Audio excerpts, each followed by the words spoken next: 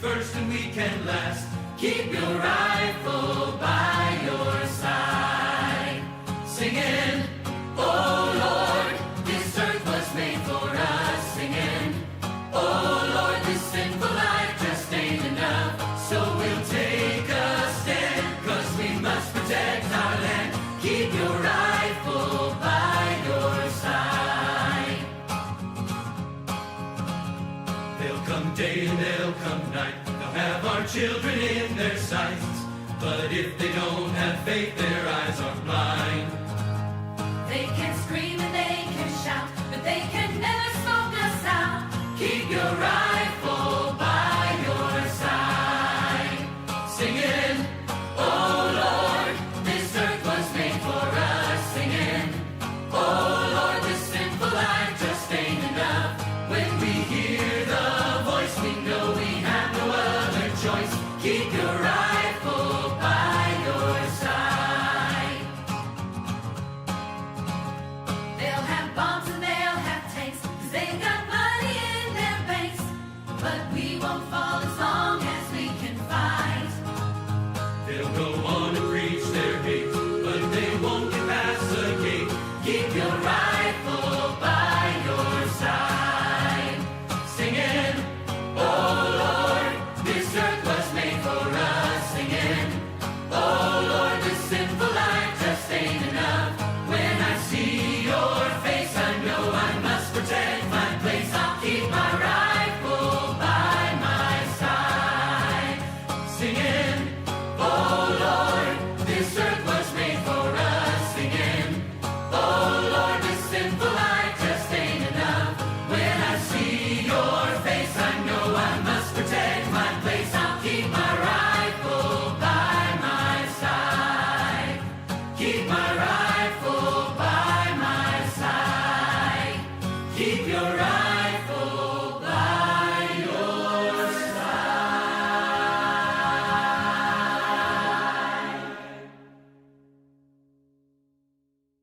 You look like a good choice. Interlink. What's it like to hold the hand of someone you love? Interlink. Interlink. Did they teach you how to feel finger to finger? Interlink. Interlink. Do you long for having your heart? Everything's a copy. Stop trying to control everything and just let go. Cells. Cells. Do they keep you in a cell? Cells. Cells. Want to know what you think? Fuck what you know. You need to forget about what you know. That's your problem. Forget about what you think you know about life, about friendship. Interlinked. If you were to die right now, how would you feel about your life? I don't know. I wouldn't feel anything good about my life. Look at you! You're fucking pathetic!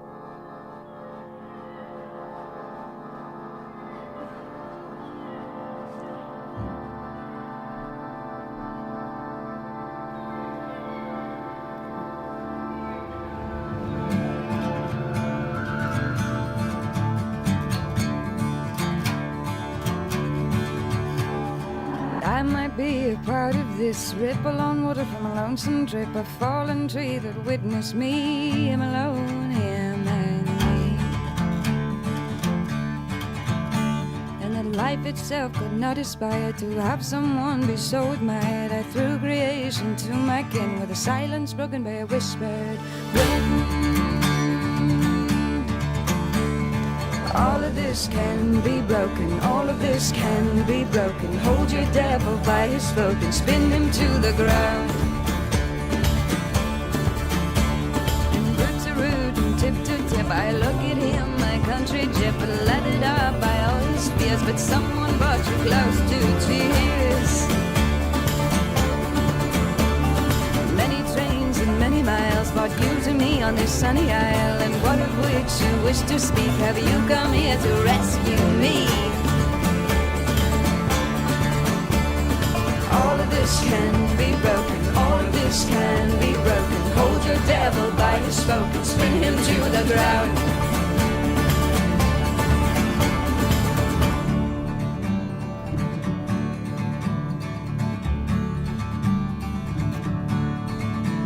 But the love of your life lives but lies no more, and where she lay a flower grows.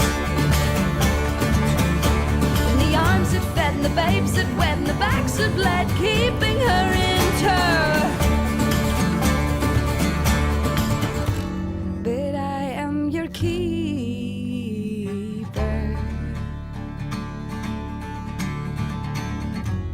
and I hold your face away from light.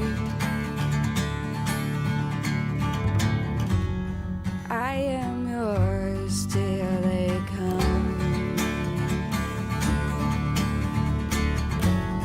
I am yours till they come. Eye to eye, nose to nose, ripping up each other's clothes in the most peculiar way. Eye to eye, nose to nose, ripping off each other's clothes in a most peculiar way.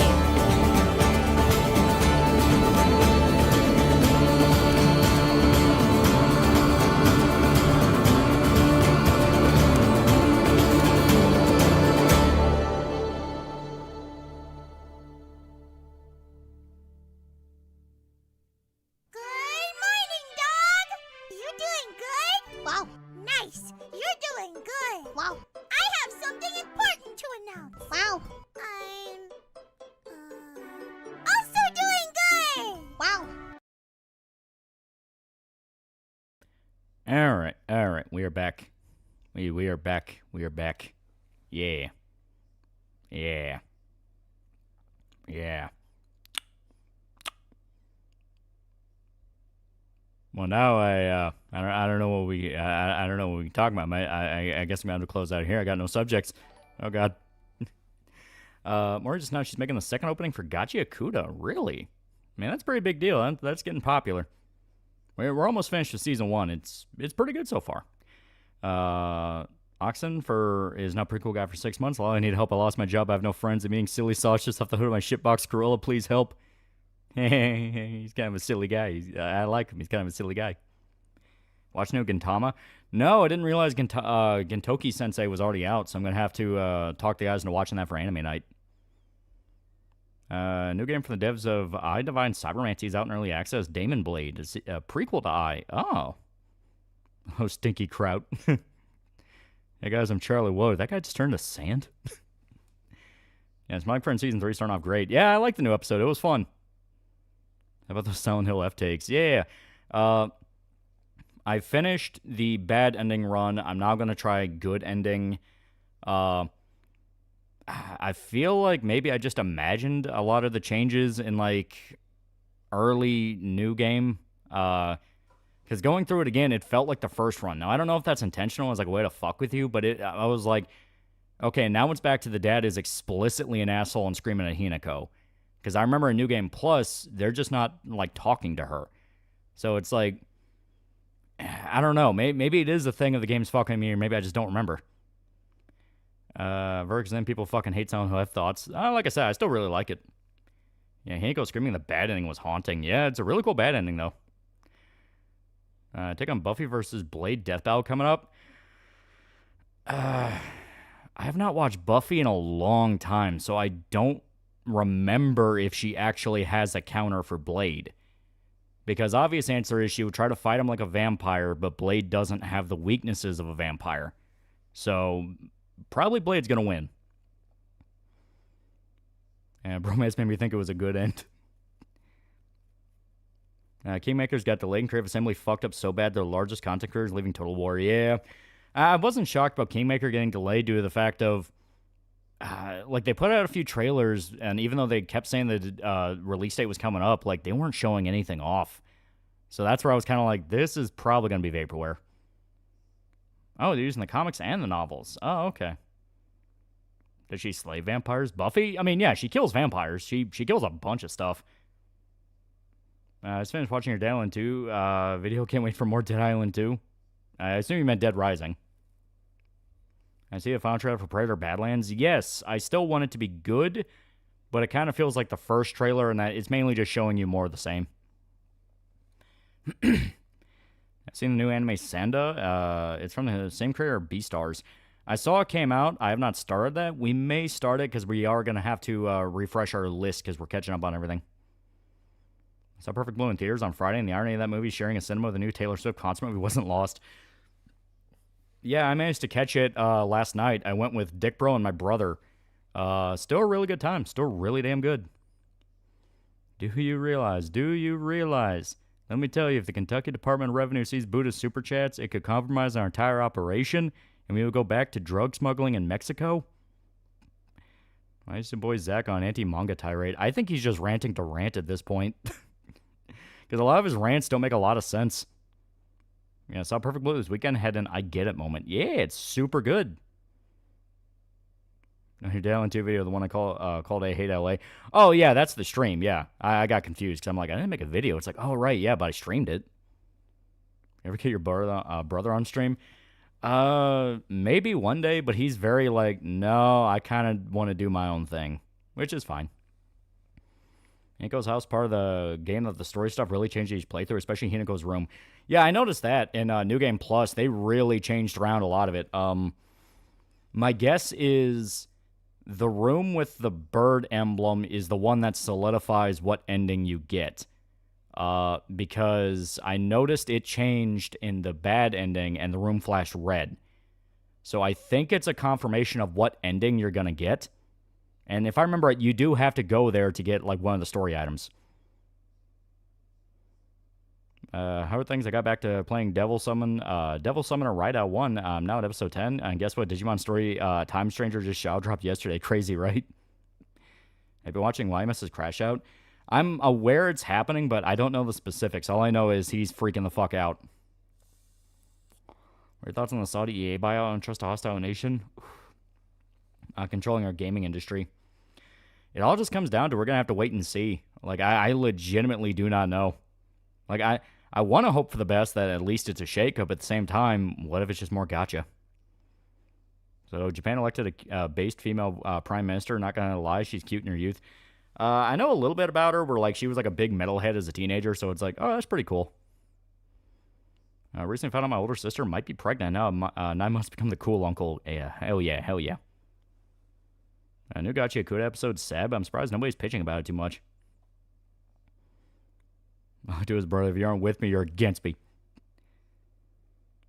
One Punch Man should not be treated as a One Piece level animation at this point. So sad. The season's going to be just as bad mid as season 2, isn't it? No, it's a pretty cool guy for 9 months. 9 months. I heard that's the prince I bought personally, and he's a huge gamer weeb. That part is confirmed. I know they tracked down a guy claiming to be him on Steam. Like, they found a Steam account, and he straight up renamed his account to I bought EA. And yeah, he had a bunch of anime games on it. So hopefully he's cool and can do kind of like what one of the other princes did for, I think, SNK. Because didn't they buy out SNK and like Samurai Showdown and like revitalize those? And see, the writer of the Antifa Handbook escaped to Europe. Yeah, I'm not shocked. The whole Silent Hill F sucks to it's good. I've seen one happen a ton. Next one comes, people call that worse, but praise the priors. That's just how it is. Basically, welcome to being a Silent Hill fan. The Saudis bought SNK. That's what I thought, yeah. Yeah, why am I literally defending bestiality in old streams? The funny part is that's old lore. that shit of like, yeah, people knew that. I guess just because like a docu channel, which I guess that's what we call it now, like put it together in one big digestible video, it was easier for people to figure out. And trust me, it's better than Chinese owning SNK. Oh yeah. If it was him, he was also a Dota 2 player, which lines up with what I know about Dota. Also, it's so Halo over for Xbox. Seems their console division is about to get shut down because a lot of Series X's and S's are being cleared out. Either that, or they're going to try to force a new gen. Because we are getting to around the time period where they're going to do a new gen. I only have 2 working trucks anymore. My wallet's in shambles. Jesus Christ. I guess tell the guys driving them to drive better. Do you believe the game Anata? That's the basically Spider-Man GTA one, right? Done by China. I don't believe that for a second. I think that's probably going to be fucking by the fumes. I can't wait for Hinako to appear in Tony Hawk Pro Skater.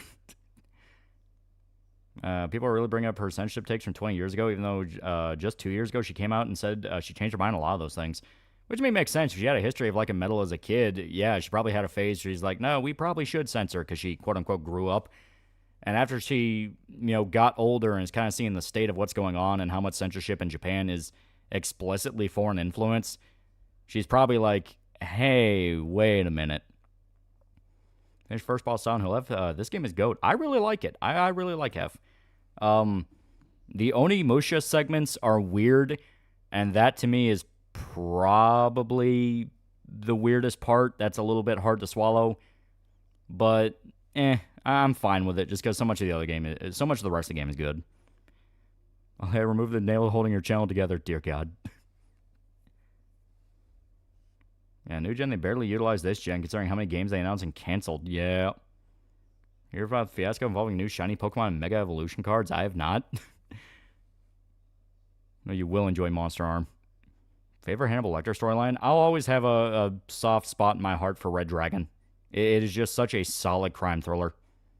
And the killer in that is just so fucked up. He rides the line perfectly between being over-the-top fucked up and believable fucked up, which I think, I love Silence of the Lambs. That is a classic story, classic movie. But I do feel the killer in that was a tad over the top. Like, he dug a whole dungeon under, like, a big pit in his basement and all that, and was able to, like, kidnap women for years and, like, rip their skin off. Like, metal as fuck, but it's one of those of, like, this is very obviously, like, no, I don't know. It's just not clicking with me as believable. Red Dragon is the one where it's like, that dude could be real, and that's fucking terrifying. Especially since you see that... especially since you see all the moments where he has moments of humanity, and that makes it more unsettling with the fact of, oh my god, he actually could hide in plain sight. Yeah, Ralph Fiennes is a great choice for the villain in Red Dragon. He's really good. The guy in the 80s version, Manhunter, he was really good. Yeah, nice blend between campy and disturbing. Yeah, put the lotion in the basket. Yeah, stuff like that's awesome. Those scenes are freaky as hell and they're horrifying, but something about Red Dragon just clicks with me more. What's the plot for Red Dragon again? You have a killer that is breaking into homes at night and murdering entire families. And he's specifically putting, like, shards of mirrors under their eyelids after they die.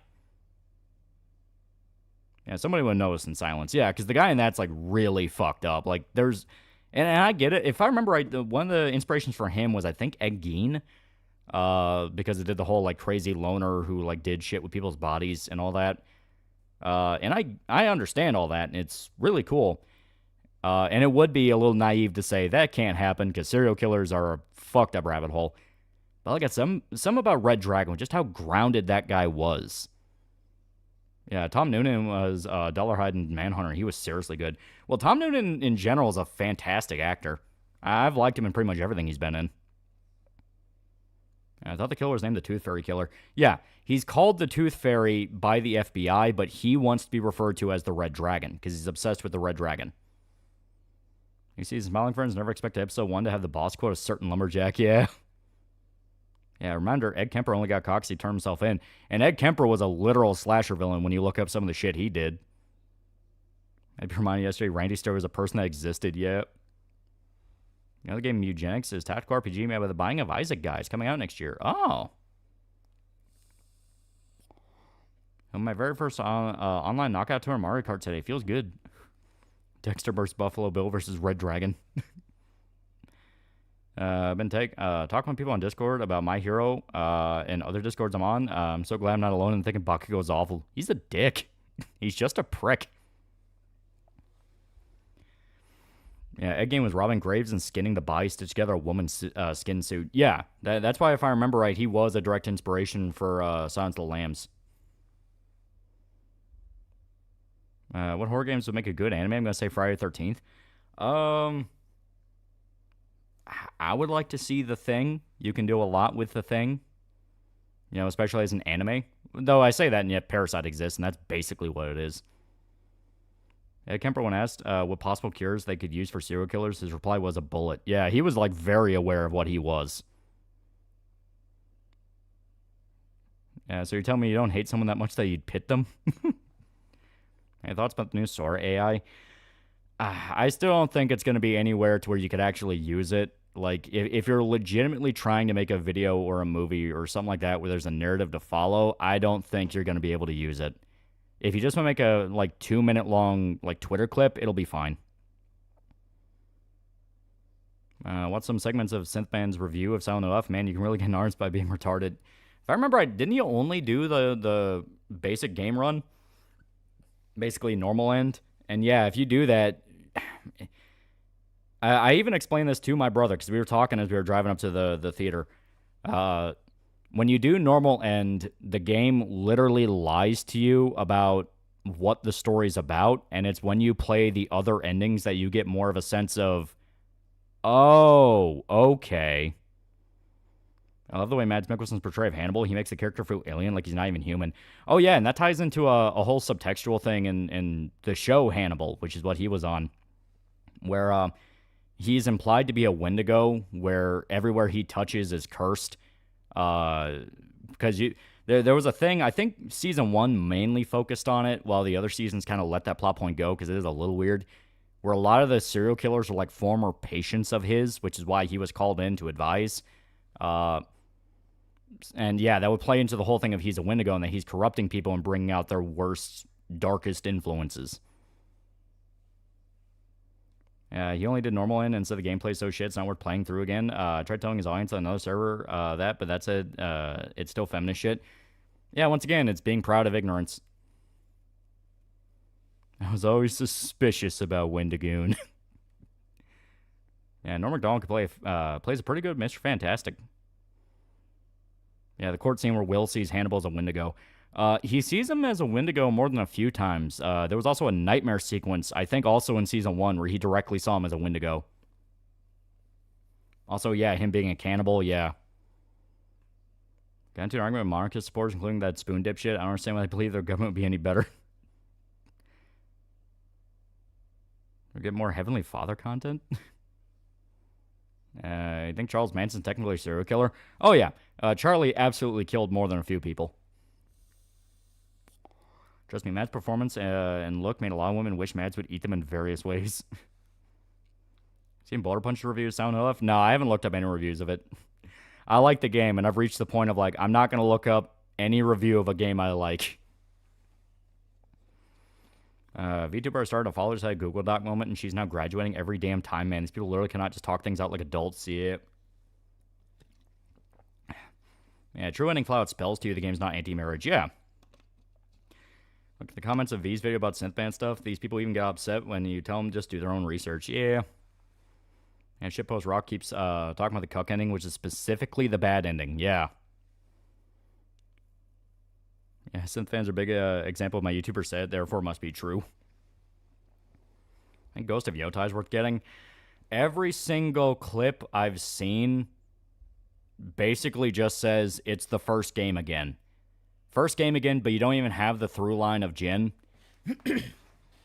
We're like, what made Jin's journey interesting in Ghost of Tsushima wasn't just that he was getting revenge, but that specifically he was becoming darker as a character, willing to do more fucked up stuff, willing to do a lot more, you know, grim and underhanded tactics, and clashing with his uncle, who his uncle was the very stout and honorable samurai. And that was kind of the whole thing that made him interesting. You know, like anytime you would do like a dishonorable act in the beginning of the game, it would flash back to like his childhood, where it would basically act as a tutorial, but also from a character would show you the contrast, where it's like, you know, you stab a guy in the back for the first time, and it takes back to his uncle telling him, never do that ever. That's bad. That's dishonorable. Because it shows the contrast. Yeah, Jin Jiren's great. He starts reluctantly. He starts reluctant to use dirty tactics. By the end, he just embraces it. Yeah. Which is why I love the spare him ending. Just because, like, technically the honorable thing to do would be kill his uncle. But Jin, because he's not honorable, is like, I'm not going to kill you. Now, granted, it's because it's his fucking family, but that's why I like it. It works on multiple ways. Flower told him it's pulling a Near Automata, and they went and still have to sit through feminist shit, so fuck you, it's woke. Eventually going, why do I care so much? Yeah. I've seen horse riding and minigame clips from Yotai. The closest I've seen of actual combat was the Hear Me Roar tutorial, and it was goofy. Well, like, the Unreal Roar thing I was fine with, because it's literally just saying, hey, that basically frenzy mechanic from the first game, you can now just get it in the opening. And it's like, okay, whatever, it's fine. The problem is, like I said, what about this is worth $70? Because this just looks like Ghost of Tsushima again. Now, granted, Ghost of Tsushima is really fun. But what about this is worth more? Jared Tolkien during a third season might be some episodes on streaming. Ooh. It was about how far Jin is willing to win. Staying true to your ideals worth losing everything. Yeah. How do you feel about the DLC of Ghost? Fun concept. Basically, having like your, Arkham Scarecrow segments was kind of fun, but Crash out, become like your boy Zach. Hope Shoto will be there to beat you back to normal. Paraphrase Javik, look upon the ashes of the dead and ask them if honor means anything. Yeah, Yotai's plot's weirdly similar to AC Shadows. I always interpret that ending as Jin's way of saying you're not worthy of a warrior's death. You can either view it as like a negative or a positive. I like viewing it as a positive because it shows that like Jin is still very much human, and it's like I still care about you. I'm not going to kill you. Mark 992 $2 points tonight. You. Yeah, Ghost Yotai is more because now you play with a sheath instead of a sword. Beat Witcher 2, the Kingslayer walks free and Little Girl becomes the next ruler. So a lot of hype about that Smiling Friend Season 3 premiere. Any thoughts? Yeah, it's pretty good. I like it. Wish Silent Hill F had enemy gore as a health meter for enemies. It would be kind of cool to see them like falling apart the closer they are to death. A lot of the sounds when you fight them are very meaty. Like when you actually get like one of the critical hits and you just hear that like wet thwack, like you just burst a fucking watermelon. It was great. Yeah, shout out Jin slowly putting on the ghost mask and ending his peak. Yeah.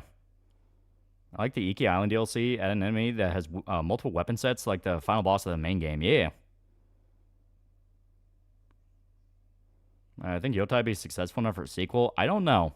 Like I said, it's the way it is now. It's still very firmly like I'm gonna wait on a sale because if it's just Ghost of Tsushima again, well then I can just wait till that's like $40.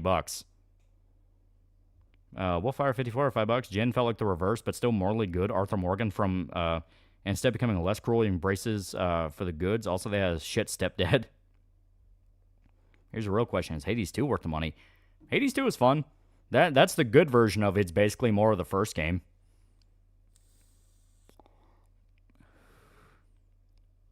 Is that bad ending by any chance? Are you talking about Ghost of Tsushima? Because you have the honorable ending and the dishonorable ending. Neither are good or bad. They just have different trade-offs. Because honorable ending is you kill your uncle, but you regain your honor. And if I remember right, you're able to be a samurai still. Dishonorable is you just completely are like, fuck this. Yeah, Jen had a great stepdad. That's why it hurt so much when they turned on each other. I do laugh how a lot of the complaints of F is the stamina gauge running out when you can just do a perfect dodge, refill it instantly. Yeah. Yeah, the moment when Khan killed Yuna's brother was fucking rough. Yeah. Yeah, Hades 2 is fun. It literally builds more on the first game. Yeah. Them not making a sequel and there's so much potential with Jin and where they could take him is enough to make me not buy. It's like wasting bacon. What was wrong with him? I am okay with not bringing Jin back. The problem is they need a new character and to establish a same kind of through line as Jin, where what are they developing as they go through their journey? You know? Because Jin, the whole thing was he was losing his honor. He became rougher, more underhanded as the game went on. More and more willing to do fucked up stuff. With the new chick, from what I understand, she just kind of starts and ends angry. And it's like, okay, but there needs to be more, you know? I know Loli has TB. It's allergy season. I fucking hate it. Yeah, even in the honorable ending, Jin is still outcast by the Shogun. He remains a ghost. Yeah. Yeah, where would you take Jin's story afterwards? I've always been partial to the idea of actually have a game setting up his ninja clan. Like, he's setting up the clan of ninjas and the assassins. See the IGN video saying all recent PlayStation games have the same recycled grief and revenge plot? Yeah, right? Yeah, I don't mind Ghost of Sengoku Jedi game. Yeah, that'd be cool. They can make a game of the conflict between Japan and the independent Hokkaido. Very interesting conflict. Yeah. Yeah, the second Mongol invasion. The rule is now bite the wall. I prefer leaving the uncle alive, aside from him being Jin's uncle. Because like I said, I just like the contrast where it's considered the dishonorable path, but it's basically Jin saying, I'm not going to live by this rigid... He's still saying, I'm not going to live by the rigid code of honor, and that means I'm not going to fuck my family over, you know? He still loves his uncle, and he's willing to become an outcast to keep him alive on top of everything else he did. You know, it's a great kind of subversion of the fall to darkness thing in that it's considered the bad option to not kill him, but he doesn't want to kill him. Maybe we're going to do a reverse of Jin's story. Have a ninja slowly gain honor. That could be cool. Ghost of Sengoku rants. So other side quest in Yotai revolves around telling what happened to Jin. Say Jin became the first shinobi. Recently watched Deadwing Dork's video on Origami Kingdom going after this user, and all I can say is my ears and heart hurt from all the autistically sound mixing. Maybe my ending I choose for Witcher 2. Logo becomes... Yeah, Ghost of Yotai is the tail end of Sengoku Jedi, isn't it? That took place in like 1603. Yeah, because I remember you get guns. They said you're going to get like rifles. Do you think SP did enough damage for Yotai release to be part of kneecapped? I don't think it's going to like extensively, because that's they were really smart to just fire the person who made the Charlie Kirk thing, put out the statement saying, we don't fucking support that. That's not cool. And all the shit about like the main actress being crazy, I mean, that's just kind of part and parcel with VAs being crazy. So the big issue with it is like, what is it bringing to the table that Tsushima didn't? And I know it changed up the combat system, but still. Tanagashima, right? Yeah. This user is the FF12 finisher. And what about spare the uncle, but next game he becomes the main villain because of the honor thing? That could be cool, yeah. Like, he has to reluctantly hunt down Jin, and he has to be one to kill him. That's in Ghost of Yotai MC. Is she annoying or mid? I haven't played the game yet, so I have no idea. Like I said, I'm hearing a lot of stuff about the mini games and like the different mini games you can do, but I'm not hearing too much about like, all right, who actually is this chick? What is she bringing to the table? Because Jin, you had the whole losing his honor and becoming worse to chase revenge thing, but the new chick, from what I understand, she just is already a fucking Ronin that wants revenge. Yeah, having a crazy VA is one thing, but it starts to hurt sales, and the VA openly says she doesn't want right-wingers playing her game. Yeah, but like I said, it's just kind of like, it's part and parcel now with VAs. And not only that, the Veilguard Riders didn't help. Yeah. The beginning, Neo 3. Neo 3 looks really cool. I do like Neo a lot. The goof for being OP from 16 Years of War time skip at the start. She should have had chapter progression and have us get invested in her instead of her family flashback to her. Yeah, it's like, I get it. You want to do the family flashback to establish why you care about these characters that die, but yeah, you kind of need to establish how she can fight. Like, it's a delicate balance because you don't want to do Assassin's Creed 3 flashback where it's like a 20-minute tutorial just to teach you how to climb up a goddamn tree, you know, that kind of thing. But at the same time, it's, I don't know, everything I'm seeing with it is this is a much rougher setup. What's next, Berserk chapter? No fucking clue. You know, it's funny, Disney went crazy on marketing of Tron 3, only shoot themselves in the foot by making Jared Leto the main point. Yeah. I haven't seen anyone say anything about the main story, which in some ways is worse than people posting cringe compilations. Yeah. Yeah, not that Ghost of Tsushima was ever trying to be historical. Katanas didn't even exist.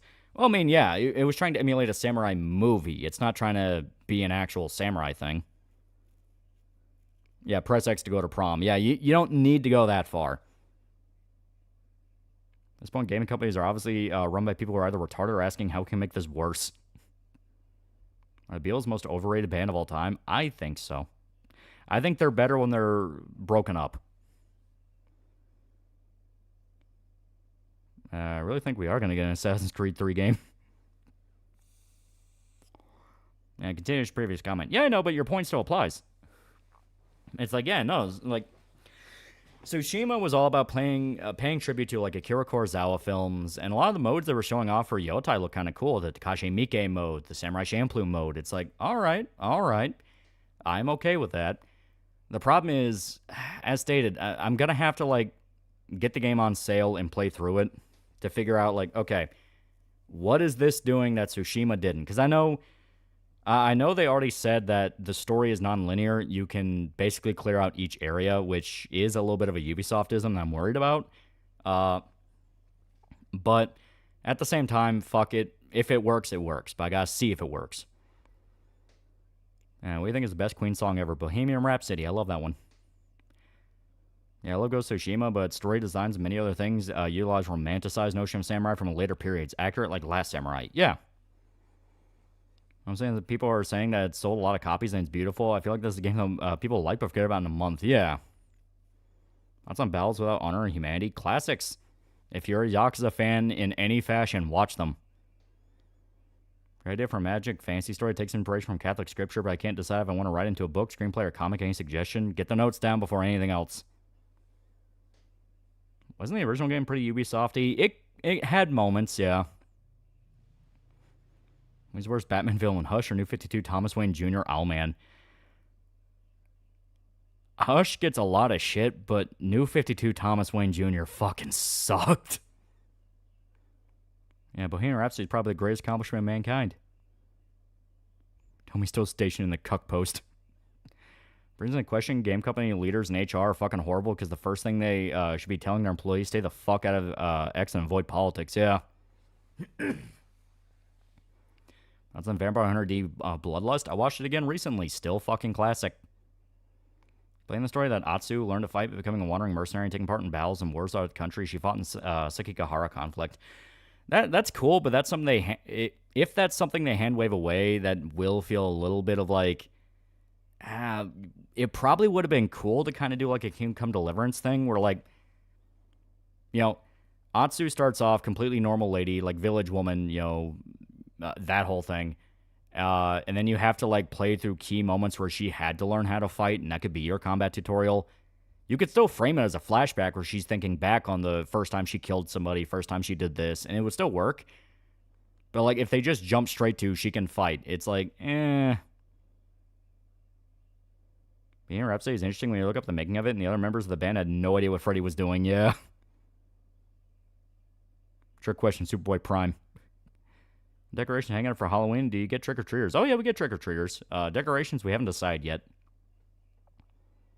And it sounds like a case where they tell you how cool the character is instead of showing you. Yeah. Thomas Wayne Jr.? Yeah, it's a whole fucking thing. New 52 was batshit crazy.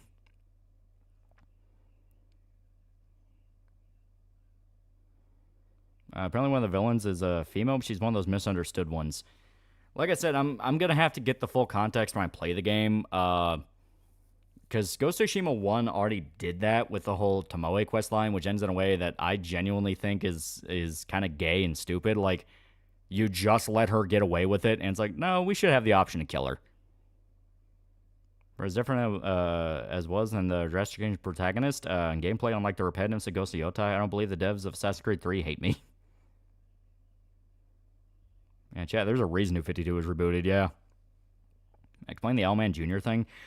In an alternate timeline, this is going off fucking New 52 and all that, but like alternate timeline known as Earth 3, Bruce Wayne had a brother named Thomas Wayne Jr. That Thomas Wayne Jr. ended up becoming Owlman. Owlman is basically just evil Batman. Like, all the skills and intellect of Batman, but he's a psychotic murderer. Yeah, Tomoe was genuinely evil, but for some reason they expect us to sympathize with her. Yeah, and even though it's like everything about it's like she's fucking evil. Earth 3 pre-52. Was he pre? I kept thinking he was new 52. Remember, Sakako never paid back the 500 yen to Hinako, so that she would always be the reason to talk to her even if she leaves. Yeah. Like any Tom King DC run, he starts off great, flounders at the end. Without fail, he fucking flounders. So I took the Musume dive, and I see why it's so popular. It's like MLP and Ippo were put in a blender. Seirin Sky is my horse girl so far. Man, fun fact, Owlman's voiced by James Woods. Well, that's a different Owlman, but yeah, James Woods played him in Crisis on Two Earths, which is really good. For some reason, Tomoe went into Plapper. Yeah, devs, but the master was mean to her. Yeah, it's like... I think the Tomoe thing would have worked and we would have sympathized with her more if they didn't directly show her killing civilians. Like, establish that she was, instead of willingly working with the Mongols, establish she was forced under threat of death or that they would kill other people. So she's like, all right, I'll teach you. And then they fuck her over, try to kill her, and they use it to kill a bunch of innocent people, and she's fucked up by that.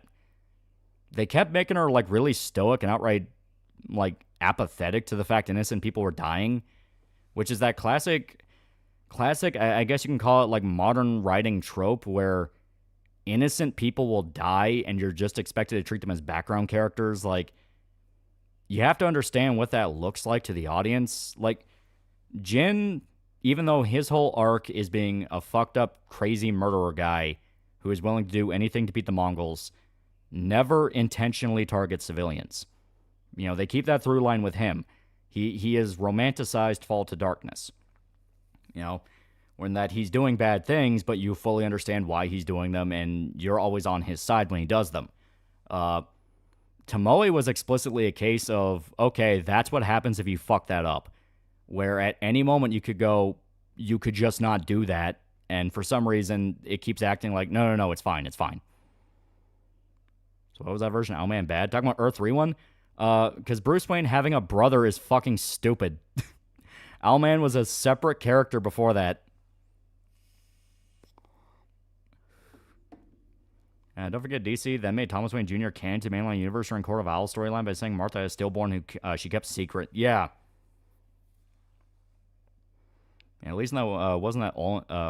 At least it wasn't that one alternate Batman Robin that was just young Bruce, that kid who was a child psychopath who actually killed his parents. Yeah. Look, Jin had a cute butt. James Woods is such a great actor, VA. Shame his politics makes people not want to work with him. I do love that he'll do whatever he can to always voice Hades because he loves his character. Oh, yeah, I love James Woods as an actor. He's an amazing one. What's the evilest character you sympathize with? I guess technically Griffith. You understand why he did it, but fuck him. Yeah, I legit thought that Batman's Owlman was the same dude from Watchmen. Yeah, the guy from Watchmen's called Night Owl. But, yeah, Owlman's pretty close. Yeah, what about Jin's father? He did whatever it needs to finish the mission.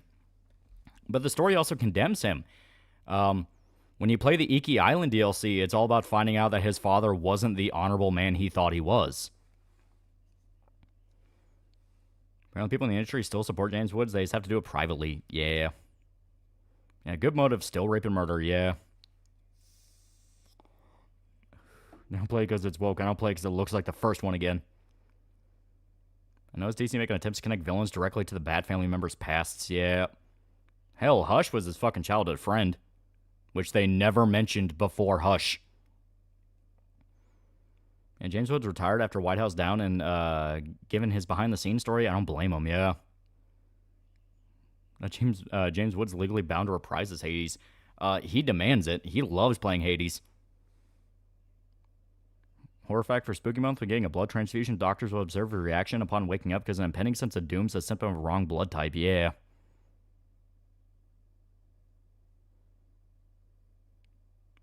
I think Modern Ryan just thinks women can't be truly evil because it's somehow always man's fault. It definitely can have moments, that's for sure. Because like I said, Tomoe was just fucking evil in Ghost of Tsushima. And like I said, I really want to know what they do in Yotai, just due to the fact of what are they doing with Atsu? Like, what's her whole deal? Because if they don't have that fall to darkness thing, that kind of removes the whole point. That's nuanced because Japanese are losing when would have lost if Jin didn't poison the Mongols and kill the generals. Was Jin's honor more valuable than the lives of his people? Exactly. That's what made Jin interesting. Jin's Woods was the only redeeming part of Final Fantasy Spirits Within. Where would Knights of the Old Republic fall into your list of favorite stories? Would be close behind Berserk. And it's not that high up, but I do like KOTOR. It's fun.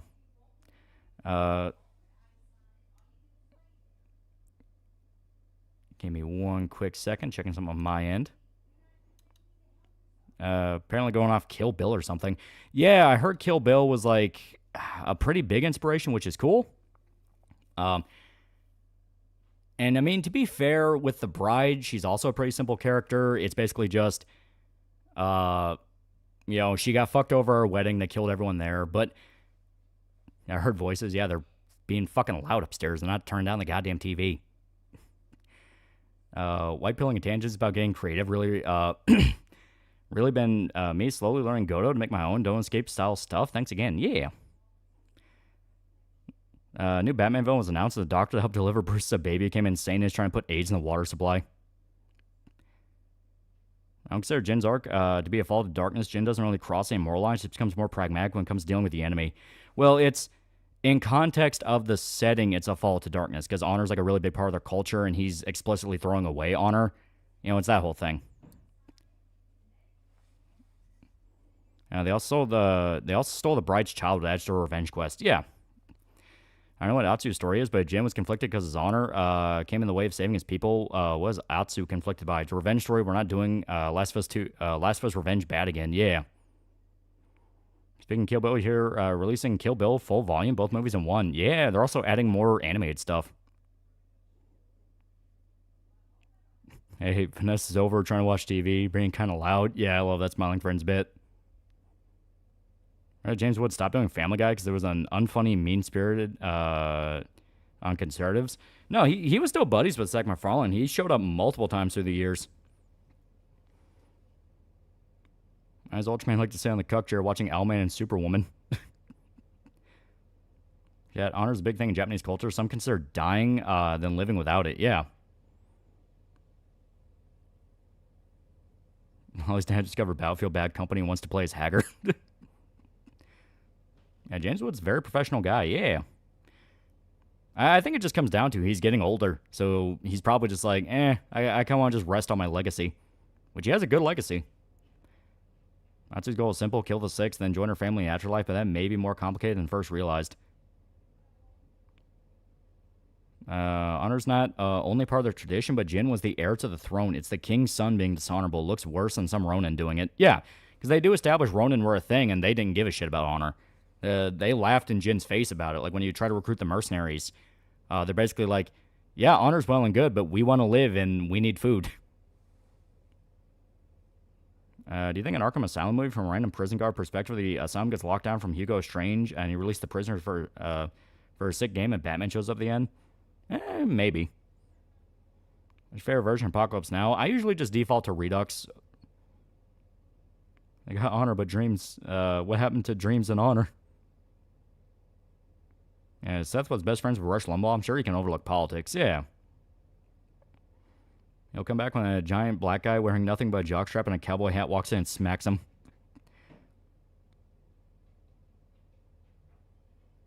Well, soon, Film is Fabulous. A British organization dedicated to recovering lost films and British TV as an announcement over Doctor Who. 12 fucking years more missing episodes. Oh, wow. Yeah, it's a shame Woods' house was lost in the Cali fires. Yeah. I also don't think any villain in Yotai is going to hold up to the Khan in Tsushima. Yeah, he was a good villain. Like, because his whole thing was basically being the extreme of what Jin was becoming, and that he didn't give a shit about honor. He just wanted to win. But they never made him, like, cartoonishly evil. He was very well-spoken. He was weirdly calm in a lot of scenes. Like, they showed that, like, no, living like this is not just being a barbarian. Like, there is a terrifying amount of intellect. Yeah, he lost his house? Fuck, dude, yeah. What do you think about the new character, Silly Samuel? Smiling Friends Season 3 has been fun so far. Granted, it's one episode, but it's a fun episode. Ooh, piece of candy. You plan on playing Coaster Yotai if it's on sale? Yeah, if it's on sale for like $30, I'll pick it up. But I can't, like, nothing I've seen of it so far has made me go, I need to play this at full price. Like, it's kind of something I was even bringing it up with people. Like, Silent Hill F kind of stole any thunder it had because Silent Hill F was genuinely good and it came out in October during spooky season. And it's a new mainline Silent Hill. So I think that might contribute to the fact that everyone just kind of looked at Yotai and went, it's whatever. Now, granted, they are completely different games, but people want to play horror games in October, and Silent Hill F is actually really good, and there's a lot to talk about with it. Even if you hate it, it's something to talk about. Fucking Yotai, the only people that care about it are people who want to do rage bait videos on it. You know, like, you even had a fucking IGN journalist. IGN, you know, like, actual fucking shill journalist, who came out and said, yeah, why does every Sony game feel like the same thing? Sucker Punch, the new gorilla, with their games getting usurped by other games. And possibly over a dozen missing episodes being returned. Please, God, make it be Hartnell. I need more Hartnell. Yeah, Silent Hill F is a great female protagonist. Yotai sucks, yeah. Yeah, I'm Kubla, son of Genghis. Set Samurai on fire. So peak, yeah. Only now do they realize it. Fair part of the comment was how he kept his word. Anytime he offered surrender, he always let the person live they accepted. Yeah. Not to mention Digimon Time Stranger coming out and the pre-orders exceeding Bamco's expectations. Not to mention FF Tactics. Yeah. Yeah, checks from Sony are not cleared, so the journalists can talk shit. Literally paid no attention to Yotai. They even have that spooky Ghost of Tsushima vibe. Everything I've seen just doesn't fit October. Which version of Shining you prefer, US or international? I've only ever seen the US one. I'm not sure what the differences are between them. James Woods may have lost his house, but he can rest easy. Mere Beetlejuice took that property and made it low-income housing for illegals. There was no prior plans at all. Yeah. Here we go. FF Tactics stream next. We will do Tactics maybe as like a Tuesday one or when we finish all the mainline games. One thing you can say about the cons in history is that they tended to respect loyalty. Yeah.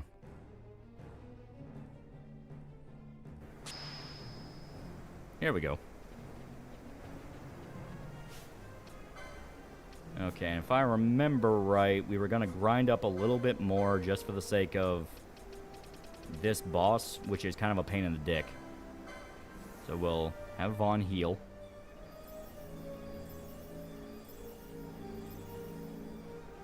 All right, yeah, okay.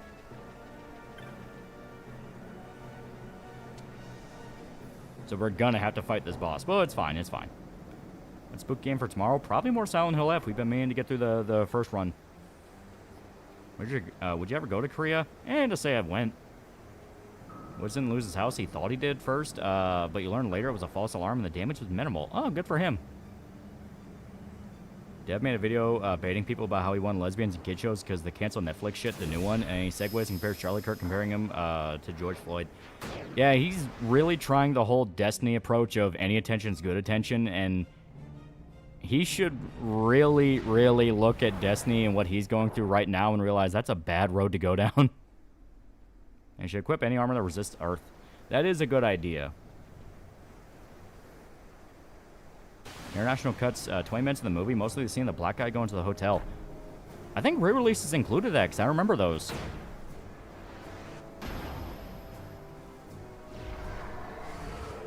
Mongols are so bad in history, they make every culture they conquer interact with hyper-xenophobic. Yeah. Yeah, here, let's see. Immune to silence. Is there anything that is immune to earth? Nothing on here.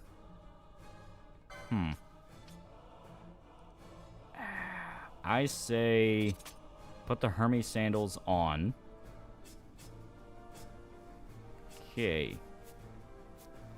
because he'll always have haste. Also, Vaughn, for the love of God, stop trying to attack. You fucking idiot.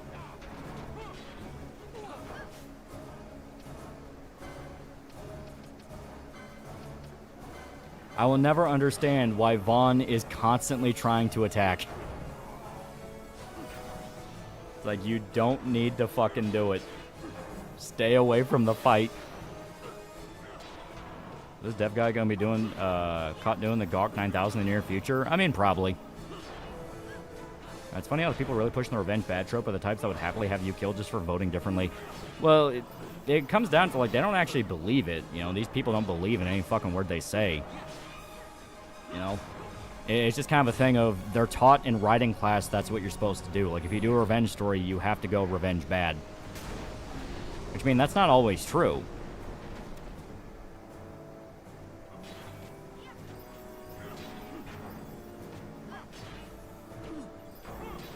And he has disease. Fuck. Here we go. So I can actually keep him away from the fight. Alright, yeah, I have to raise.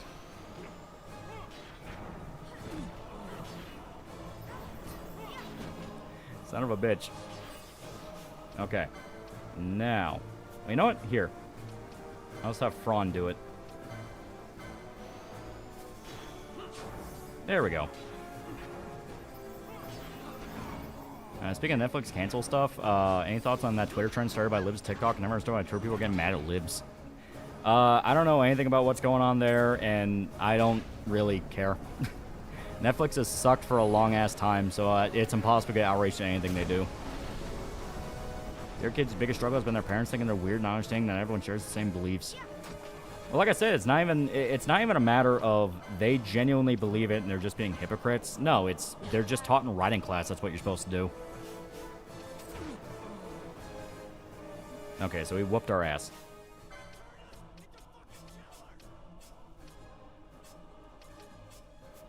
Sugar, $5. What do you think of the new Sora 2 AI? I've seen body cam footage of Shaggy getting pulled over and videos of Genghis Khan giving TED Talk.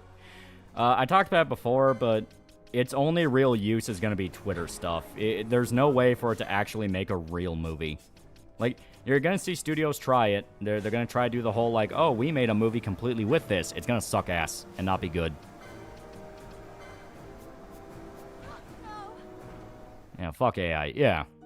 Basically, her and Elon Musk are mad at shows that popped up 10 years ago and are already canceled. My only response is, where were you when Cuties released? Oh, they rode that train, too. I remember that. They rode that train. That's some Peacemaker falling off. It's not that it's falling off. It's that they hit the obligatory, we have to talk about X political issue for some reason. Season 1, there was a lot... Oh, fuck. What the hell is he doing here? But Season 1, there was a lot of, basically, like, gun-to-their-head lines where they had to include some, like, weird political woke shit in it for the sake of... But guys, we have to. It's that era of entertainment right now. And it's... Season 2 was actually really disciplined on holding off on a lot of that stuff. And it's only after they actually reveal what Earth X is that they're really trying to dig in and go, okay, guys, we're going to get through the quota. We're fucking sorry for holding off on it. Inside the talk between Ade and Judo Master newest episode, Peacemaker was great. Yeah, like... It's exactly like Season 1, I would say, in that those lines just feel so out of place. You genuinely think there's some weird, like, contract thing where they have to include them. Because everything else about it not only isn't about that, it outright contradicts what they're talking about. Because you have the twist with Peacemaker's dad, and you find out his whole role in Earth X, and it's genuinely clever in, like, oh, that's pretty cool. You find out what Rick Flag's doing. It's like, okay, this is actually kind of a cool way of subverting this. And then, yeah, you just get that one line from Judo Master and Adebayo when they're like, you know, this isn't that different from our world. It's like, you contributed to it being that bad, though. Remember what Gunn doing the thing again where he's a character giving a sincere and impassioned speech, just get murdered in the middle of it? Yeah. At least the character giving the impassioned speech is played off as like a, why the fuck did you do that? Oh my god, that's horrible. instead of doing it explicitly as a joke. I think it'll be equivalent to CGI. They'll use it for small frames. There will always be someone animating it. Maybe it won't be many, but still, yeah. International version cutscene where the doctor checks Danny and Wendy telling her about Jack hurting Danny. Oh, yeah, then, yeah, re-releases absolutely include those in, because I remember those scenes. Or maybe they just swapped to the international versions as the default now. Like I said before, most people don't have any actual beliefs. Most are just ideological trend chasers. Yeah. Also, yeah, we're going to grind up a little bit till everyone's a few more levels. Just because if we're reaching to the point of, like, where we're fucked up by a single fight, that's a bad sign. Plus, it was a little funny, yeah. Even funnier, Geomaster's shit-talking the Nazis when he was literally trying to help aliens controlling the Earth by force. Yeah, the actual fascist shadow government of aliens.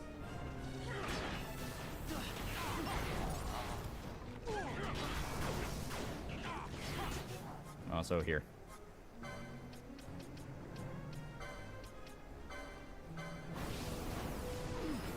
Ah, yeah, the status effect spam. God, I hate that shit.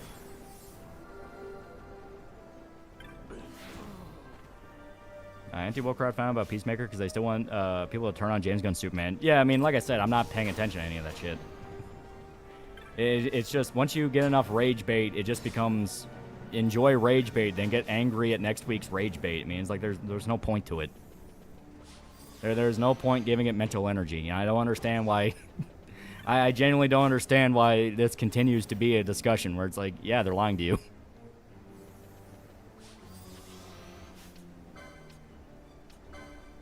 Here we go, may as well.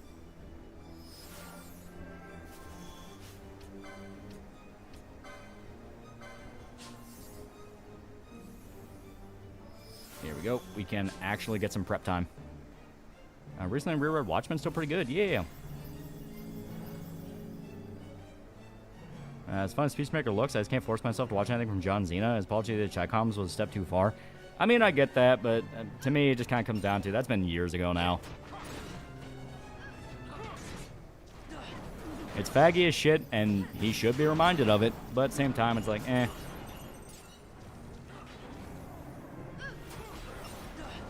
The Twitter's jumping the gun and Doom posting about Sword 2 AI will kill art crap, even though looking at it isn't that special. Yeah. Like I said, it's one of those things of like, no, Sword is never going to be anything that could actually damage the industry in any potential way. People like handmade stuff.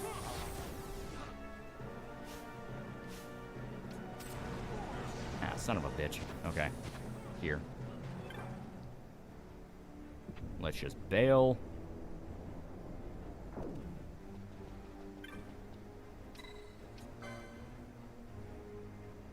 Early Indiana Jones, Wolfenstein, the only things are able to handle Nazi antagonists in a non-cringe manner. Oh, son of a bitch. I don't know why he spawns sometimes. He either spawns or he doesn't spawn. And since he's kind of tough, we're going to have to go to a different area. Peacemaker worth a watch. I'm worried it's going to be like The Boys or something where half the humor is Trump Republican bad or just gore for the sake of gore. No, it's nowhere near that bad. It's one of those where... it has those moments where it has to go, hey, here's James Gunn's politics. But even the show itself kind of acknowledges how dumb it is, and it really does feel like... it really does feel like it's a thing of they were basically forced to throw it in, because it has nothing to do with the main plot and what's going on. Any ultimate weapons in this game? Yeah, but they're a bitch to find. If people fail to understand about AI is that it's a dying endeavor. It'll stick around for a couple years, but after that, it'll start dying off to a terrible cost and profit. Yeah. Okay. I see the guy who was the leader of the squad in PM Season 1, the good alien, is going to come back. Gunn said the character's appearance in Season 1 is non-canon. Yeah. The whole timeline thing is so fucked up right now.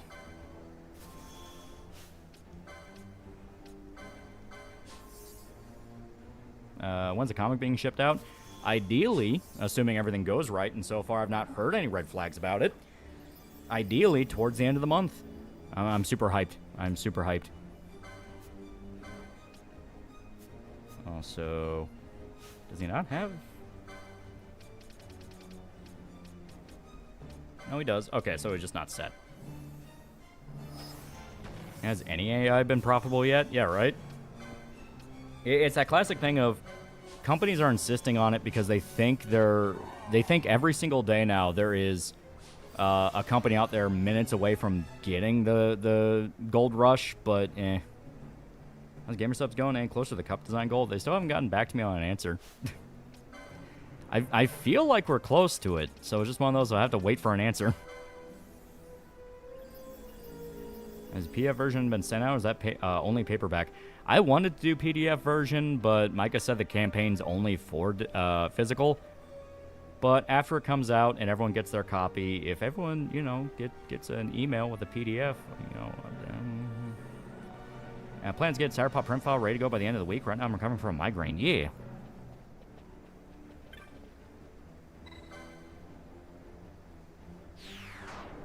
Which fictional character you like to partner with? Person I go with Sam Bridges. Dude can't die, tough as nails, and is willing to get grocery. Ask him nicely.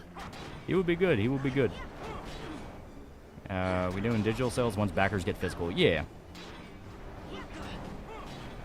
Give AI time is gonna be a long while before it gets to what people think it will be. But if you plug your ears and stamp your feet, you're a baby Luddite. Since Sour Pop and Final Space Comics seem to be shipping around the same time. Ooh. Isn't Soraya getting sued by Nintendo for copyright? I wouldn't be shocked if it was, but I haven't heard anything about that. Use the code. Use the code. Use the code, or else Lolly won't get his cup made using the code. See the MGS5 joke in the new episode of Smiling Friends? I didn't catch the MGS5 joke, but yeah, there's a lot of hidden jokes. Yeah, or like brand new video filters be trendy for a bit, then die out until the next trendy filter. Yeah. Peacemaker having spots of guns politics overall keeps it out.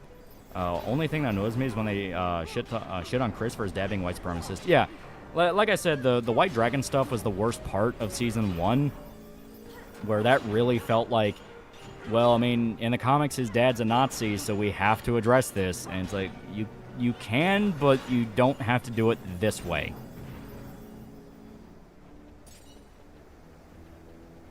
Yeah, see Lily Samuel breathes through his skin. Yeah, they make a reference to Quiet in MGS5.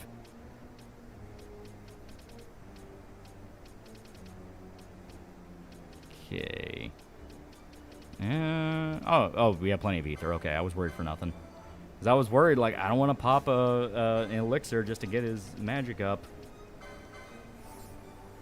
I thought Dad's armor looked cool. Yeah. Yeah, they also use Chris's speech in episode. Yeah, Christian, yeah, they make a reference to him. Okay, how far away from are we to leveling up? Well, we got plenty of license points. I didn't mind the White Dragon stuff, just when they use it to show on Chris, who's obviously not like his dad. Yeah. Like I said, it's one of the more, like, moments. To me, the butterfly stuff was leagues more interesting. And the butterfly stuff, they handled actually pretty well. Like, that's what I mean by when they say one thing and yet the show does another. That's kind of what I mean. We're like, for instance, They make a point that, like, Chris is crazy for believing in the idea of, like, a shadow government and a deep state. And it's like, man, you're, like, batshit nuts. I can't believe you believe in this stuff. And then the whole plot of the season is finding out there is a literal deep state of aliens that are trying to take over the world. Like, I like that. I like that. Yeah, the gorilla fight's great. Yeah. Hey, the show referenced Christian. Yeah. Mr. Boss quotes fucking Bob. The "Do you realize" clip.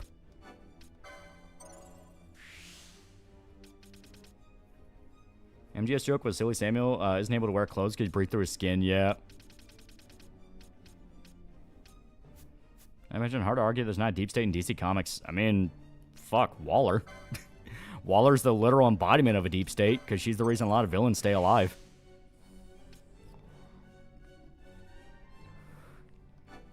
Also, I don't think James Gunn understands the fact Nazis really despise Christianity. It's kind of messed up because Chris Pratt went to bat for Gunn when he got canceled. Yeah.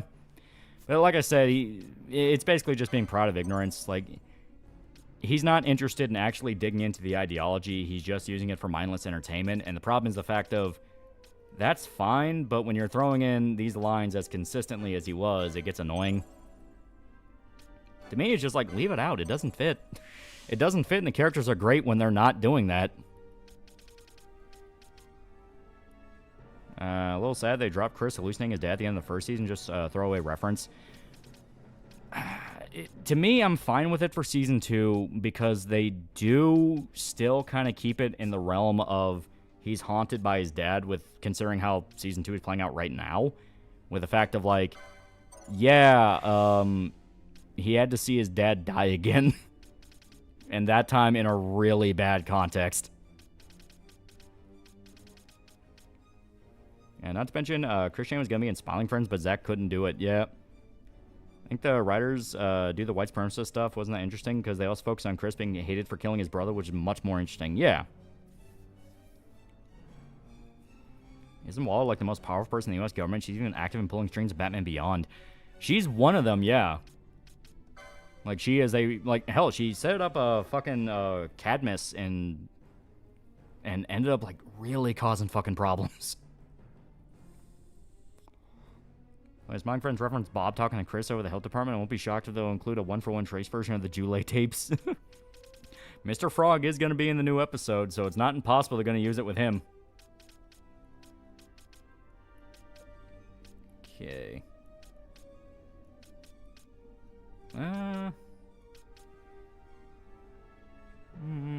He could throw bombs.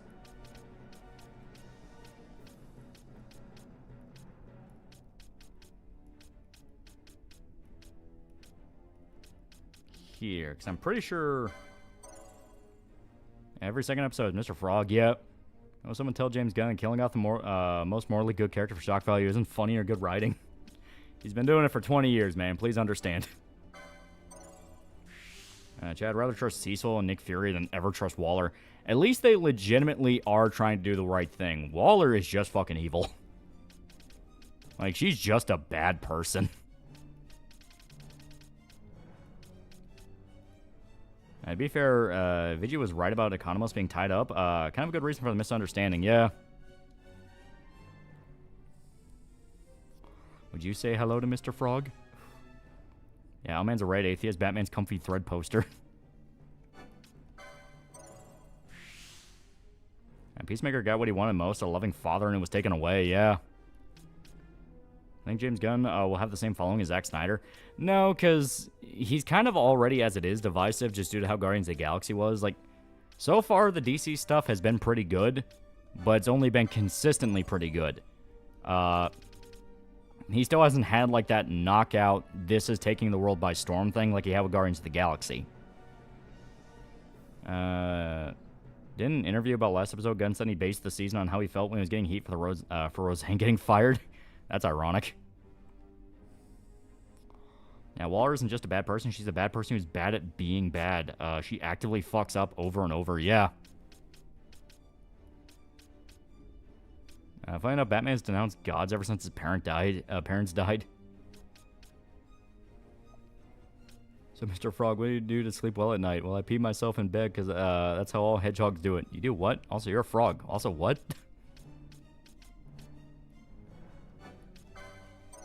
You can equip the fuzzy miter. So let me see if we can fuck around their equipment a little bit more.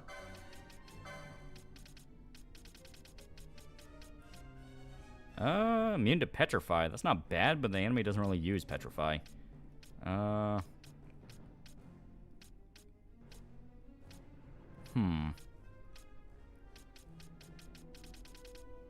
Let me see here. Okay, so he's still basically optimized. Anything that resists earth? No, it's all fire and ice. Well, half fire damage, weak to ice. Okay. Well, let's... And it still really wants him to use the Treaty Blade, even though he's not made to fight. But Batman's met gods and God. Would you rather trust White Nick Fury or Black Nick Fury? This isn't a race question. Show coming tomorrow, or is he going to turn to sand? As far as I'm aware, we're still good for tomorrow. This is where I watched my parents die, Michelangelo. Kind of a bummer. It was Waller's idea to make Suicide Squad easy guy themselves. Yeah. Okay.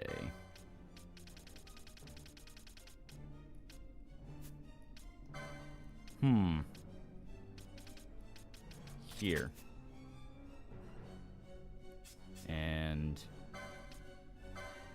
poison and sap. Not bad.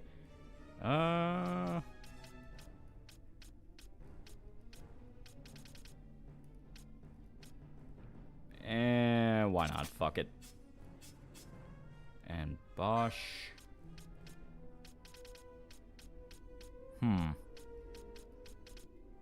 We'll have to figure out what we're doing with him later. We're also gonna fuck with the Gambits. Because, yeah, stop trying to attack. Instead, I think it would be better. For one, I'll swap that to Kuraja. It'll bleed through mana, but it'll be fine.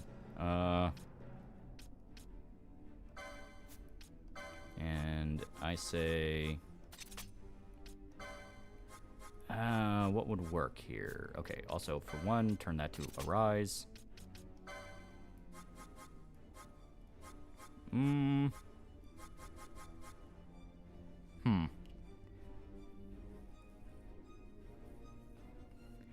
White Nick Fury fought with Frank and knew not to make him Captain America. Black Nick Fury trusted the Brie Larson to fight Thanos and lost instantly, yeah. I'd say I trust White Nick Fury more. Black one's more shady, yeah. Waller's daughter is smarter than her because she didn't want to go back to Gotham, yeah.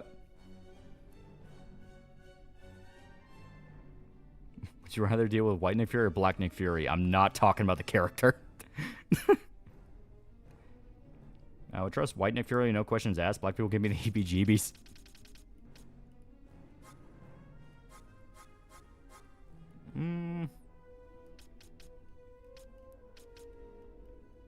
I'm trying to think. How's Ziggy doing? She's doing pretty good. We got a new couch and she's all freaked out because usually she likes to climb up on the couch and take a nap there. But she's basically like, well, what the fuck do I do? The couch isn't here anymore. This is a different thing. What the hell is this? Okay. And her, because she has time magic.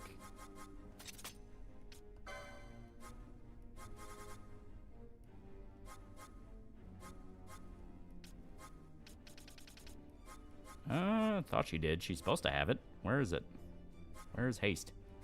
Oh, she may not have haste yet. Okay, okay. Well, in that case, we will do the opposite. So here.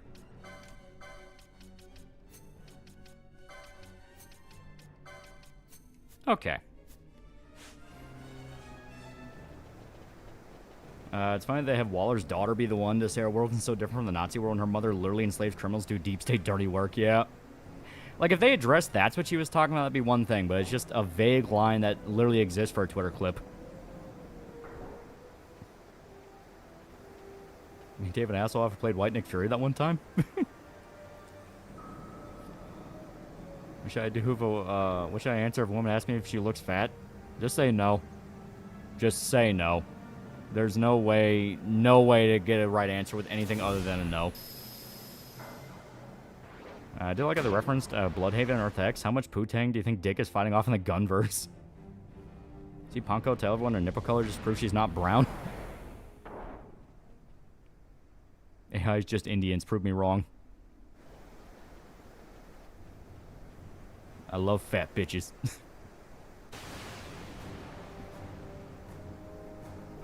Everyone shows up to work with a face like I totally didn't jerk off last night. And then when the phone rings, they're all our company. And then when they get home, they're touching their dicks and pussies. People are posting the Waller clip and the giant Hitler mural saying, how do you miss that? Yeah. Like I said, it feels like a lot of those decisions are explicitly made to pander to social media. And it's like, you don't need to do that. Like, you do not need to.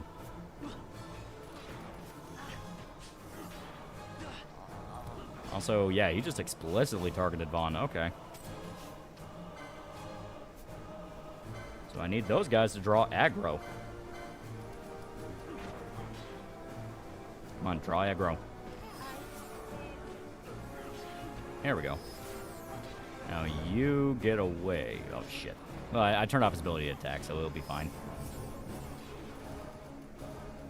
Okay, and now I'm actually going... I said I didn't want to do it, but I am going to do it. I'm just going to pop an elixir so he gets all of his mana back.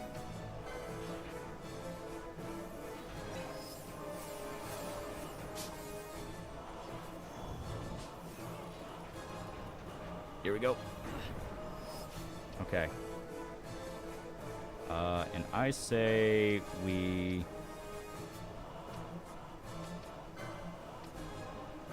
There we go. I bet you say I was bringing dead wrestlers back from the dead, yeah.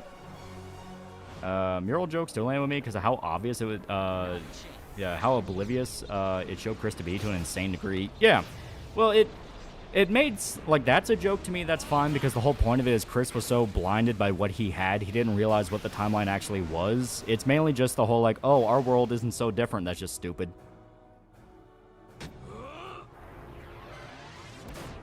That's a 90s sci-fi film, Arrival by Charlie Sheen. I haven't seen that. I saw Arrival from Denis Villeneuve.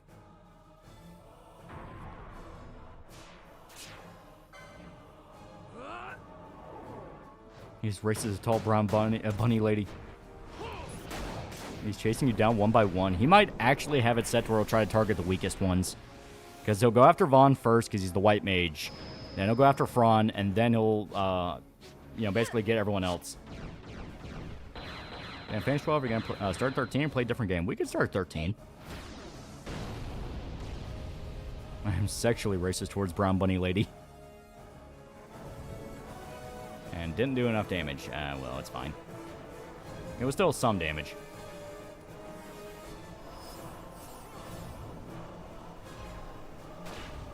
It's the new episode of Spy Family. I didn't even know they have a new season out. Does Uncle Sam and the Freedom Fighter show up in Peacemaker? You basically have the Freedom Fighters. I don't know if they've actually... I don't know if they're actually going to do Uncle Sam.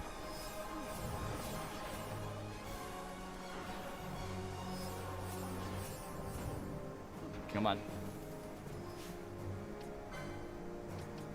Here. Try to immobilize him. We'll see if this works.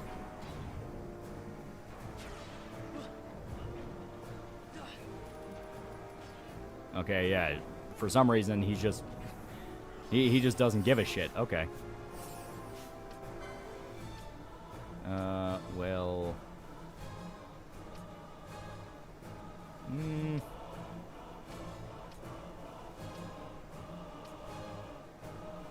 why not? We'll see if this works. May as well try it. Okay, and I will actually cast Reverse Note on Bosch, because he does have disease. And Freedom Fighters are there, but it's more like Liberty Force. Yeah, because I think I recall them the, what was it, Soldiers of Liberty? Ah, shit. Okay, once again, Ritas, for the love of God, don't fuck up. Oh. He already fucked up.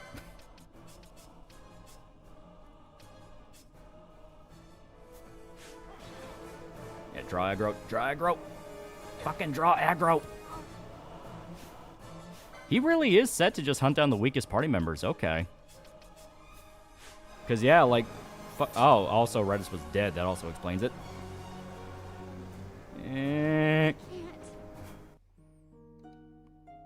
You done goofed. Yeah, Sons of Liberty are based on a group on the comic that took their names from a real group. Yeah. Yeah, Uncle Sam would be hard for Gunn to put in the show. Yeah. Most anime based on classic and/or manly manga and CGI. Berserk, Fist North Star, Kengan Ashura. Well, it's because it's cheaper. A lot of the time they try to bring them back, but it's just hard to get the rights to it. Did you give squad commands in this one? Yeah, but as I said with Vaughn, he flat out will not listen if you have him set to attack in any way. And I'm talking about how the enemy is set. The boss is set to hunt after the weakest party members. So like Vaughn and Fran and all that, because they're not meant to be tanks. They're meant to... They are meant to soak up enough damage to where they can get a healing spell off. That's about it. Check Discord? Alright. Oh yeah, take me seriously, yeah. That episode was funny. I liked it. At this point, the dev team behind Hearts of Iron 4 and New Order, how do you manage to turn the message of Nazism inherently self-destructing and then go and remove most of the message? Well, it just kind of comes down to the fact that people nowadays cannot handle anything involving Nazis maturely. Like, it is just an actual thing of there needs to be a ban on referencing Nazis in media in any way, shape, or form until people can act like adults again. Yeah, plus Sam would be too American. Yeah. See what happened to the chicken and Family Guy? Yeah, apparently they, like, permanently killed it off. Also, I still don't understand why that's showing up consistently now. It used to just be a chance. Now it's, like, actually just showing up every time.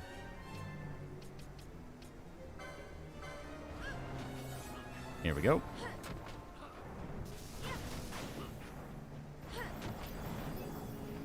There we go.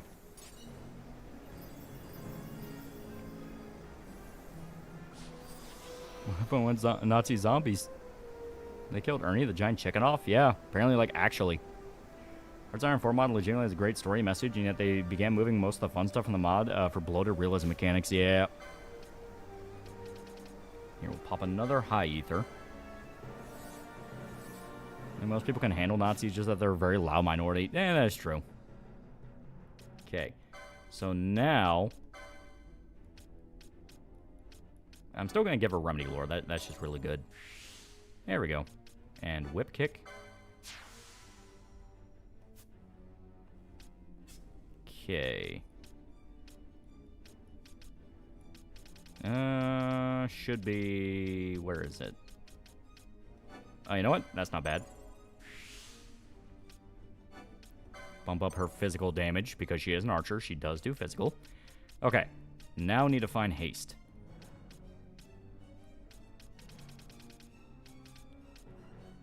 There it is.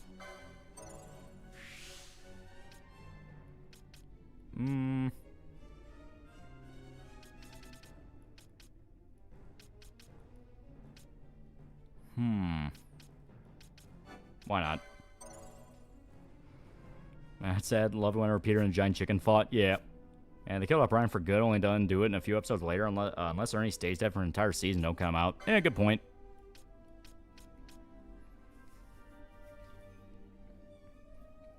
We're trying to get AIDS from a monkey, a horse, or a petunia.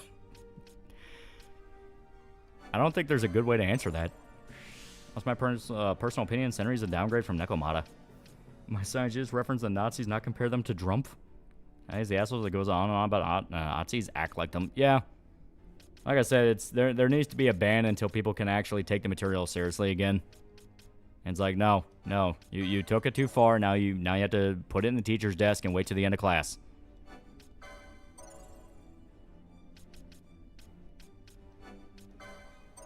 I still wonder what happened with that guy who got the Rip Ryan tattoo back in the day. Where is he now?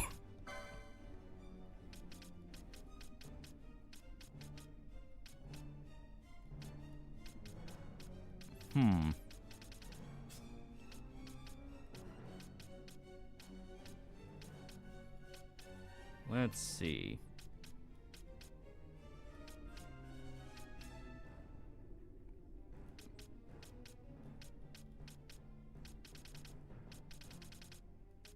And we may as well bump up his accessories. Play the demo for a Shell Soldier. It's great. Fun little Fear 1-like. Oh. If I'm inclined to wear an ancient swastika regardless of the taboo. Also, the Nazi variant swastika is actually the Haken Cruz or Hook Cross. Bash got lasered off, yeah. Wanted to fuck the shit out of the female Nazis in Wolfenstein. Don't you dare lie to me and say you didn't too. Yeah, give it about 2 more years and Ernie's permanent death won't matter and they'll bring in, there'll just be another chick in a fight. Yeah. Where'd you say Family Guy actually improved when Brian died? World of War was the last best World War II game to take the subject matter seriously. Yeah. And there's also the Fire Rise mod, which managed to make a point that humanity needs freedom for it to survive at the same time as having a small event where Vosh dies Mr. Hand style.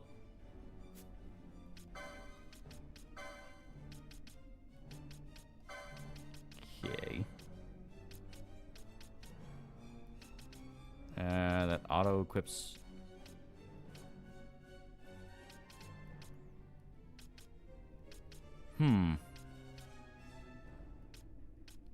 Okay. I'll keep his where it's at. I'll once again cast... Well, no, I'll... Oh, she needs accessories 20. Does she not have that? No, I think Vaughn... Yeah, here. Here we go. And we may as well optimize. Okay.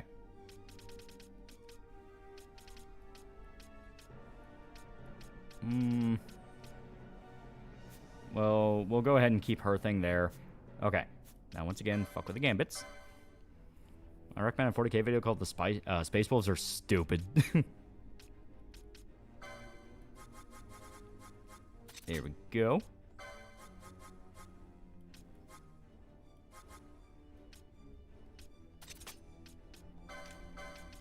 Okay. So now everyone gets haste. Did you finish the Umasume anime? We didn't finish it, but we're gonna keep going with it since we caught up on a bunch of the stuff we saw on Anime Night. As well turn that off. Keep that to Kiraja. Turn that to Arise. There we go. Remember, wolf priests are not psychers, but have magic despite the wolves hating psychers. Also, they put Friday 13th movies on YouTube for free along with Scream 1. I was watching those yesterday. Hell yeah. I see a new anime. Tojima wants to be a common writer. I hear it's fun. The Ram Inspection subplot is pretty funny, especially with Alan and Mr. Boss. Yeah, that was a good one. I like that. Like I said, the new episode was pretty good.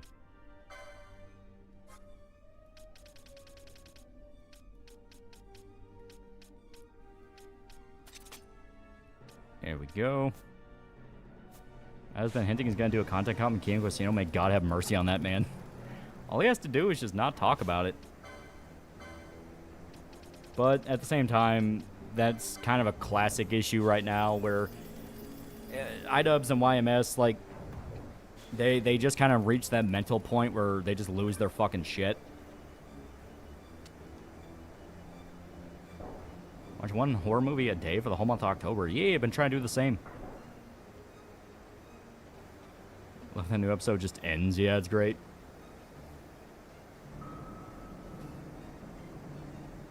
Hypothetically, if the Human Covenant War never happened, would you live on Reach? I don't know. The rebellion was still pretty bad. Rebels were setting off nukes. Topic of German names, they're either the coolest, toughest shit like Wolfgang or something lame like Freighter. Basement gag or some random IRL Goblin Man growling lives rent-free in my head. Yeah, it's great. Kyle's mom went to Israel and just to bitch out Netanyahu. Matt and Cher are getting dangerous, man. Lord have mercy. He ain't going after Kino Casino end up exactly like how he did when he tried to go after Sam Hyde. Yeah. Well, the problem is, like, the Sam Hyde thing revealed that he will deceptively edit stuff to make people look bad, which was the whole point of what Sam did. Like, Sam fucked with him by filming a side documentary showing the actual true reality of what was going on in the situation. Oh, shit. Okay. Once again, gotta... Once again, fuck off, dude.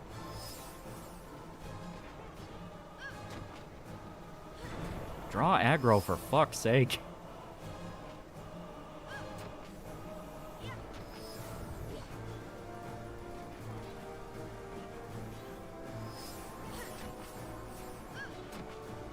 Here we go.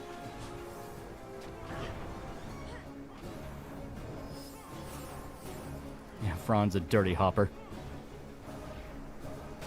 McDonald's, KFC, Burger King, or Wendy's? I will always default to Wendy's. I'm trying to watch one today, too. Watched From Beyond yesterday. Yeah. I think safe to say I don't really want to try YouTube full-time. I'll dig around, post shit posts. But I'm content with doing Premiere team catering stuff. Thanks, iDubbbz and YMS, for warning me. Yeah. It's simply one of those things of you either vibe with it or you don't. And a lot of people, they think they vibe with it, then you get to the pain in the ass stuff, and you're like, fuck this is dumb.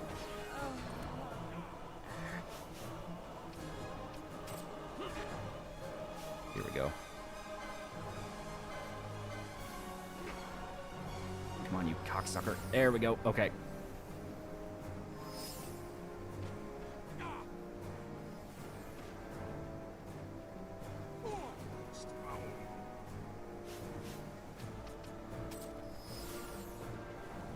Okay, come on.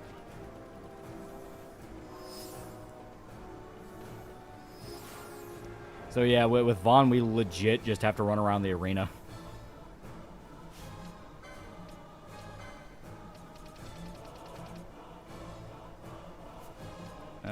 Let's try this.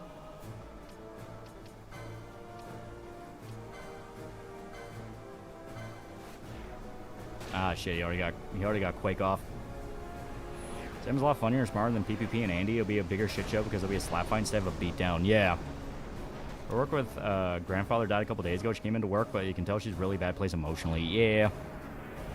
I'm sad to see YMS now going on a downward spiral like that. Man, he used to respect his videos and work. Yeah.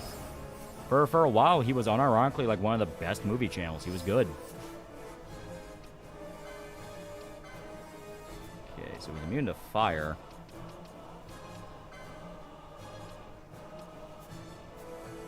And then fuck it, just beat his ass. There we go.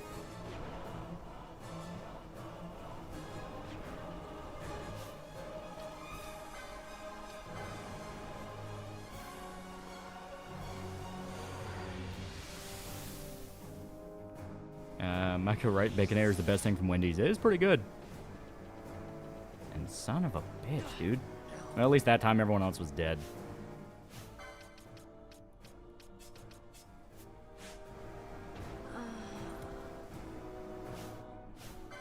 Yeah, we're gonna have to suck it up and just grind.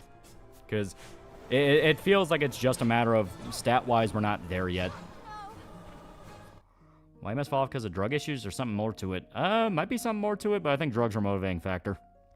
You really watch YMS all that much? I watched his Cool Cat and childhood trauma videos occasionally. I think Fantana was ever good. In regards to his music taste, I never liked any of the stuff he recommended. Beyond like one or two examples. Like he recommended a Behemoth album, and I'm like, well, I like Behemoth. That's pretty cool. But other than that, like, it was all, like, basic pop shit, where I'm like, this feels like more view hunting than anything else. But he was genuinely funny, so I gave him that. Plans covering 30 Days a Night, one of my personal favorite vampire movies, underrated. Yeah, 30 Days a Night's great. Why am I spending too much time having gay animal sex and doing drugs and working on his live-action Lion King remake video? Well, I saw YMS's video on Bully. Good God, the movie was hilariously bad. I can't get the cap off yet. And that encounter with the journal, he changed, yeah. Is the actual food Dairy Queen good? Is it mostly sweet stuff keeps people going? I mean, the food's not bad. If I write some genuinely interesting dystopian concepts with a Klaus Schwab EU pass while also having the ability to make a self-aware VTuber AI mommy as leader of China. Also, pop an ether.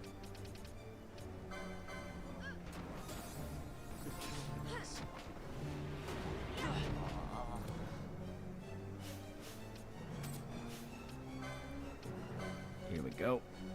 Well, see if you can kill. Might be a little bit too strong. Yep, okay. Like I said, I do not understand why that thing is already here. It's supposed to be gone.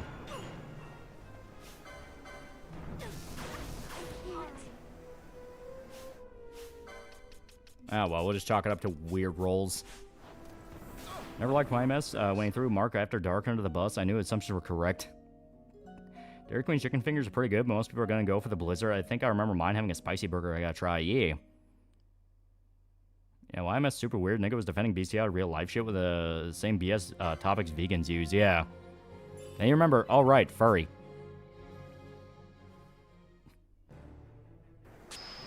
All right. So this time, I'm just immediately going to pop the high ether. No point even trying to conserve it. There we go. Now just beat it to death. Ever had A&W? Yeah, it was basically Dairy Queen Light when we had one. It's been gone for a long time, though. Another killer versus killer movie like Freddy versus Jason. Who'd you like to see fight each other? I'd say Michael Myers versus Texas Chainsaw. I would want, like, a contrast, because, you know, Freddy versus Jason, the whole thing is, like, Freddy is very supernatural, while Jason's just basically a berserker. So it'd be maybe, like, Leatherface versus Scream, something like that, where it's a weird fucking playing field. His Old Boy and Synecdoche in New York series were generally pretty good. Shame what happened, yeah.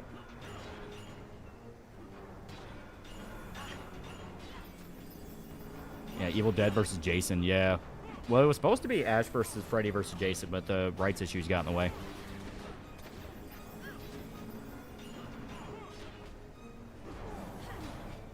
I'm gonna say Prince of Egypt because he's a right atheist. Yeah, I never understand that. Like, To me, the movie's good enough to where even if you're not religious and don't give a shit about the Bible, it still just works as a movie. Like, you can see as a fantasy movie. Who cares? Alright. So, yeah, we gotta grind, and we mainly gotta up our damage output. And the frustrating thing about it is it's mainly just disease. And like I said, we get the counter to disease after this dungeon.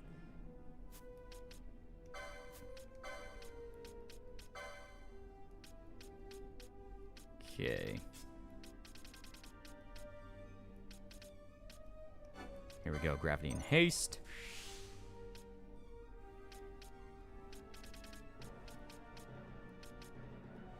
There we go.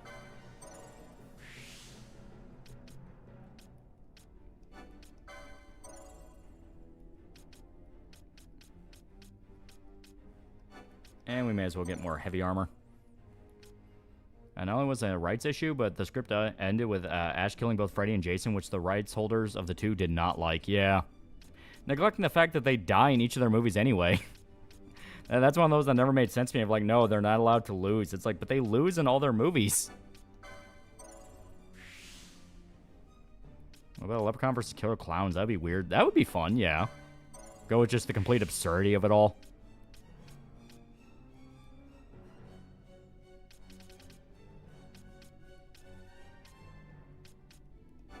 Here we go. We are going to need these. That's on Sumo AI or whatever the fuck it is. It'd be ethical to use AI as a tool, draft animation, and then redoing it normally by hand. I mean, I feel like a lot of artists already do that, to where they're just trying to get a baseline of what they want to use with it. So it's like, yeah, basically that should be alright. It's just don't try to pass off the AI as something you actually made. You know, you would want to address the fact of, I made the concepts in AI, then I just redid everything because I wanted to basically edit. You know, it's being open about the process and being open about the fact of, this is a tool I am using. It's not meant to be the full thing. Now, not everyone could be Hiroya Oku, where he's just outright making AI porn of his own characters because he's a fucking madman. Yeah, Frey did wink at the camera at the end, so maybe, yeah. Prince of Egypt was a fantastic film, where an American animation was at its height that blends 2D, 3D together beautifully, yeah. In the beginning, furry PNG tuber with live-action dog with a heart-on countless times a pic of bad dragon dildos and always talking about being chained up and calling him my boyfriend, master, owner. What is that in reference to? Damn, not furry artists, I'm a furry porn artist. Well, the difference is one's a job and the other's mental sickness.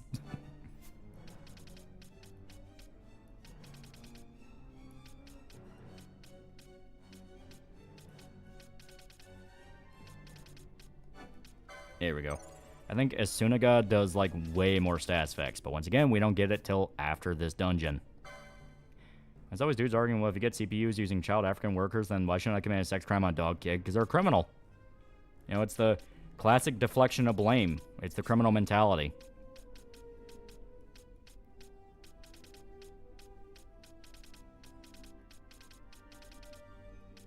Alright. What sword was it constantly trying to make Vaughn use? Let me take a look. Okay, Treaty Blade. Can he equip the Treaty Blade? I'm actually kind of curious now. Because he may be able to use it.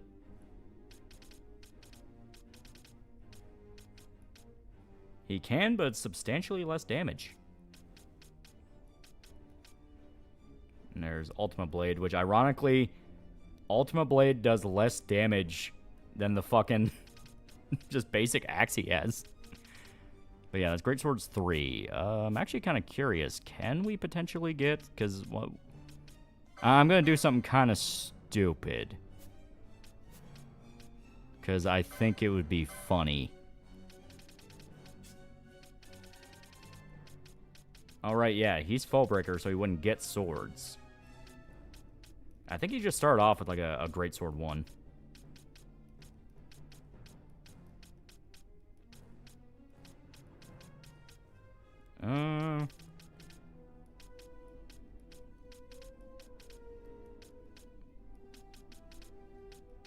But we can get him more health. Damage range is a small price to pay. Yeah, Axe and Hammer is so good in this game. Yeah, like they're OP as fuck. Can you get all the abilities in one run, or do you need New Game Plus?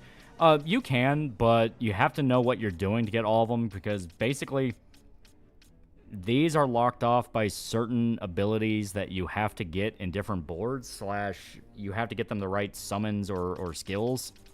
And if you fuck up, you can actually lock yourself out of some of them. Here, Jason Kill, like the Liquid Nitrogen and Jason X. I'll forever love Hey Ted, Where's the Corkscrew? That will forever be one of my favorite Jason kills. Just because I love the story behind it.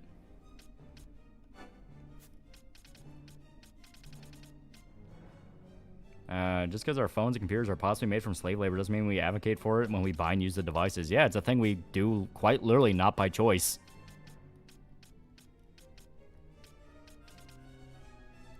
Rags Furfag ass from EFAP. 13 and 15 are going to be very interesting games to go over and talk about, especially considering their DLCs and the way they structure, pace the games. Yeah. Not familiar with the Corkscrew story, what happened? So basically, the guy who played Jason in Part 4 was a dude by the name of Ted. And they would always, like, they were all buddies with him. Like, he apparently got along really well with everyone on set, except for Corey Feldman. For some reason, he fucking hated Corey Feldman, who played Tommy in that movie. He just thought he was a spoiled little shit. Well, the Hey Ted, Where's the Corkscrew line, the guy in that movie, which I can never remember his fucking name, but he plays like one of the best Friday the 13th characters. He walks on set and he gives his line where one of the other characters in the movie is named Ted. So he shouts out, Hey Ted, where's the corkscrew? But he was actually calling for the actor who played Jason, just outright calling him by name. So it's like, Hey Ted, where's the corkscrew? And that was his cue to go in and do the kill. And their choices are just longer to execute, yeah. Like in Sleeping Bag 1 for how Kane got pissed at it, yeah. For me, I like the Manhattan kill where the black guy gives it all and then Jason just knocks his head off, yeah. I like the arrow going through the neck. Yeah, that's Friday the 13th 1. Yeah, it's Crispin Glover, yeah. Crispin Glover was actually really good buddies with the guy who played Jason. Yeah, it's actually pretty funny, yeah. So every time you see that scene and he calls out, Hey Ted, where's the corkscrew? He's literally calling Ted, the guy who plays Jason in the movie. Well, I want to eat the icons on the board of this game. A bunch of DS2 defenders getting recommended on my feed lately. The Bash Mahler Matthew Matosis video, and I'm not the biggest fan of DS2. Mahler's just obnoxious sometimes. Yeah. Fuck 13 for being hyperlinear for first 18 hours. Good God, it's difficult to get through. Have fun with that game. Jason goes to hell. Jason punches a woman in the face. Yeah. Yeah, Spirit through the couple having sex is good. That one's a classic. That's referenced a lot. There's a bunch of really good kills. Yeah, Kane Hodder was tanking those punches for real. Yeah. Kane Hodder is, like, actually very loyal to Jason and stayed in character through the entire production. And yeah, during a fight scene where they're like, hey, we have to rough you up a bit. Are you going to be okay? He basically told the actors, just do it. Just fucking hit me as hard as you possibly can. Because they're like tiny little teenagers and he's this big motherfucker. So he's like, don't worry, I'm not going to feel it.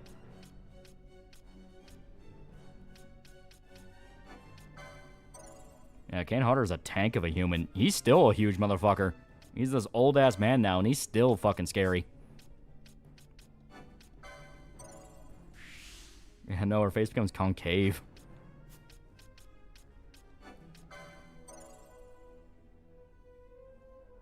Yeah, everyone loves the face and antifreeze. Yeah, that's a fun one, yeah. Aaron neck kill was great. Also, Kevin Bacon, yeah. I think that was one of his first roles. Because Kevin Bacon debuted in Friday the 13th, and Johnny Depp debuted in Nightmare on Elm Street. Yeah, Kane did mocap for Friday the 13th game, yeah. One of the cooler facts, too, is on set when they were filming the guy playing. Jason would turn his head to the crowd, gather to see Jason, they all go wild. Yeah, if I remember right, like all through Jason Takes Manhattan, Kane Hodder was completely in character. He never broke character once through the entire production. So he would be walking around New York in full costume, because he stayed in costume as well. And people would call out, hey, it's Jason, and he'd just stare at them, because that's what Jason would do. He wouldn't talk. What I think about Kane Hodder is he's one of the shortest guys to play Jason. He's 6'2", but he basically solidified Jason's body language. Yeah. He's still probably considered to be the best one. Kane Hodder's one of the actors I'm always surprised still alive. No clue why. Maybe I keep thinking of another big man horror actor. Tragic how Kane was brought in for Freddy vs. Jason by him being the one really pushing for the crossover. Yeah, they fucked him.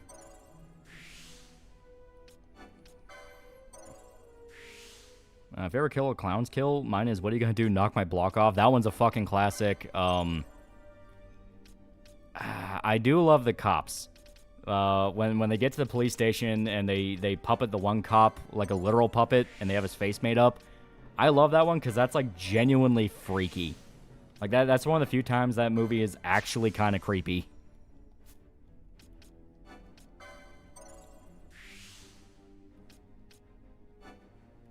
Souls likes to try to do platforming because Souls games like to do platforming. Fortunately, Jason Takes Manhattan is one of the worst Friday movies. The special effects for Jason are dog shit compared to the earlier ones. Oh yeah, actually watching the movie is a pain in the ass. It's another classic case of the stories around the movie are cooler than the actual movie.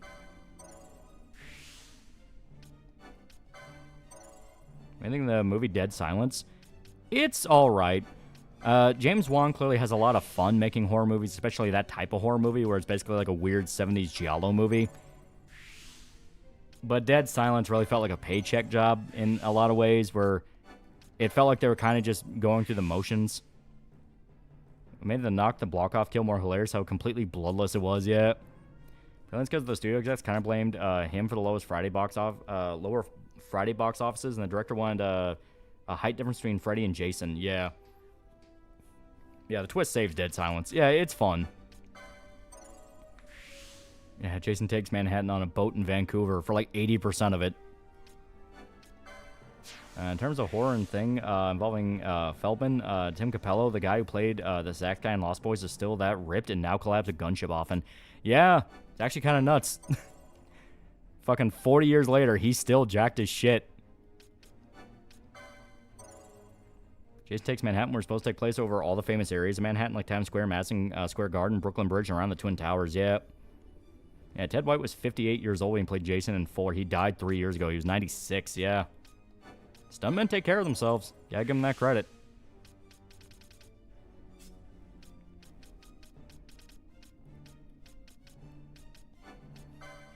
Yeah, Jason Takes Manhattan away from the Muppets yet.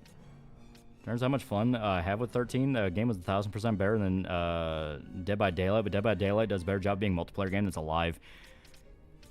The problem with a lot of those asymmetrical horror games is if you try to play it in a lobby full of Randys, you're going to have the worst possible experience with it.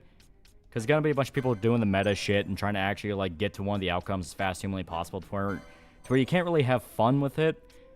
But if you have a group of friends, it's way, way more fun. You know, because like Friday the 13th, the game was sort of kind of streamer bait for a bit, where there would be a bunch of streamers playing it, and you would have some funny stuff from it. You know, like Kryken played it, and it was pretty funny. There's like a few other people that played it as well that they did some pretty funny shit with it. And it all just kind of comes down to the fact of they need to focus more on being party games than trying to be like actual multiplayer type games. I do not know why all of them try to get into like an esports type thing. The only real answer I can think of is the money. You know, there's a lot of money in esports. The problem is the fact of, but then you doom your game to die because no one likes dealing with fucking esports players. Bacon's debut was in Animal House 2 years before Friday the 13th. I always forget he's in Animal House. Mainly because when I think Animal House, I'm thinking of like, you know, fucking early ass era SNL.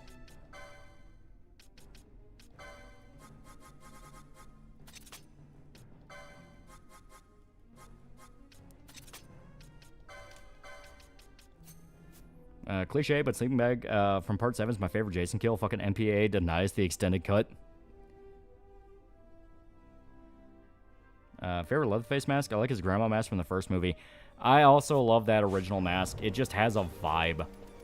The original Leatherface mask is just something to where you can't do that again. It was just the perfect design at, you know, for for a movie that's still probably one of the best horror movies ever made. Favorite killer clown kill is a shadow puppet kill. Holy shit. Yeah, that one's fun. That one's fun as hell. Apparently a stunt double of either Jeff Bridges or Bruce Willis lives in Salmon, Idaho. Also know my paternal grandpa was born and lived in Salmon from 1920s to 1942.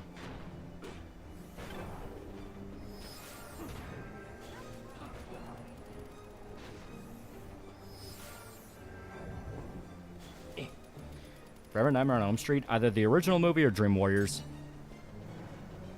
I thought Dead by Daylight explosively plays Nemesis. While he is fun, the game itself is not fun to play at all. You're supposed to be this big scary killer that's impossible because bully squads. It's worse than just bully squads.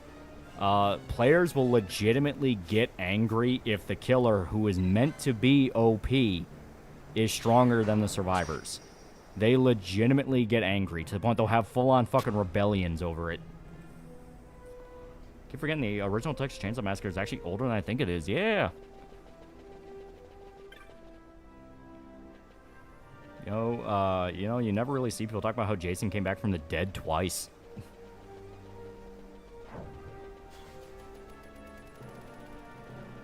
Dream Warrior's up there because of Dokkan. Well, Dream Warrior is also just the most fun one. Yeah, it's the killer. That's the point. Yeah. I like Sackface Jason, even if it just makes him look like a generic slasher. Yeah. Best part of that grandma face mask for me is how much of Leatherface's actual mouth you can see. Yeah. Like, they make it a point that Leatherface is legitimately fucked up in the head. Which you would think would be obvious with the fact that he's a slasher villain, but, like, the layers to his crazy in the original Texas Chainsaw movie. That's on Pitch Black's the horror movie. It's weird to see the guy who plays Rip from Yellowstone 18 years younger. Pitch Black, that's the first Riddick movie, right? Like, as a horror movie, I actually think it's pretty solid because it's unafraid to get disturbing. Like, a big part in Pitch Black is nobody who you think is obvious is going to die. And even then, they do make it a point of the deaths in the movie are grisly. You don't just die.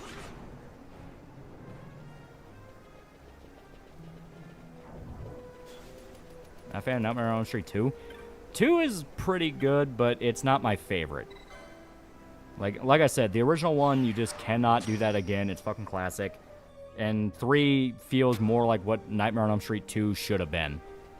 You know, an expansion of the whole idea of the dream world and the dream logic.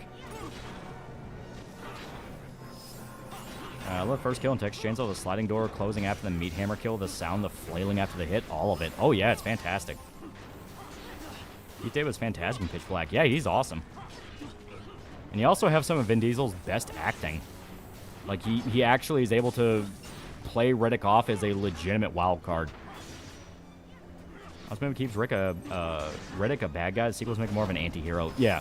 Well, Vin Diesel's vision is Riddick is more of an anti-hero. But, yeah, that first movie addresses the fact that an anti-hero is an anti-hero. He could fuck people over.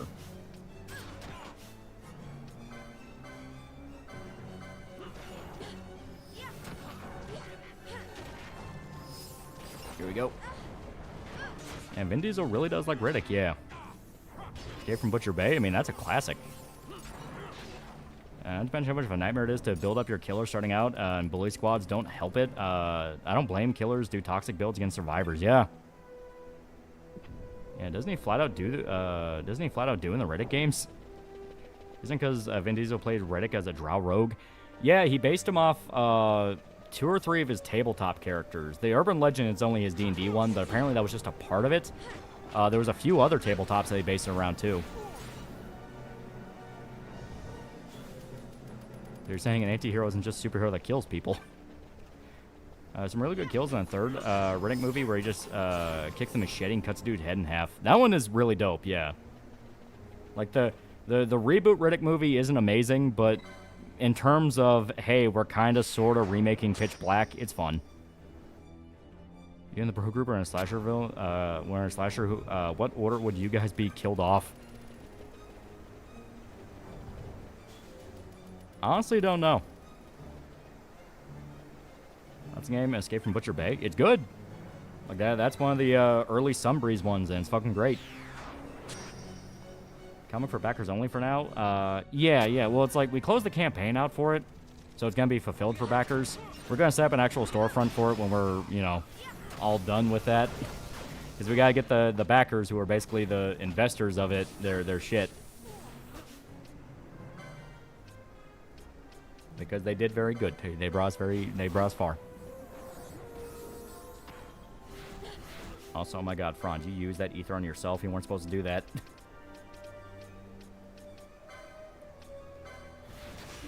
Here we go. There we go. That's better. Also love the narcissism phrase shows in the original Elm Street movie, especially that this is God, a real trait serial killers. Yeah. Fuck. And once again, things go bad before we can handle it. Yeah, we really did need to take some time to level up. I'm realizing that now.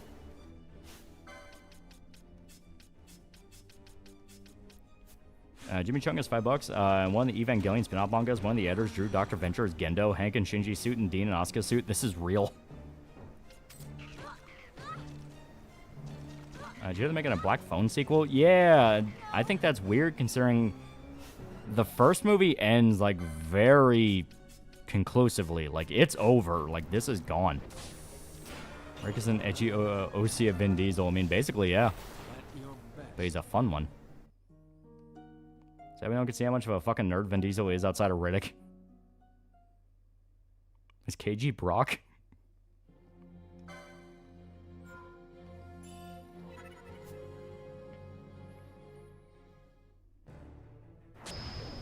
Okay, here we go. And we are not going to go that way. That way leads to skeletons. Another porn site in my area is ID block now. It's so tiresome. Black Phone 2 sequel could work since one established ghosts and psychics. That is true.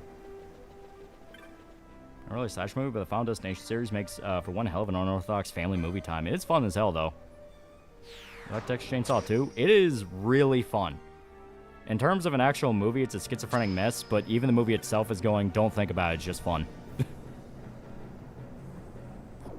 Yeah, Vin Diesel also owns a video game studio. He helped found Starbreeze. When did Dead by Daylight fall off for me, I started to notice the moment they had the K-pop killer. It was just kind of one of those things of the minute they were doing patches to make Survivor stronger is when it fucked up, because that immediately went, oh, so they don't understand what actually makes Dead by Daylight interesting, which is playing out a horror movie, you know? The whole point of it is that, you know, the whole point around it is the fact that the killers are supposed to be overpowered because it's an asymmetrical horror movie. You know, the survivors are barely hanging on and have to be clever, and while the killer can just use brute force if they want to.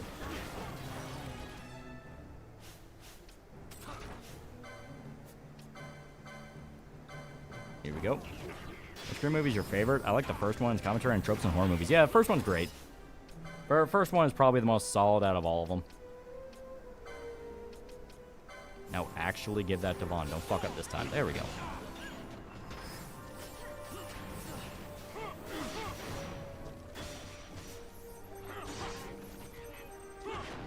Yeah, I say that and they immediately fucked up.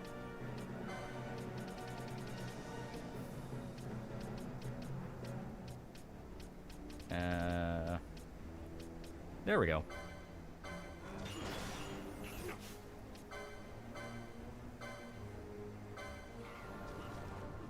Come on, you fuck. There we go.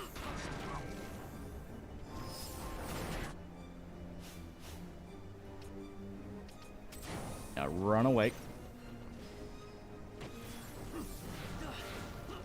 If we can just kill the fucking zombie warlock. In fact,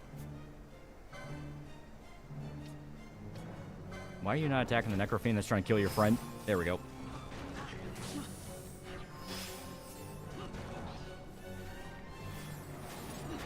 There we go. Just a little bit of strategy.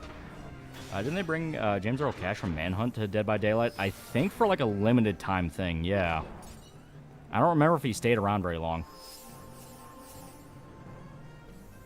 Playing against Tokyo Ghoul does suck, but he does fucking rule to play as. And seriously, watch Scream on Replay on Saturday. It holds up. And it's the crotch spammers that is one to try and get you to go after them. It's honestly stupid. I mean, you guys won. Why drag it out for the petty lulz? Yeah. No, that was just a fan video. Ah. You enjoy playing games more by yourself or on stream? I like playing them by myself just due to the fact of I'm able to think more about what I'm doing. Obviously, if you're streaming, you have to balance a lot of different factors all at once, which it can be a hassle. It can be a hassle. Still fun, but a hassle. Plus, I usually listen to like videos or something like that while I'm playing video. Attacking necrophy and attacking your friend. I don't recall saying they were my friend. Now, Black Phone getting a sequel. What's next? He's gonna get into Fortnite. Like the 03 Dawn of the Dead remake. It's fine for what it is as just a zombie movie. Tall Bunny has some cheeks. I want to say for the verse film, Ghostface versus Shaggy, just Matthew Lillard versus himself the entire movie. That'd be great.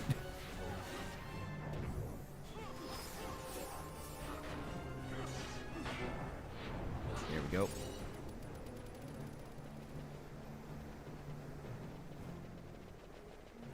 That's not Rick movies that try to expand the universe and the Necromongers. I actually think it's pretty cool. The world he set up is fun. It's just more the fact of Chronicles of Riddick, the movie itself has some issues. The director's cut fixes a lot of it, but still has some problems. I really wish we could see a Chucky versus Leprechaun crossover. Honestly, a new Leprechaun would be cool. Warwick Davis is great. He has fun playing the character, and that's something you can tell. Alright. We are going to save. Just in case anything happens, we won't be set back too hard. And if I remember right, it should just let us jump straight back up. They can make a Dead by Daylight Survivor strong by letting them use code TALL and gamer subs. Yeah. I think the new Scream movie will do. Probably just more of what the reboots have been doing, which is referencing the older movies. That's just kind of been their thing, being ultra meta. What do you think of Leprechaun movies? They are dumb as hell, but they are fun. Even they're aware of that. My money's on Chucky winning the fight against Leprechaun. I mean, Chucky is like fucking psychotic. Leprechaun's more like a malevolent spirit. Chucky just kills because it likes to kill. Only about Dead by Daylight on PS4 because my friend wanted me to play it. I always play the killer, but it's never fun to fight sweat survivor lords. Yeah. I was done with Scream the moment they killed off Dewey. Yeah. To be fair, his death scene was metal as fuck, but it's like, oh great, that's like one of the few ties to the original gone. And he dies in kind of a dumbass way. Like, when you actually look at what happened, he fucking won that fight. Like, hands down, he won. And then they just had a bullshit of like, no, he still lost. Like, fuck you. Yeah, Chucky was a legit serial killer, yeah. How about Chucky versus Megan? If I remember right, didn't the fucking Child's Play show make fun of Megan? I could have sworn they did a joke where he saw the trailer of it and went, holy shit, she stole my thing.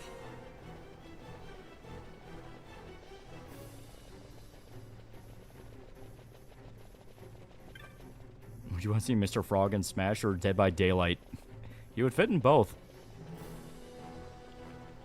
Yeah, Chucky wins the fight against Megan, yeah. So the hockey team, the Columbus Blue Jackets, are selling a cannon-scented candle based around cannon smoke. And she said she stole all of his moves, yeah.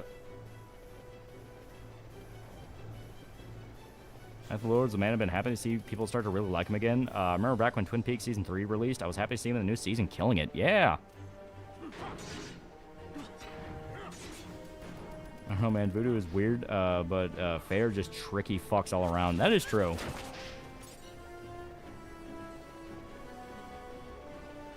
This frog won't ever be in Smash. You need to originate from a video game.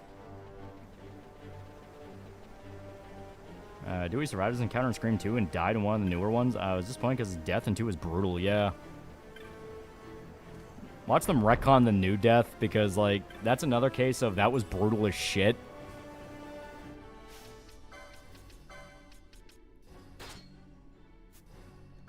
Actually, let's see. What does Demon Shield do? Oh, it absorbs darkness.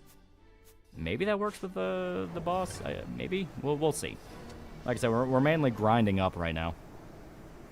For FNAF 2 does promise more Matthew Lillard. Next video is removed a shitload of videos and are only showing ones that are the highest rated based on fashions in your area only. What was the fucking point? Confirmed Dewey's gonna be in Scream 7. We just don't know if it's gonna be flashbacks or retcon his death. It would have to be flashbacks, because like I said, the way he dies in the new one, that was fucking conclusive. That's one of those of like, alright, they would have to really stretch to explain how he didn't die from that. Strongest slasher villain Dexter could kill. You could totally fuck up Chucky. You think that means, oh, doesn't that mean Dexter's super weak? No. Look up what Lord Chucky can do.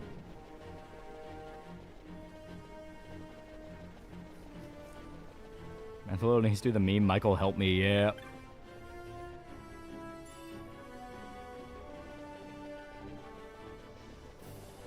I came across a funny comic strip, Sister Belle trying to confess to a guardsman, but she's interrupted by constant Xeno invasions.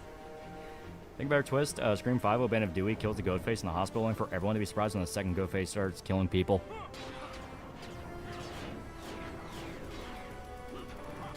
Dexter would totally deconstruct Chucky's existence. Hey, fun with it too. Strap a little bastard to a firework, yeah. Sydney has to still be alive. Nev Campbell's gonna be in Scream 7. You create your own original slasher killer. What weapon hasn't been done yet would you give him? You don't think about what weapon hasn't been done yet, because if you just look at the 80s alone, every single thing that could kill someone was used.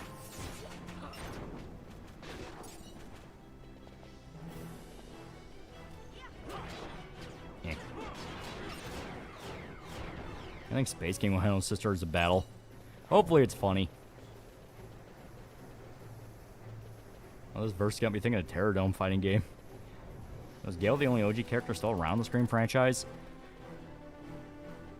Like the dude said, they did confirm Nev Campbell is coming back, so maybe Sydney is still around, but I don't know. What about a power washer? Yeah, for God's sakes, someone used a bicycle once, yeah. I also cut Jenna Ortega from Scream 7 because she doesn't like Israel, yeah. How about death by hula hoop? They need to have the best final girl. Sorry, Lori, back. Yeah.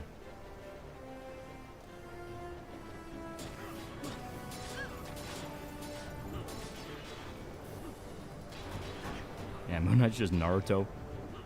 I did kind of reveal Sister Battle and kill them immediately. Remember, no girls allowed, yeah. That was mainly about the female custodes thing, so, like, unless they do want to just go with the idea of basically just like, no, there's not going to be any female faction, it's just going to be the Marines. I like the Terrifier movies. I've talked about it before, Terrifier is like, I don't care about the movies themselves, but the people who make them legitimately sound like the coolest possible people you could talk to, because it's just a bunch of horror nerds gushing about it to each other. Yeah, no girls allowed means no girls allowed.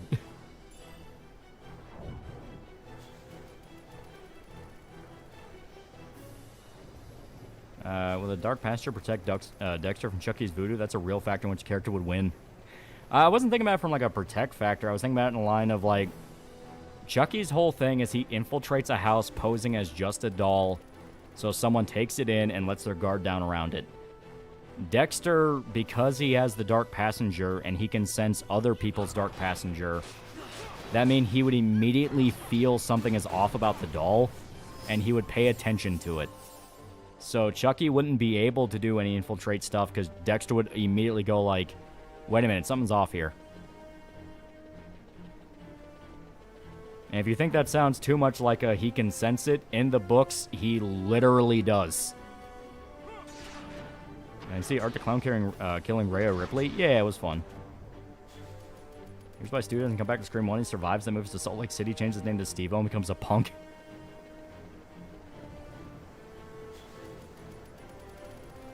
Isn't Jenny Ortega the girl who plays Wednesday? I remember her when she was on Disney show in Stuck in the Middle.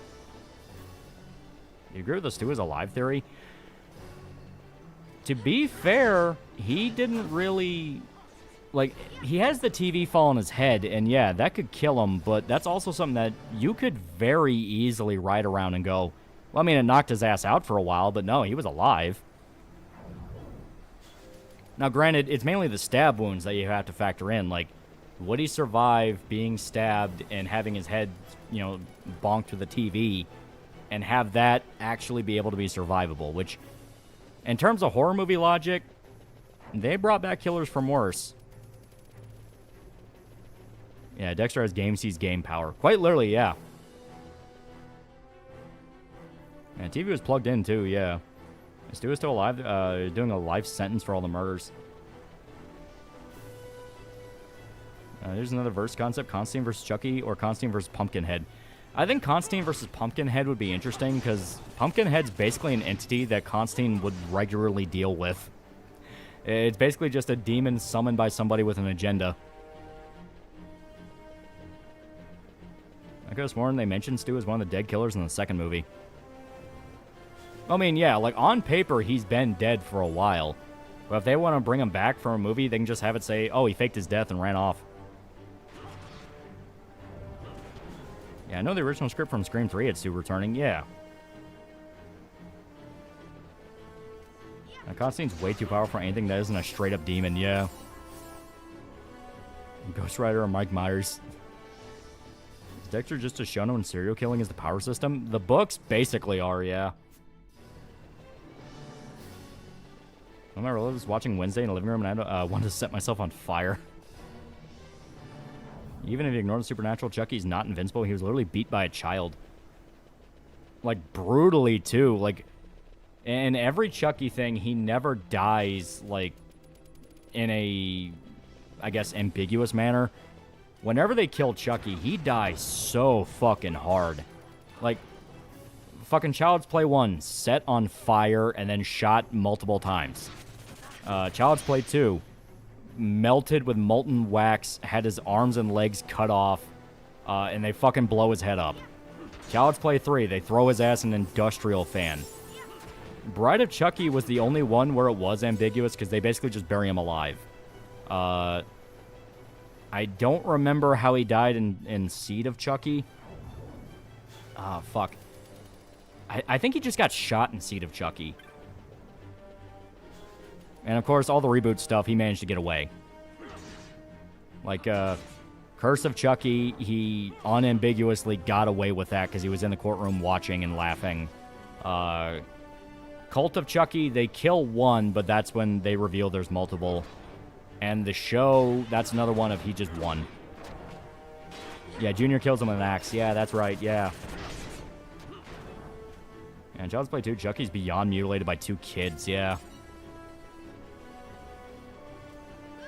Ortega fucked up her face plastic surgery. Did she do that muscle fat remover? Probably. Dexter stand disturbed. How about Wednesday? There's a guy that turns into Plants vs. Zombies. Zombie and looks funny as fuck. I like about the Scream films that the killers just schmoes that fumble, trip, slip, and get beaten in confrontations. In one particular case, getting hit in the dick with a beer bottle. Yeah. Zen Despot is now pretty cool guy for 16 months. Someone asked for Warhammer 40k homebrews for a Crusade storyline rewrite. Includes included Orders of the Sisters of Battle, Guardsman Corps, Xeno, some Space Marine chapters. One chapter gets giant war dogs. Yeah, it was the buccal fat remover. I think Chucky would call Dexter a pussy for being so melodramatic about killing, whereas Chucky is gleeful when he kills. Well, I mean, Dexter's also gleeful when he kills. He also genuinely enjoys the process.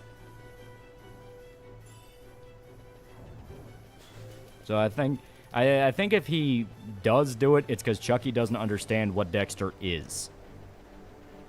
You know, kind of that classic thing of, oh, he wants to be a vigilante like a superhero, and he doesn't understand that, like, no, this dude's legitimately nuts. Don't fuck with the Chuck. Yeah, Chucky's kind of a bitch when he doesn't have surprise factor. Yeah, he has to ambush people.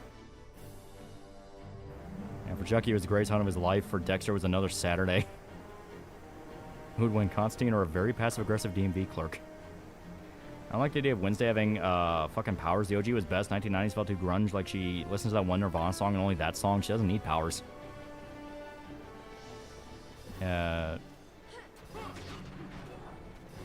Yeah, Dexter likes killing. It's only when he fucks up and he might get caught. Yeah.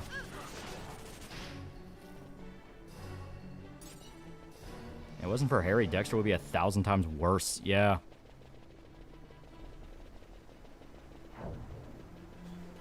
And Chucky making comments about Dexter fucking a stepsister. Yeah, that would be something he would do.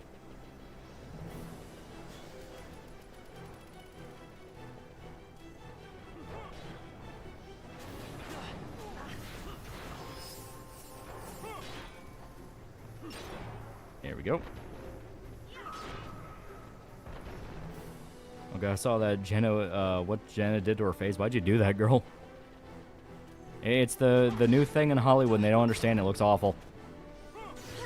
Ringo or Grudge? I love Grudge a million times more. Chucky wouldn't take Dexter seriously at first, but then Dex would stare him down, make him really uncomfortable. Well, I think it would come down to, like, every other time that Dexter has someone on the table where they think he's just some weirdo following them, and then they're on the table, and that's when they start freaking out, realizing what he actually is. Where it's like, oh, God, you're that bad. I'm so pissed Wednesday didn't get into a lesbian relationship with a blonde werewolf chick. They set it up so easily.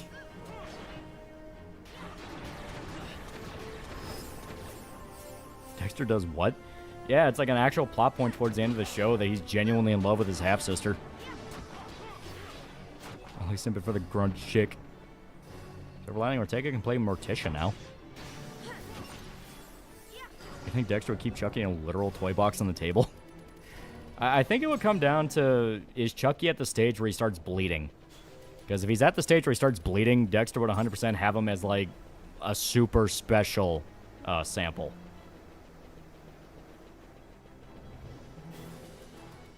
Dexter incest maxing? Wait, Steph or half or step big? At first it's step, then you find out later, no, they're half. It's one of those weird-ass fucking twists.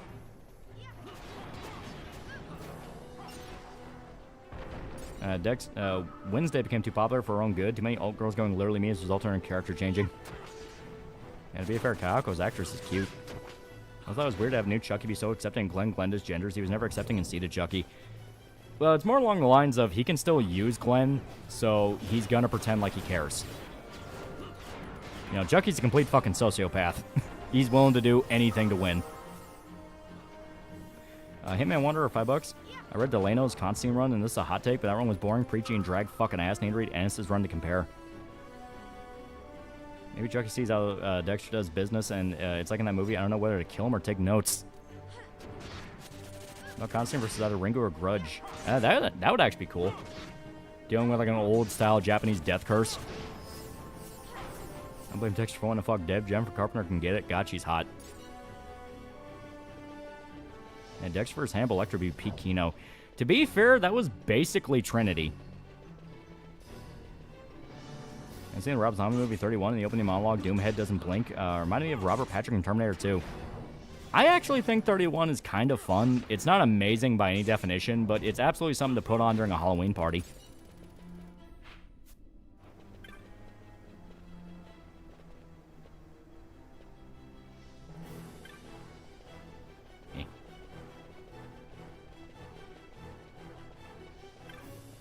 Okay. That means there's something to interact with nearby. It could just be in the other room. It was. 31 could use 10 more minutes of movie. Yeah. Constantine versus Mob of the Dead. That's on Lords of Salem. Never saw it. Heard it's mad. Music video is awesome. That's one that is just flat out like, okay, this exists. I don't know why, but it exists. Adult Halloween party. Let's not neglect that detail. In fact, the original script for Child's Play was supposed to be dark and was going to play with the idea if Andy was the killer or if Chucky's really alive. Yeah. And to be fair, the first movie is still pretty dark. It actually does take a lot of the kills pretty seriously in the sense of someone just died. You have to call the police. But yeah, they wanted to play with the idea of maybe Andy's losing his mind. But the killer doll gimmick was just too good not to take advantage of. Ash from Evil Dead joins John Constantine. You trust solve a paranormal investigation, Constantine or Rydao Kuzunoa? I would trust Rydao more, because at least he'd try not to get you killed. Constantine would basically amount to, but would it end everything early if you just died?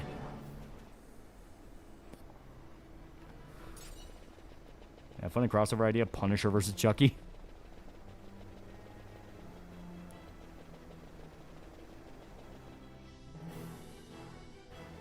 So you fuck your half-sister was fucking a full sister too much for you, Chucky fucking with Dexter.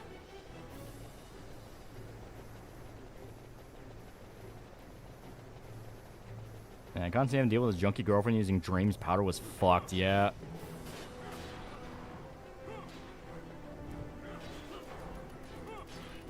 Like any of the Halloween sequels. 4 is fun. 2, I think, is kind of like... 2 is one of those cases of you kind of have to watch it immediately after 1. Like, there has to be a fan edit out there somewhere that combines the original Halloween with Halloween 2. Because Halloween 2 takes place immediately after the first movie. And it's the only one where you directly see Michael die. Because Halloween 1, they kept it more ambiguous, which made sense with what Halloween 1 wanted to go with.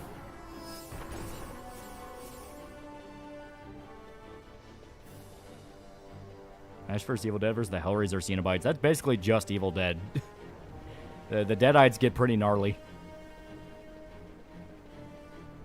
They harbor butt slapper as a thing for his half-sister.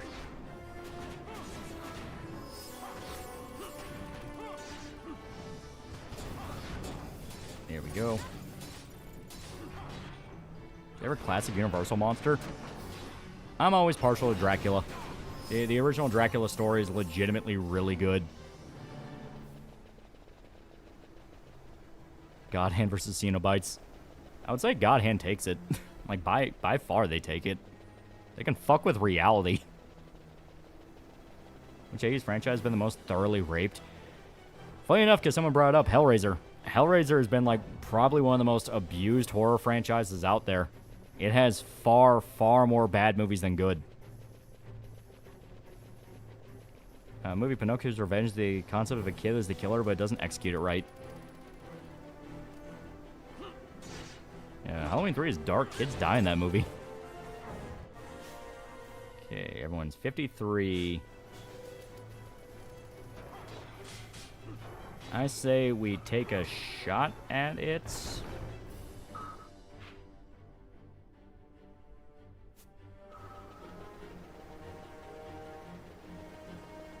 Hellraiser was raped so bad, Weinstein also got a turn, yeah. Novel Frankenstein was great. I like the Universal film, but not as much as the book. Yeah. Hellraiser has 2 good movies, and everything after that is shit. Yeah. We don't hear about any of the Hellraiser sequels. The only one you probably know about is 3, and that's just for a single line. And that is the one dude becomes a demon, and I think he's, like, talking to his girlfriend or, like, a prostitute or something. And he wants to also turn her into a Cenobite. And he just says, relax, baby, it's better than sex. That's, like, the only one I've ever heard referenced in any of the sequels beyond Lance Hendrickson being in the video game one. Do you think Clive Barker's tired of Hellraiser outside the residuals? I think he still has a soft spot for it, because the reboot Hellraiser wasn't bad. I remember Fat Pinhead, yeah.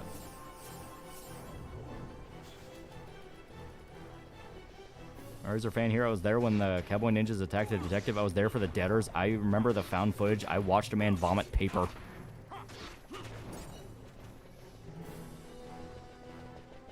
Let's be real here. If Dexter was able to, he would... If Dexter could, he would be put into a government agency. I assume he meant if he was caught. Well, a few good lines in Hellraiser 3. It's a comedy. Jesus Christ, not quite. Feels so bad for Jennifer Carpenter's character in Drag Cross Concrete. Yeah. But it's a good little sequence. Would you open the limit configuration? Fuck no.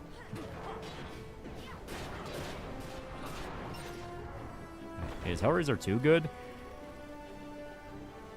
I'll say 98% of it is good. The only thing I don't like is just how they established the original Cenobites were human. I'm fine with people turning into Cenobites, but I like Pinhead and that original group that you saw in Hellraiser 1 being natural-born ones. I prefer that. Just due to the fact of you get that feeling of this is like an eldritch being I don't know anything about. Only post to a Hellraiser movie I even know of its existence is 7. That's only because the pirated copy I had tried to pass itself off as a Silent Hill movie sequel. So in Dexter, there's a few scenes of his sister in the rain. Gonna be honest, she could have made a good Claire Redfield. I found a lament configuration puzzle. Kind of bummed. Literally nobody in my family gets a reference, even the Xenophiles. What's a Cenobite exactly? Are they like interdimensional beings? Yeah, they're basically interdimensional beings that come from a world where pain and pleasure are the same thing. And the actual explanation on, like, are they demons? Are they from hell? That's always been kind of floated around and ambiguous because it basically comes to your perspective. If you're someone that's, like, really fucked up in the head and into, like, really hardcore BDSM shit, you don't really see anything wrong with it. And it's like, oh, no, these guys are fucking awesome. To everyone else, oh, my God, that's a demon from hell. Lucio Loves for $10. Would you ever review any animations like Punch Punch Forever, Digital Circus, etc.? Maybe. I know some of them are getting pretty big. Digital Circus has been consistently, like, praised every time it's come out. The only issue I hear people complain about with it is the fact it takes a while to come out.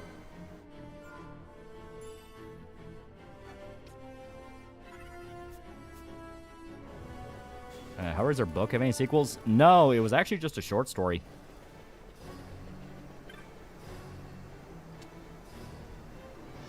I don't mind them being corrupted humans, but I do agree seeing who they were before is something I don't like. Griffith, why do you keep the lament configuration around your neck? Why not? Because you're supposed to lead the Band of the Hawk, not play Yu-Gi-Oh! And fight for Joey's sister. Leviathan's literally a shackled demon and makes the Cenobites for spare parts of the humans it tore apart. Yeah. That reveal is fucking dope. I like that. Like, the reason they look humans because it's literally just a bunch of human parts slapped together. But giving them, like, a past and a history and, like, showing who they were as a human, I never liked any of that.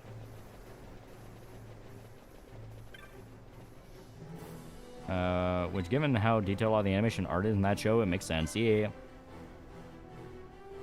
What's his whack-ass Rubik's Cube? A Scorch.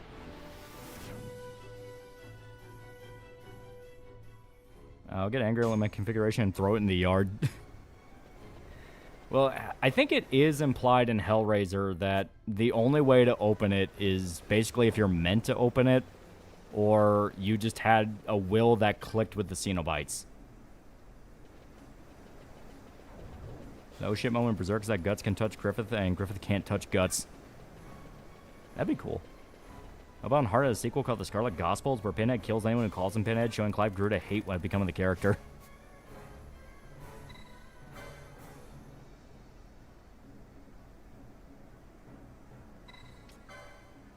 Technically, Hellbound Heart has the Scarlet Gospel. The comics really do some interesting stuff, include Kirsty's story with Pinhead. Yeah, I think it depends. If there's nothing left from their past, like the Cenobites are empty husks slapped together, seeing what was lost can be unnerving. I just never liked it, you know? Like, I like the Cenobites being this eldritch, unknown entity. Like, who the hell are they? Are they even human? What the fuck are they? That was the stuff I liked. Because, you know, Hellraiser 1, you never get any kind of explanation about that. The only one in any shape or fashion that actually came from the other world that was a human who you knew about was Uncle Frank. And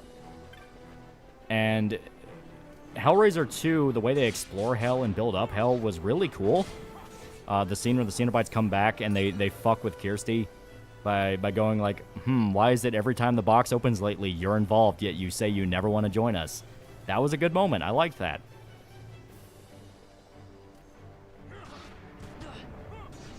And you opened it, we answered, don't cry, it's such a waste of good suffering, yeah.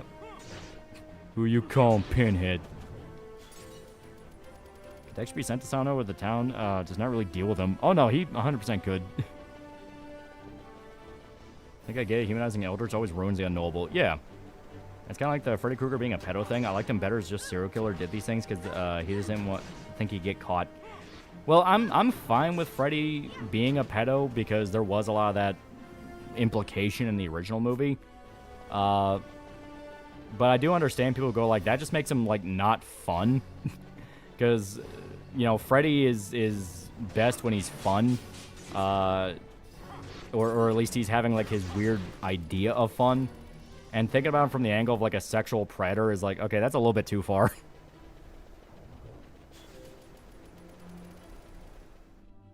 Yeah, it should stay as subtext, yeah.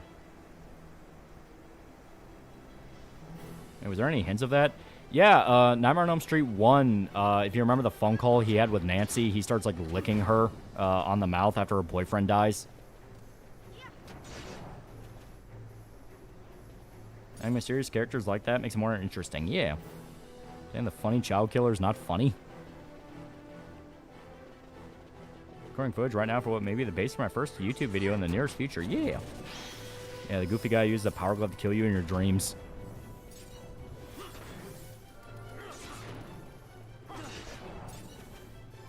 Yeah. I'm sure too is prominent gay overtones. Yeah. There's another versus Michael Myers versus Art the Clown. How would that go? Well, I guess it depends on what era of Michael you're talking about. Like actual immortal Michael? Because then it'd just be a permanent stalemate. That's an OG Black Christmas. That's a classic. That's one everyone should watch at least once. Ridley Scott ruined the mystery of aliens? Yeah. Yeah, don't they straight up say phrase a pedo in the remake? The remake, yeah, they made it more of an actual thing, which is what turned a lot of people off. Because of the fact it was meant to be more ambiguous. Oh, Winston's going off. I did like the micro sleep in Nightmare remake. If they make another one, keep that, please. Also give Jackie Earle Haley another chance. Yeah. That's an OG, My Bloody Valentine. I never actually got into My Bloody Valentine in any way. Man, Cenobites didn't take, oh, Kirsty. Didn't take Julia with them when they took Frank. She deserved to be tortured forever. Poor Kirsty's dad didn't deserve it. Yeah. Well, that's kind of the whole thing in 2. Also, wait a minute. Yeah, they did take her with them. Because that's literally the setup for 2. She's also in hell. Finished RoboCop Rogue City. While I agree that Talon wants to do a Judge Dredd game, I get the feeling they also want to make a Death Wish game. The final act was clearly an homage to Death Wish 3. That's on Cabin Fever and Children of the Corn, ignoring sequels. Cabin Fever is legitimately a really interesting kind of twist on slasher movie stuff, even if they have to basically devolve back into slasher movie stuff come the ending, because it's like, oh, watching these characters just die slowly of a disease. We can't really stretch that into a long movie. Children of the Corn is always a neat little story. Not crazy. I thought she just died in one, not taken. She wasn't directly, like, taken by the Cenobites, but they killed her. And she was in hell. She was in the same realm as Frank, because that's where they went with the idea the Cenobites were actual demons from hell. Yeah, Julia was in hell. Her blood stain on the mattress brings her back. Yeah. You ever get into the Death Race movies? I only saw the first one with Jason Statham. And, you know, the original Sylvester Stallone. It was fun. Basically Twisted Metal.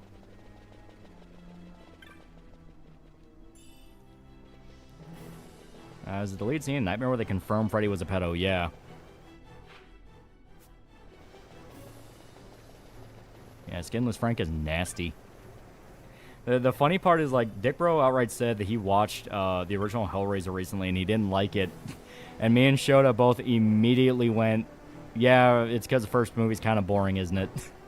Like, the first movie's great, but it's very slow compared to the reputation Hellraiser has. Well, he finished 12. Will sub Pokemon never be accessible without piracy? Will Mega Man get a new game that's in a collection? Is it possible people will quit their political opinions? Kill Lovecraft-based slasher work? There's sort of kind of stuff like that. You can kind of count The Thing as that. Yeah, the guy who played Isaac in Children of the Corn was 20 when he played him. Kind of ironic.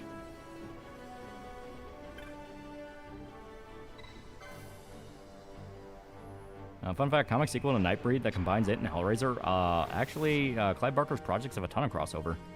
it makes sense because he kind of does the Stephen King thing where I don't think all of them are directly stated, but they're implied to be the same universe. Because I think didn't the short story of Midnight Meat Train make reference to one of his other stories? I could have sworn it did. That's on Lord of Illusion or just a Henry DeMore character from Clive Barker's work. I don't remember a lot of Lord of Illusion, but I always remember thinking Henry was pretty cool. And Midnight Meat Train's another Clive Barker classic, yeah. And Pennywise can count as a Lovecraftian slasher. Yeah, Stephen King has a whole ass cosmology. Kinky Mage made a video on how she turned Pokemon from Gold, Silver, Crystal into winning from a theoretical fantasy game. I'm not a furry, you are. I'll show you who shits on the sidewalk, blows up and dies. Death Race was a fun watch. Ever seen any Wishmaster movies? I've only seen the first one. I never saw any of the sequels.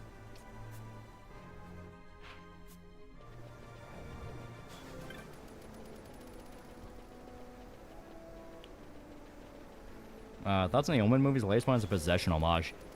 I never actually got super into Omen stuff. Like, obviously, it's really famous. Like, Damien became like one of the more well-known slasher characters out there. Well, I guess just horror characters is a better one, even though they kind of are slasher movies. But I think it was just kind of one of those, by the time I watched it, there's no way the reputation could live up to it. Why does everyone bring up the Latina hentai artist? Is ETA and Man of Fire review? Also, we'll be talking about the original one, too. Oh, yeah, I'm 100% going to bring up the original one. I'm already a decent chunk of the way through it, so my goal is have it out by Friday or Saturday. I look up Frank leaves Julie for the Cenobites after accidentally stabbing her to try and use that to escape. She's left on the floor dying, yeah.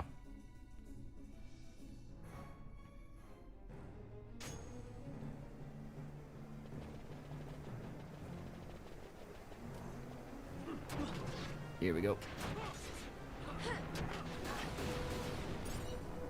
Thoughts on James Wan's Malignant? It is a goofy as hell movie, but I like it because it is so goofy and crazy. That's another case of James Wan really likes weird ass fucking obscure 70s to 80s Z horror movies. Because Malignant was basically his hell, like you can almost call it a straight up basket case remake in some ways.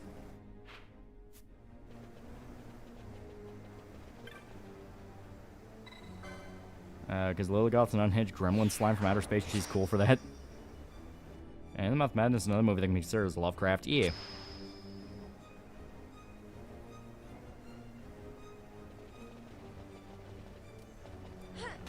Yeah. You're gonna beat the super boss he is, Matt, right? Now, wasn't Malignant the one about the secret Siamese twin? Yeah, that's why I said it's basically a basket case remake. When the twerk off Hayes Stratos or Mama Max. I believe in Hayes.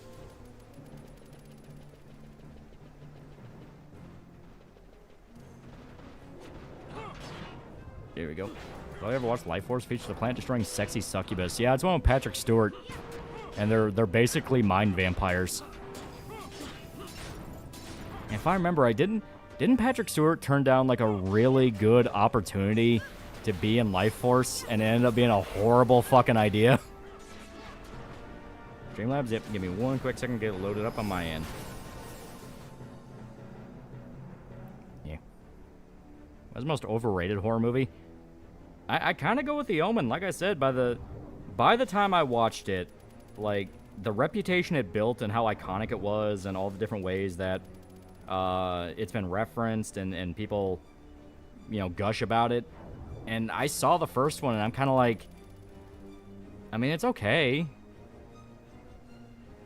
Be a Cenobite or an Apostle. I think an Apostle would be better, because, like, a Cenobite, you're still actively suffering. You just think it's good. Imagine how much Patrick Stewart was cringing inside having to kiss a woman. In Life Force, Patrick Stewart's first on-screen kiss with a dude who he sucks the life out of, but why do you use tongue?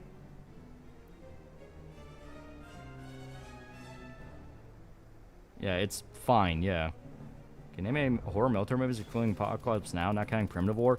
I mean, you have, what was it, Dead Watch, where it's the World War I one. Punish looking for $3. Oh, sir, the crazy cannibal child killer, inbred incest, racist murderer, hobo is fine, but making him touch children, now that's a step too far. How will we ever reach the audience with that? Yeah, right? Well, one of the canon aspects to Freddy Krueger is that he was born from a nun who was raped by 100 maniacs. Yeah, dog soldiers counts, yeah.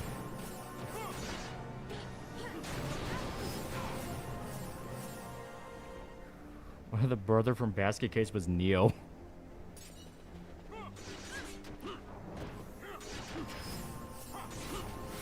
Yeah, fucking hell, yeah, it's, I think it was Friday 13th 5? It was either 5 or 4. Because that's when they actually had to, like, go back to the asylum and raise his mother's spirit. But, like, there's outright a scene where it has children singing a song where it's, like, son of 100 maniacs, son of 100 maniacs. Yeah, raped by 100 maniacs, and Robert Englund, he even gave a thumbs up to the camera. Yeah, in the actual flashback where they show it happening, Robert Englund is, like, prominently there because they're establishing that it happened, and he's probably the father because he looks just like him. And he gives a thumbs up and, like, a smile to the camera.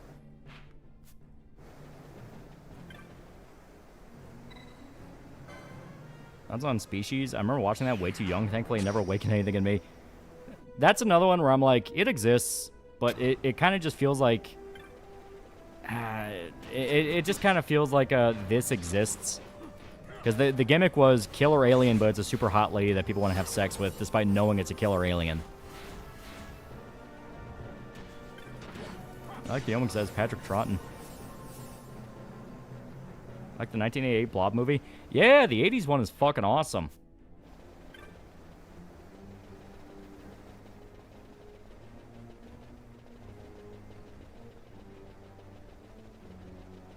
Yeah, damn, that took planning on the 100 Men part.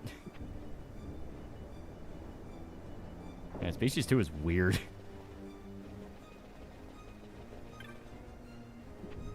I was a nun in India.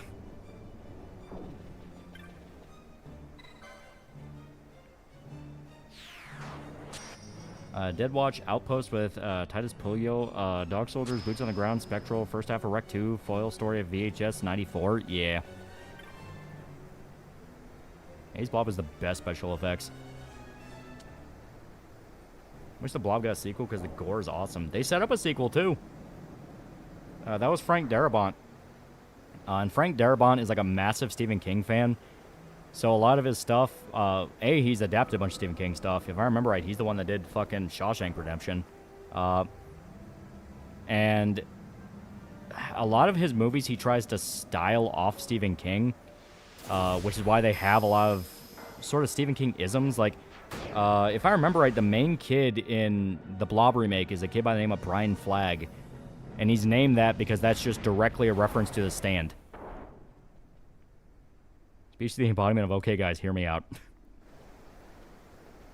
most unbelievable part of it is that there's not a guy who would rape the evil out of her. Sam Neill played adult Damien in the third Omian movie. It was okay. Yeah, that is true. He was in the third one, and he's the best part of it. For his mom to guts. I also took on 100 Men. I mean, Frank is a Stephen King tism. Well, I mean, he's like a very open fanboy about the fact of he loves Stephen King stuff. Like, he never tried to hide it. And once again, he cast fucking Disease. I think Disease is probably my most hated fucking Final Fantasy status effect just due to how annoying it is in 12.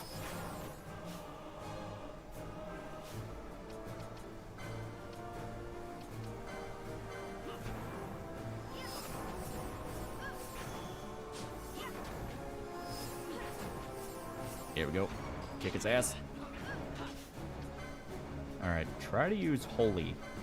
I don't know what Redis' magic stats are, so we'll try to see if Holy's actually worth the damn. Okay, now you're just not gonna... Okay, there we go.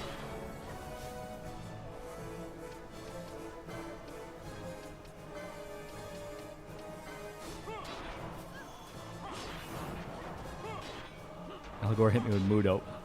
The one guy died brutally in the Blob remake, yeah. So from Species was designed by H.R. Giger, so she's kind of made from metal. I've seen Let's Document Inter Des.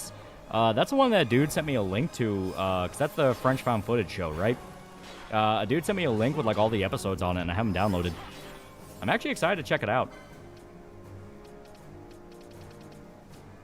Okay, pop an elixir, give Vaughn his magic back. If I remember right, is Franz set for... Yeah, okay. She's supposed to be casting haste on everybody. I don't know why she's not. Also, once again, fucking draw aggro, you fucking morons.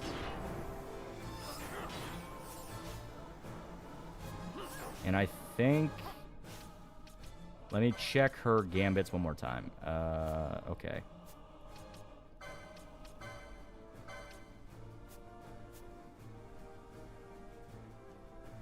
Ever seen Galaxy of Terror? I both love and hate it. Like the visual, Sid Haig is great. Robert Englund going mad's great. Then there's the maggot snuggle struggle scene. Yeah. Well, am I probably not gay fan? Friend, I am the dude who sent the link. Glad to hear it interests you. Yeah.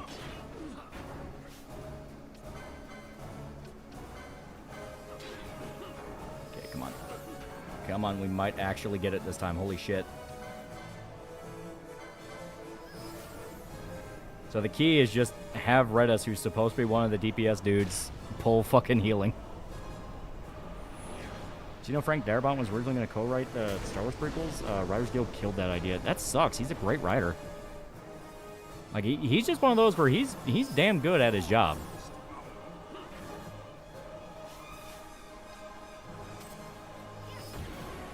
Holy shit, we finally got it. That's on Slither, fun movie, and Michael Rooker was great. Yeah, Slither's a lot of fun. You know, that's one where you can tell James Gunn has a lot of fun doing horror and gore stuff. Because Slither kind of feels like, and I'm sure if I look it up, it probably was intentional. It feels like a modern remake of, what was it, Night of the Creeps? Because that also was about alien worms that turn people into zombies. I heard it was a project by a French filmmaker to see if people would genuinely believe weird shit if it's in the format of legit found footage. Stupid question. What do you think about Malkavian would sound like in real life? I imagine one sound like Winston Churchill. Look up schizophrenic word salad. That's an actual term. It's called word salad. Where they just babble to themselves. It would sound like that. George Lucas has shortcomings. His hatred of filmmaker unions is not one of them.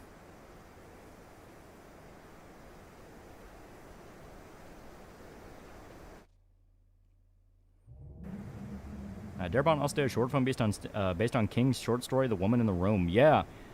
He also did The Mist, which is one of the best King movies out there. Like I say, he's a massive fanboy for the guy, so anytime he handles something Stephen King related, it's probably going to be pretty damn good. Fron. Okay, I see how it is. I have to make you do it manually. Because haste is the counter to slow.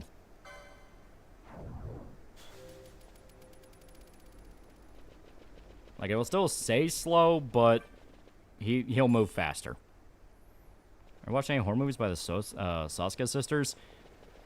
That sounds really familiar. What did they make? To the point King even said that was better than what he wrote. Yeah. And Sam Witwer's usually in Darabont movies. He has a stable of actors. A lot of the early Walking Dead actors, they were there because they're really good friends with Frank Darabont. The Suncrest must be near. A little late now, but Duval Chiefs lose to the Jags 31-28. Jags scored 2 TDS in the last 3 minutes of the game, and 1 with 30 seconds in the game. I wonder if she'll really do it. I think I saw the text version word salad guy on the forum babbles about a story he writes. It's been a year, and he just made a prologue. He just babbles about big numbers. Yeah, that's basically what it is. It's disorganized thinking. Losing someone you care about. When a Borbus-style horror game movie, Flesh and Tree mixed like Darkwood. But you know, I think there's a movie like that. It's an Irish one where the idea is they're attacked by fairies, and they're Bio-Arboribus type fairies. So there's a lot of like plant mixed with human horror. So clearly. Illusions of the past. I mean, Shawshank is probably his best movie. To be fair, Shawshank Redemption's really good. Years later, unwearying, Who the Fleetfoot God? The past can bind a man as surely as irons. Jeffrey Dumont asked to be killed off Walking Dead because AMC screwed over Darabont. Yeah. Guns are the biggest influence for Slither were Cronenberg, Shivers, and The Brood. Also a bit of Uzumaki. He never mentions Night of the Creeps. That's what I'm gonna have to call bullshit. Like I'm pretty sure. Yeah, you're right. He did say that, but it's like, dude, like so much of that was so similar to Night of the Creeps, though. Sasuke's sisters made American Mary. You might know them because they're writing for Rippaverse. Yeah, you're right. They are, and I still have not seen American Mary. So I think I just know them because they're tied to Eric July. MC denied Sam Witwer in The Walking Dead. Let them go bankrupt, yeah. The guy made it a massive multi-crossover with 900 IPs, anime, movies, Microsoft. Yeah, that's disorganized thinking. There's no actual plan. It's just stream of consciousness with no filter. How I feel about Sinister? Sinister is an amazing movie until it actually gets to the demon. If they just kept it as like Ethan Hawke bought the house of a serial killer, that would have been way cooler. They also did See No Evil 2, the sequel to the Kane slasher movie. Stood here. With this sword, he cut the sun. All I know is EVS hates his sisters and claims they have a weird incest thing going on. Yeah, I found it's called The Hollow in 2015. Yeah, that's the Bio-Borbus one. I actually like that one. It's kind of sick. Don't interrupt. Watch fantasy horror called The Headhunter, warrior has skill an undead monster that tries to disturb his daughter's grave. Yeah, I remember that one. That one's fun. That's in the Dead Space anime movies. It feels like they had really good potential, but personally, they just weren't really... They didn't dedicate to what Dead Space should have felt like. Kind of unnerving watching that sort of disorganized thinking while trying to act like it makes sense. I can imagine when Frank would contribute to the prequels, probably would have wrote more natural dialogue, yeah. Because, like, George Lucas is a great idea man, but he's never been good with dialogue. That's something that even his classic stuff, people admit. Like, if you watch American Graffiti, which is one he did, dialogue can sound pretty stilted. A lot of the deleted scenes for Star Wars also sounds pretty stilted. And Sam Witwer needs a new agent. He's a great actor, doesn't get enough great movies. He's in Star Wars stuff, he's happy. First Dead Space movie was great. Other one had a neat concept, but very meh. Sinister, that's a movie I believe that was written by a former reviewer of Spill. You want revenge? You would have me use the stone? Yeah, Sinister feels like it didn't know how to end. Ethan Hawke watches the last tape, then his daughter gets possessed and kills everyone because reasons. You would Yeah. have me destroy the Empire? Like, to me, it would have been way cooler if it was just he found, like, he bought a house that a family died in because, you know, he's a fucking true crime novelist. He wants to write about the murders. You know, that's fine. And then he goes into the attic and he finds out that not only did a family die there, the former killer used to own that house. Or maybe every time he kills, he leaves the tapes up there as kind of like part of his process.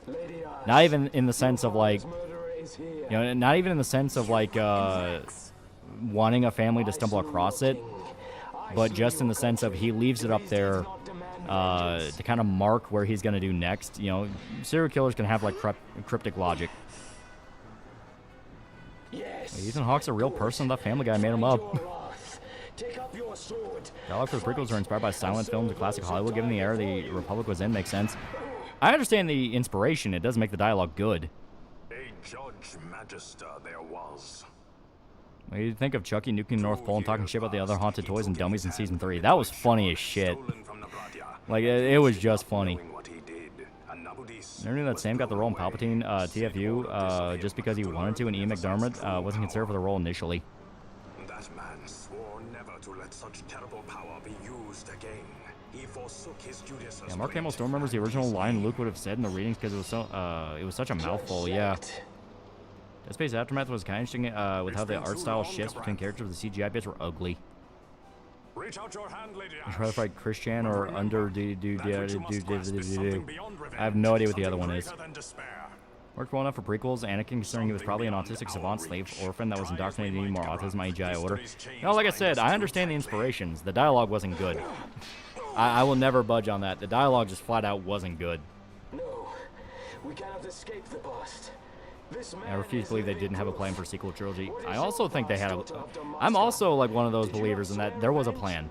Like, I'm telling you, my conspiracy theory for what the sequel trilogy was going to be, and I am steadfast in this. I've only gotten more convinced of it. is basically it would have set up to where Rey would have become the Jedi, quote unquote, and would have became powerful very, very fast. But because she became powerful very, very fast, she also couldn't control it. She had the easy way. So she would have fallen to the dark side. Finn, who would have had to work his way up to being a Jedi, would have not has been as outwardly powerful at first, but because he trained and had to focus himself, would have been the real hero.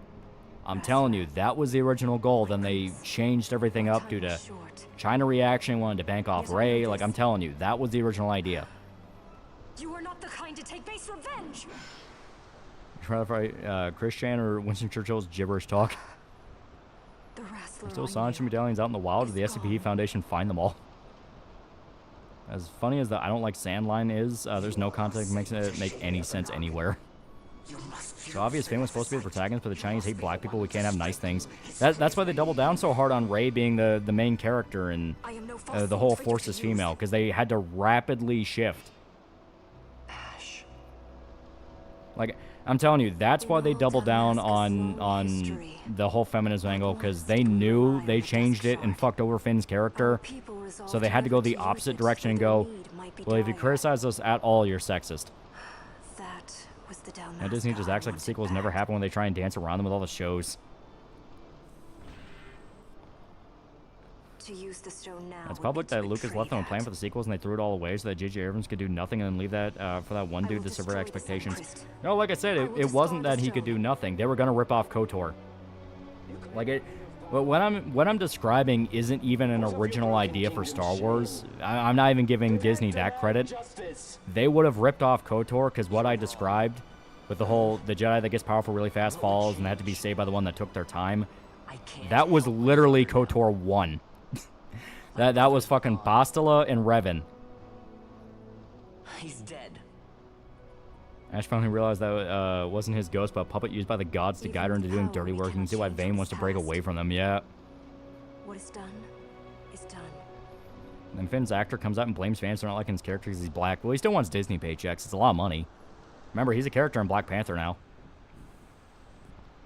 Literally gave up to racism. Yet without power, what future can Like, it was you Finn's lend? trilogy. What good a Like, kingdom you cannot defend? if you actually look at Force Awakens, I think Finn had more screen time than Rey.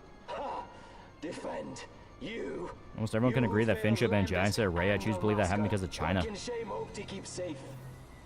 Your shield is shattered. Your oath's poison. I didn't know he's in Black Panther. Yeah, he's just a side character in Black Panther, but he's there.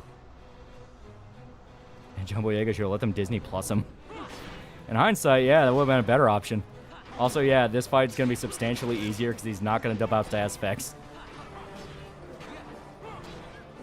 Fun fact, George's plan for the sequels was Luke making a new Jedi temple, but Darth Maul returns and wants to destroy the Jedi using criminal underworld. As a reason I just keep to the Star Wars expanded stuff, yeah.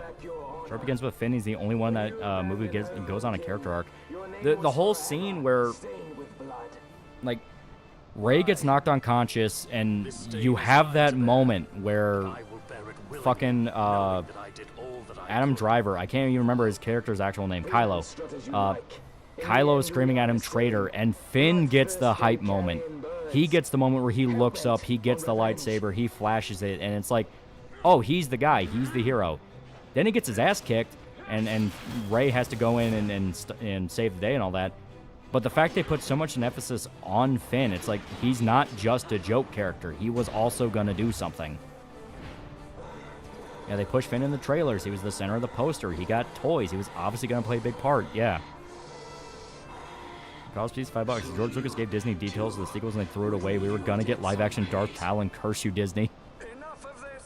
Yeah, then he was not, in fact, the guy. Yeah. Favorite class and favorite part of the Masquerade? I'll forever love the Malkavians. So say Kylo and Rey should have switched sides in The Last Jedi. Yeah, Boyega came out to shit talk Disney only to come back and shit on people who stood up for him. Fuck him. He wanted that Disney money. Because notice, he came out and said he blamed the fans after he got to show up in Black Panther. Is Chinese money that worth it?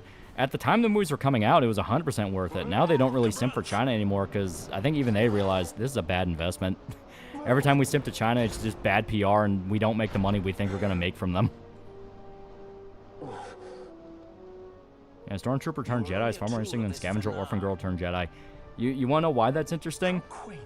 You wanna know why? Because that's fucking Kyle Katarn. the plan was they were gonna rip off Kyle Katarn and KOTOR. That's why I'm saying, like, these aren't even original ideas. That's why I'm convinced that's what the plan was. Because basically what they wanted to do was rip off expanded universe stuff without having to pay the original rights holders. So they would have changed a few details here and there, and basically went, no, this isn't the original idea. This is a whole new thing we're doing. Like when they mentioned Star Killer, but they named it just that stupid Planet Death Star thing. So like the Oscar Isaac said, the only way to return to Star Wars if you want a new house, yeah. Yeah, here's Rose. You race to be like Han Chinese, not Viet dogs, but you know, watch third movie. Disney proceeds to whimper remover for the third movie, yeah. I love this Sid. Yeah, this Sid's great. He's just a dick. One Generation Kill style Stormtrooper or TV show or miniseries. Yard Shogun's review for the sequels of Finn being turned to modern day blackface minstrel character thanks to China will always be funny because it's true, yeah. I've seen memes of Pie Man from The Simpsons. I've not seen any of them, though. It was mid-2010. Simping for China was the thing to do, yeah. Why stop bending to China? Because China learned they can make their own entertainment. Fifth best-selling animated movie is Chinese-only movie about journey to the West. And Oscar Isaac proceeded to be humiliated in Moon Knight. It was obvious Rose was the Asia bait, only trying to reject her because she's not Chinese, yeah. I thought Force Awakens came out. Mike from RLM came out saying this is a good direction. Now he gets annoyed people poke fun at him for it. Because Force Awakens was genuinely the safest route they could go. Like, you can see the potential of what they wanted to do. You can see, like, okay, they're setting some stuff up, all that, whatever. Disney was, oh, damn it, I missed it. What'd you do with the story of Dead Rising 5? Means Dead Rising 4 is a movie in the Dead Rising universe. I've said it over and over again, put it on a big cruise ship. Best way to get the old style gameplay back, and it's just a fun setting. Starkiller was someone allow since that was just going to be Luke's original last name before George changed it to Skywalker. Yeah, right you are. Everything prior to Last Jedi was just them rehashing EU. Rogue One snuck in EU secret weapons, and Rebels brought in Thrawn, for example. I just thought TFA was aggressively mediocre even at the time. It sounds too plausible. Disney has become too big and lazy to still be creative. You also have Rey, a staff wielder, get a one-handed weapon. You have two-handed lightsaber, for fuck's sake. It's like giving Guts a bow at the end of Berserk. Disney wanted to simp for China so badly. I think China for letting them film next to concentration camps. Yeah. Sid underestimated the power of bonk and heal. Yeah, Dead Rising Dead at Sea. Yeah. You already have the title. I didn't like Force Awakens because it was just retelling A New Hope. I chose to laugh at Mike for thinking it was good. Yeah. Here. You bash that.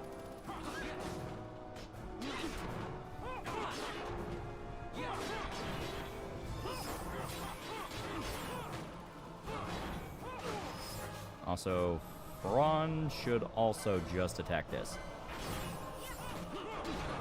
As Femfrit worked different in 12, because I know he's the Totema of the Mughals in Texas Advance. He's mainly just here to be Sid's summon, and he basically makes it where he'll soak up damage while Sid doesn't.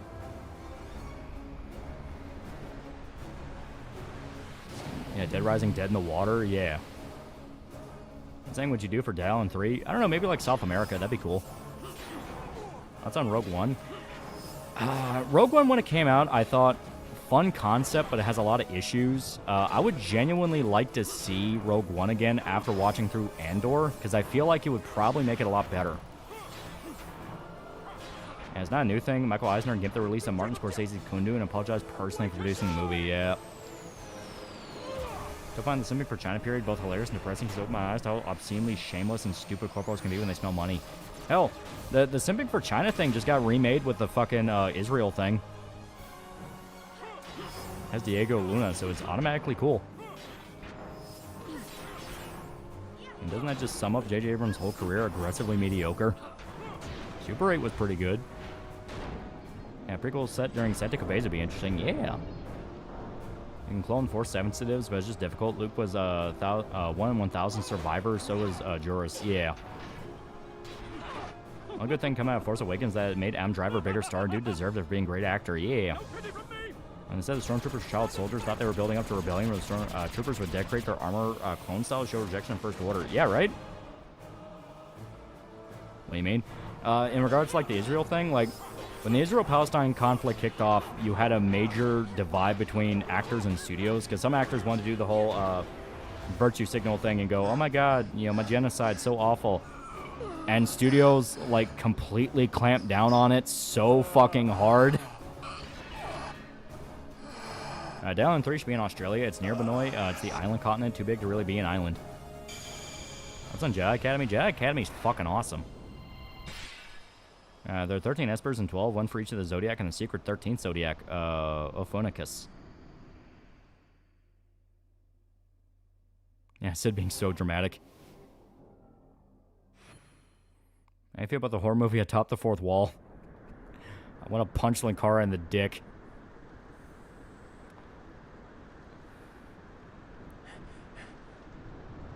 Do you think Dallin 3 set in Japan or Hawaii? Let him. I would like Hawaii more than anything else, because you never really see games set in Hawaii. I think I never understood is why this dude turned evil. Wasn't he a good guy in a previous game? Oh, each FF game is in basically its own little universe. And they always do a remix of what Sid is in each game. Obviously, FF12, you have Evil Sid. FF6, you have technically Evil Sid. FF1, you have Jobber Sid. Was there no other way? The first time Eisner used outside influence into Disney, when he became CEO, he took his son through the parks, and whatever ride he said was lame was torn down, even fan favorites. You best be off, fool of a pirate. Who's your favorite Sid? FF16 is Sid, and I really like FF15. Yeah, Sid was a chicken 15. That is a technicality. You have Cindy, yes, who is basically your Sid. But then you have her grandpa, who is literally named Sid. I recall this is the first explicit villain Sid. Yeah, this is the first time he's like an actual bad guy that gets in the way. FF6, he's just kind of a jobber working for Kefka. And he does get a redemption arc. The cocoon. Well, I got set on fire, then flooded, now you want zombies? Well, you do work in real estate. It's so lonely atop the fourth wall. Top fourth wall intro starts playing. The Suncrist bursts. So Sid's basically in every FF game. Yeah, every FF game will have elements that will reference. All the spells will always be named the same. You'll have chocobos post, you know, when they actually introduce chocobos. Mughals, things like that. The dwarves. Though to be fair, I don't think they've referenced the dwarves in a mainline game in a while. Don't you? I mean, yeah, you have 14, but like, I don't remember them being in any game. I suppose you'd better hang on then. Yeah, I don't remember them like post 7 all the way up to 16. Even then, I don't remember 6 talking about them either. Yeah, Sid in Type 0 is also a villain. FF10, Lolly defeated Sid with capitalism and racism. I think Star Wars should have a movie about the Sith having a civil war of an extremely powerful but young Force user. That would be that would actually be cool, yeah. Dallin 3 should take place in Ibiza. Let the characters be Europeans for a decent change of pace. I've seen its like before. And since finale Pain is talking season 2 years up, I'm gonna have to wait years for another season. Yeah, it was a lot of fun. I liked it. Well, for your rabbit wife who's dying, save her. Dallin 3 should be placed on Float City Resort like that Troll City ship that Saudis tried developing. With the game Parasite Mutant spiritual successor to Parasite Eve, I would like to try it. How old is Fran? I think like fucking 200 years old. Vieira live a long time. Yeah, that's kind of the Darth Bane trilogy.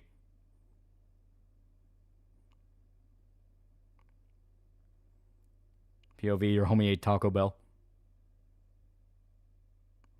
Yeah, you could have Dead Island on Cuba. Yeah, it'd be kind of like that one movie, Juan of the Dead. And that's not a joke. That is an actual fucking movie. Is demo out for Parasite Mutant worth a shot? Oh. Who wins, Virus Adam or Parasite Eve? Probably Virus Adam. High Judge Magister condemning to death. That line goes hard. Yeah, Redis is great. And with a failure, Dead Rising 1 remaster, Dead Rising is just kind of dead. Yeah. Redis. Ibiza is the European party location, by the way, an island in Spain. Yeah, this is the moment that marks the beginning of the end for the magic side of Ivalice. Yeah.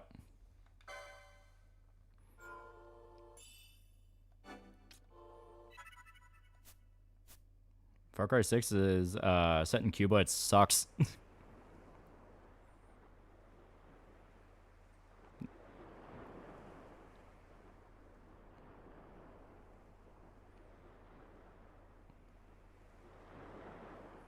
Dead Rising needs new game ASAP.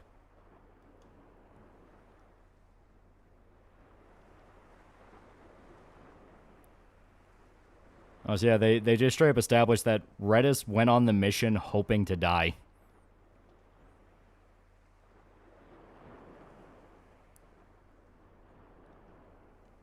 New Dead Island on Madeira, island on the Atlantic. It's Portuguese. That could be cool.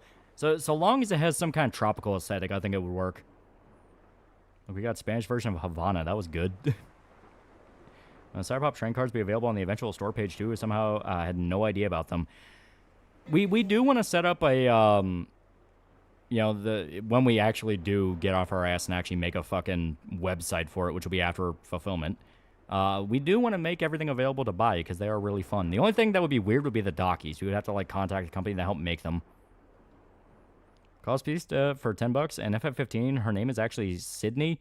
Dub changed her name for some reason. The localization changed a lot in 15. Like Nocta is supposed to be more introvert. We let ourselves inside. The situation is one demanding. You ever seen that one movie with Jesus caused the zombie apocalypse? No, but is that like an Israeli movie? I think I remember hearing something about that because it's like Jerusalem. I keep forgetting Destiny is Cuban because he's the antithesis of Cuban diaspora. Then you were Beating the final boss tonight. We're really close to the end of the game. Like right after this, we can go to the final dungeon. All went according to plan until it came time to request Mahuki sunk you dickbutt moves to attack mode. Yeah, down Far Cry crossover would be fun. Far Cry 5 had a DLC where you fought zombies. It was okay. I'll see Rachel Fumo with her own wheelchair one day. I would also like to. Yeah, her name is Sydney in game, but they call her Sid for short. Yeah, because it's playing off the joke. And you also have Grandpa Sid. You had two Sids. You misunderstand. Those sheep must surely belong to You're not done with the game until you beat the super boss. They may have joined Ondor's resistance forces as patriots. As the other side of FF12 that literally nobody remembers. In reality, they are regulars of the Rosarian army under direct Better not take till 3 AM like the last Final Fantasy playthrough. This fifth column has invaded Imperial Like I'm not kidding when I say the final dungeon is substantially easier because it's just go fight a bunch of bad men again. And we're at the point where we just stomp human enemies because they can't puke out status effects. Like, okay, they have mages where they can, and they do have tankier enemies that can fuck you up. I tap 4 glitches, move my Rachel 1 space, and end my turn. They will bide their time waiting to strike until the Empire. I can't remember what story that had the flesh of Jesus could create monsters. He will crush them and the Marquis. Play the finale at 12 a lot. Found dungeon you can run through in like 5 minutes. Yeah, it's like super quick. Remember 15 abridged Sid just being a riot? Old man was hilarious. Yeah, Final Dungeon is a joke compared to the last one. Guess you should take a trip to Miami. He should be sure to wear a Che Guevara shirt and meet some of the people. There was a stirring in the mist. Yeah, the super boss has 12 billion HP and it has heals. If Wally tried to beat it now, he would fail miserably. Yeah, you have to basically completely optimize your party to an insane degree to fight the super boss, and even then, it's going to take a long time. If Rathers had not stopped it when he did, Also, one sec. I've got to piss. Like, it has hit me hard, so I'll be right back. I'll be right back.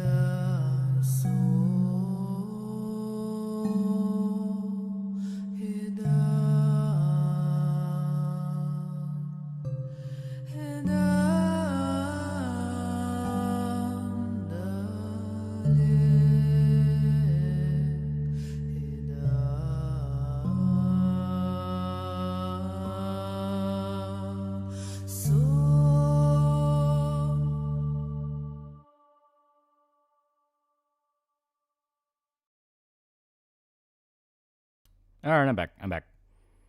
I wanted to finish the song out, and I had to get water. So, pretty good. Pretty good. I like water. I like water. I like water. All right, we're going back. We're going back. All right. Because I'm not kidding. We can finish this game by tonight. To the point, I think the cutscenes would just be fucking shorter. Much more mist might it have drunk. All went according I see someone at Chase. I feel tempted to repeat that scene from Scarface. Liberta, liberta, liberta. Last great accomplishment, I fear. Remember, Tony executed a guy who snitched to fucking yeah, I think it was Castro himself. He killed one of the collaborators. He comes to Rabanastre. Stockholm potions, ethers, high potions, phoenix downs, antidotes, and motes, and other items for you enter. Good point. At the very least, we need more phoenix downs. Our charge, actually. And what else goes with water? Gamer subs. Code to check off 10% off. Do it. Do it, or the man on fire will still be on fire. Mario Zelda crossover game with the storytelling and gameplay. Any good RPG, make it Nintendo. Kill comments for fun before a green card, yeah. As long as is possible. I will do what I can. Yeah, the guy who Tony killed was Castro's main guy, yeah. When this unpleasantness is done, you must come. I hear you watch again, go back. I will take you to the Amber Vale of Clan Margraves. Yeah, all the DLC of Far Cry 5 was mid. They even made Vietnam boring. Until then. The Vietnam one was fun just for the sake of it being a Vietnam-styled one. It's like, that's at least kind of cool. We haven't had a Vietnam game in a while. But yeah, the zombie one was kind of boring. Alien one was fun enough, mainly because it helped the character you're playing as was goofy. It was a good movie. You gonna fight Yizmat? We ain't gonna try Yizmat right now. Yizmat will kick our ass.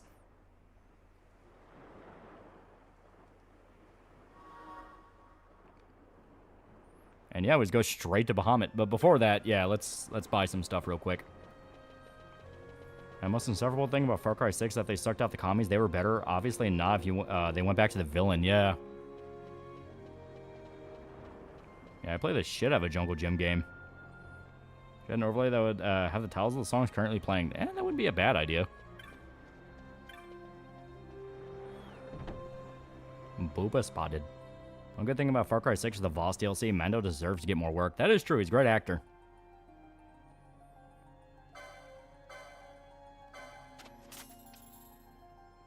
Okay, and let's sell some stuff. I do love it. You can't sell any of the chops because they're just so expensive, no way would buy them.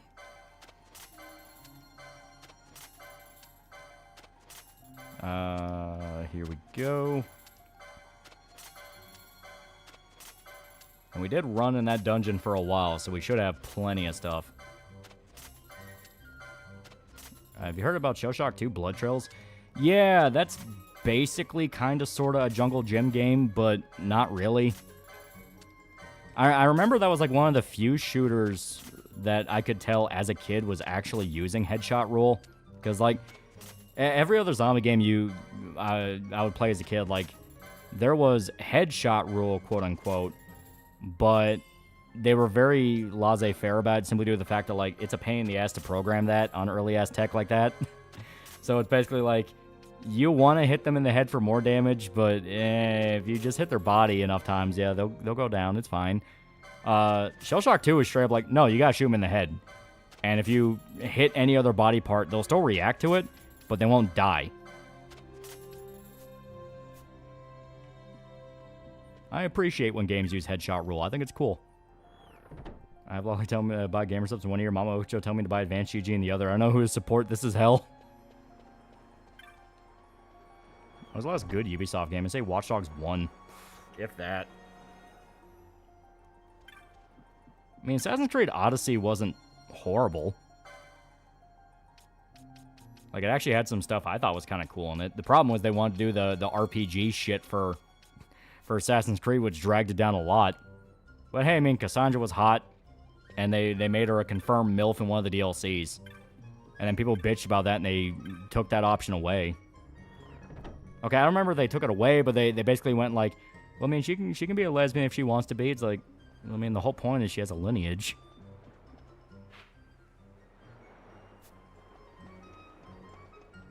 Gamer stuff just came in, even though I bought it 8 months ago. You probably unintentionally pre-ordered something or something, I don't know. I say Ghost Recon Future Soldier gameplay, and that was good. I always forget they did Ghost Recon. Yeah, Shellshock 2 is a Vietnam shooter game that Midway introduced zombies, yeah.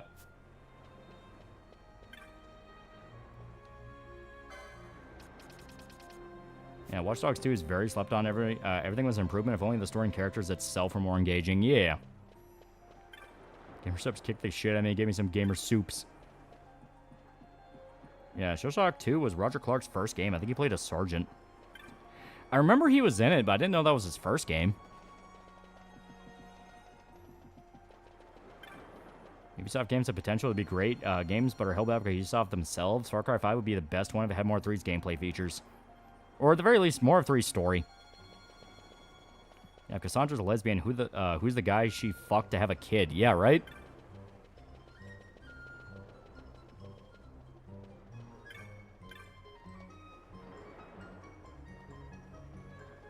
Yeah.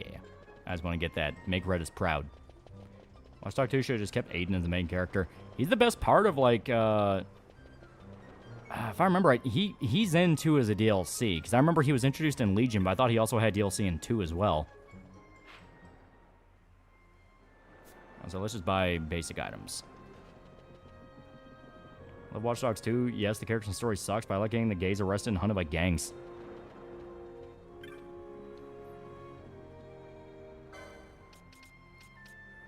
For the love of God, tell me he doesn't have a ribbon. Yeah, I think ribbon in this is something you have to specifically, like, steal or find as a treasure. You can't just buy it.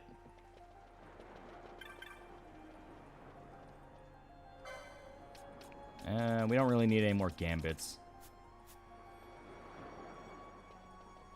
Yeah, who is the lucky late-night organ donor? Aiden has a small cameo in 2, but he has his own DLC pack in Legion, and yes, he was the best part in Legion, yeah. I distinctly remember that. Like, yeah, he was in Legion, and he had, like, the best DLC pack, because he just felt like a main character. Compared to everyone else, which was, like, a basically creative character dude. Assassin's Creed games started to go downhill. The RPG mechanic stuff, by far, that's what dragged it down the most, because it just made the gameplay actively not fun. Like, Origins used it, and it still kept the linear story, so everyone's like, oh, so you're locking me off from the main story because I gotta deal with this fucking RPG shit I don't care about. Odyssey at least tried to feel like Witcher, so you could kind of excuse it in that, oh, it's literally trying to be an RPG. And then it had, like, a half-baked Nemesis system, which also was not that fun. Like, there was just so much with it that just actively wasn't fun. And 2, his cameo was he gets thrown in a jail cell and the MC has to break him out. Yeah. Okay, I think we can just buy basic items from the tavern if I remember right.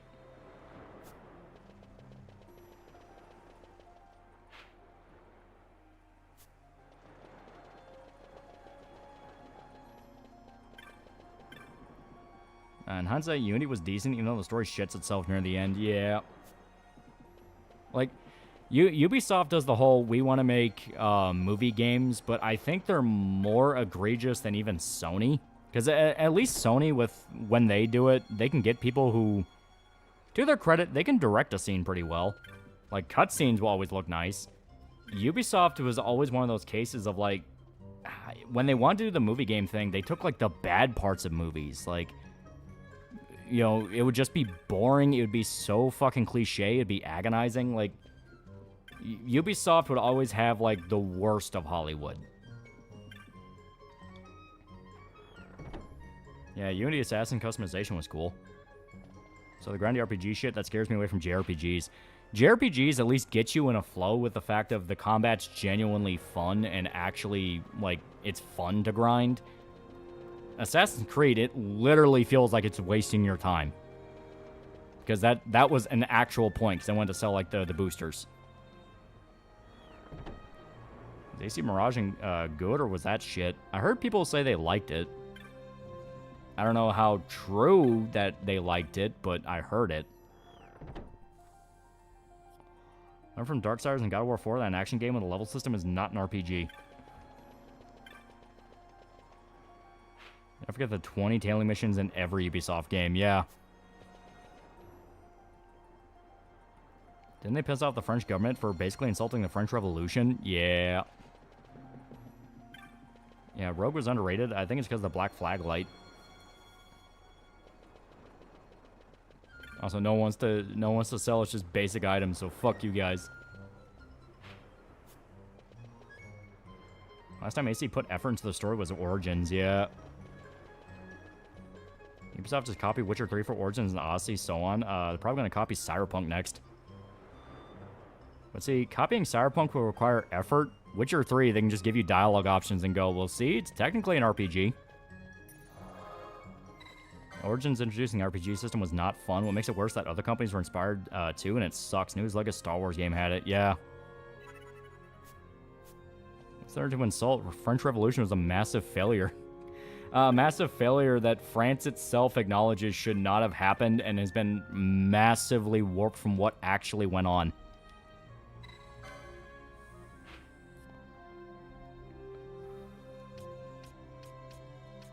Alright, I guess we're just jumping to the Bahamut. Yeah, I hate how everything's labeled an RPG. Yeah. Checking the RPG tag on fucking Steam is a nightmare. Rogue Story's overrated. The assassin go full retard to facilitate Shay's turn. Yeah. All I saw from Mirage, that mechanic that let you auto-assassinate everyone in the room, which looked mid as fuck. How do you manage to lead a revolution and then end up prominently executed by the same revolution? Ribbon 12 was found in the secret dungeon in the Haynes Mine. 15% chest appearance in Lighthouse Subterraria Abyssal. 10% chest appearance. Also 100% drop from level 99 Red Chocobo. I'm in the French Revolution. A lot of people died for literally no reason. It was facilitated by nobles, and then the peasants just started killing anyone they didn't like, including other peasants. There was no French Revolution. The world would be in a better place thanks to Robespierre being the first modern dictator. Gave us Marx. Hegel, too.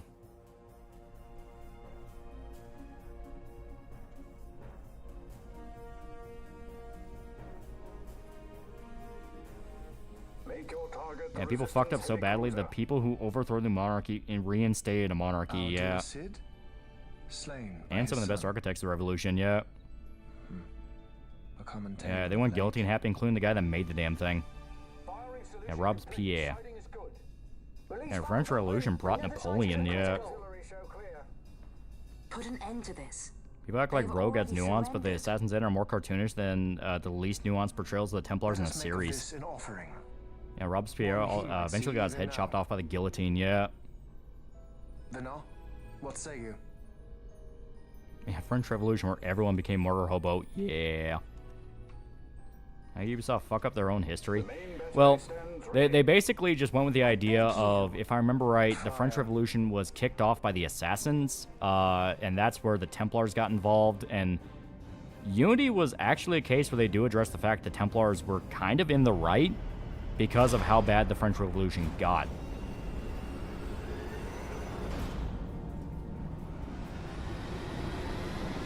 If you want to know about the French Revolution, listen to Viva la Vida by Coldplay. That's it. Yeah, I feel bad for the king's wife that was executed, yeah. Ever consider playing Magic the Gathering? There was an FF and Lord of the Rings expansion, that helps. I played it a bit when I was a teenager. I don't remember any of the fucking rules. Coldplay doesn't make music, they make emotional weather systems. Why this? Actually, is it France that's on its Fifth Republic? The resistance must needs come at us with all they have. We will answer their attack. French Revolution, one of the biggest clusterfucks in human history, yeah. Funniest thing about Napoleon ruling France was he gave French Jews more rights just so that people would get distracted and discriminating them so Napoleon could conquer Europe. They will only rise up yet again. Never forget the Communist Empire for French Revolution viewed the Thermidor reaction when the people went against the dictators as a disaster. Yeah, it was a Templar Civil War. The French assassins and Templars had a treaty for the revolution, yeah. My comments don't appear. Yeah, YouTube autoflags people. It fucking sucks. And if I am? I think it's the most retarded take you heard about games from video essayists. Last of Us 2 Saga still probably has like some of the dumbest ones because it was explicitly just, no, you didn't get it. Coming from people that... I really don't like pulling rank on it, but like, you kept hearing, no, you didn't get it from people that didn't watch half the fucking inspirations to Last of Us. You know, the whole like, oh, Joel, every death after Last of Us 1 is directly Joel's fault, and it's like, some of these conflicts were happening way before he ever got involved. What the fuck are you talking about? And like the whole, but you see, like, it's about vengeance and how it's bad. It's like, yeah, guess what, asshole? Every other fucking art house movie does the exact same thing. And people trying to explain Persona series without playing Persona yet. Well, I got what Last of Us 2 was saying. It was still stupid, yeah. No, but you didn't get it from tourists. Wasn't that Cosmonaut? It was a bunch of different people. One thing I heard from essays that Fallout from the beginning was meant to be a critique on the evils of capitalism. Yeah, even though the whole point is it's ideology. Yeah, Naruto, all I have to say, yeah.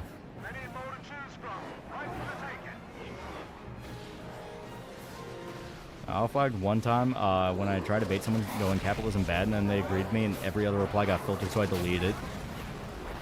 Talking about Donkey? No, that's the best part. Like, these takes I'm talking about were multiple different people. I think the guy that did the whole every kill was a one by Joel one was a guy by the name of, what was it, Just Right? I think that was the guy who did it.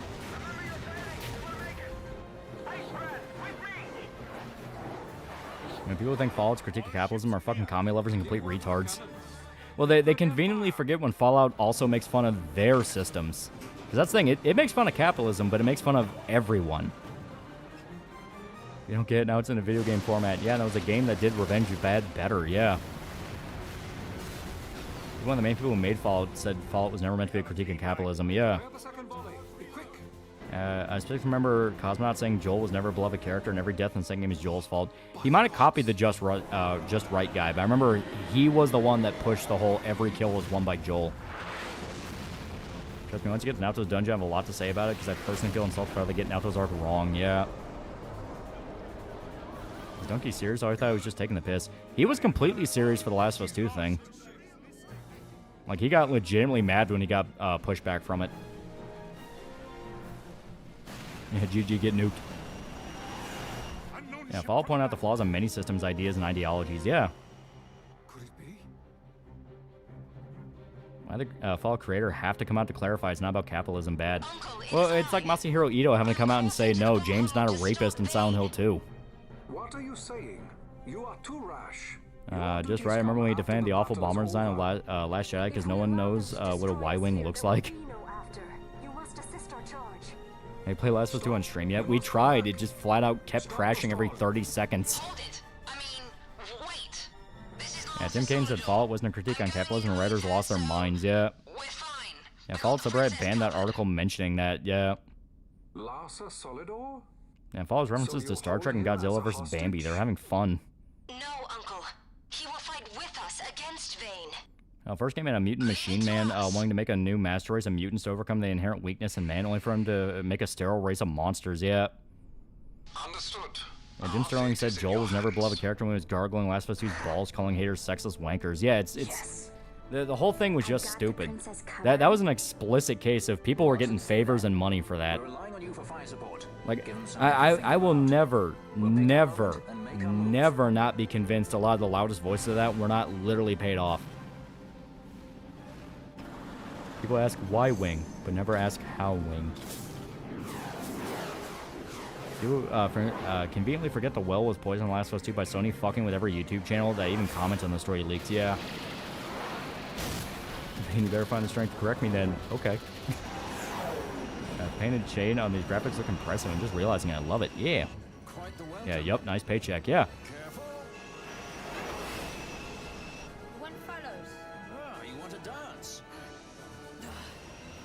Yeah, he fucked up so bad he killed himself depending on your dialogue choices, yeah. Last of Us 2 win Game Awards, someone had to get paid in hundreds of grams of coke to approve it. Yeah. Like, it's one of those things where you can only really chalk it up to, it was Last of Us, therefore people will defend it because, well, it's the new Last of Us, that can't suck. Or people were distracted by pretty shiny graphics, or they got paid off. Because, I mean, the story just had, like, very fundamental flaws that you could not ignore. Like, even if you want to take out all the more rage-baity examples and you want to ignore the whole, like, how would a cure even work thing, just as a story, it sucks. It's boring, it's padded out, a lot of the shit you do in it does not matter. Yeah, someone was copyright striking channels for simply talking about the story leaks that we didn't even know was true, yeah. Yeah, now people hate Neil Druckmann and reevaluating it because Neil's Israeli, yeah. Vane will be in the fortress. You understand that was not a critique of communism, that was a further critique of capitalism, thoughts on communism. And so think about how Abby went on a big quest to find medicine for the Asian girl's arm, only to come back and find she lost her arm anyway. And then she dies. She fucking dies, so it's like, what was the point of any of this? Let's get going then. Sometimes I wish I was slinging coke again. Oh, I could change by bribing retards in power. Oh, but Lolly, Abby's dad saved a zebra. Yeah, it's like, you could, like, feel how bad the dialogue was compared to 1. Like, 1's dialogue was very consistent. It was sharp. It was to the point. I don't think there's a single bad line in Last of Us 1. Last of Us 2 felt so amateur by comparison. There's a reason why I brought the CW comparison, and it's because it really did feel like that multiple times, in the sense of, these are not characters talking like what human beings would talk like. This feels off on every level. Like, it's stilted, it's awkward, it's not that funny. Like, the actors themselves were good. You know, they tried their best with it. It's just the fact of nothing in it felt natural. It felt like a Hollywoodized version. Does Fat Girl have something to do with Cuckman hanging out in Israel? If so, thank you, possible man who may not exist, for giving us Fat Girl. Coworker tried to convince me to watch The Last of Us show. I called it manifestation of redundancy. Across $2. I'm glad Spider-Man 2 critique is more common now. Bioshock Infinite wasn't a very good story, but I enjoyed the characters. Really liked Elizabeth, and she was cute.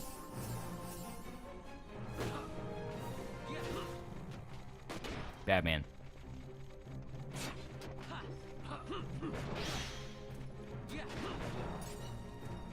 I remember when Naughty Dog made video games, I missed Jack and Dexter. I've seen how CA keeps breaking Warhammer 3 with every patch. Yeah. Well, Warhammer 3 just seems cursed compared to, like, even 1 or 2, which 1 and 2 launched in pretty rough states, but they were able to patch themselves to the point of, like, oh, this is genuinely fucking sick. In Warhammer 3, it just seems like every single thing they do just doesn't work.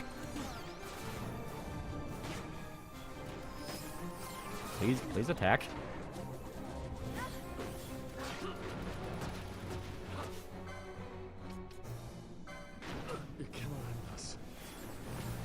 I know I hear him because he's using magic.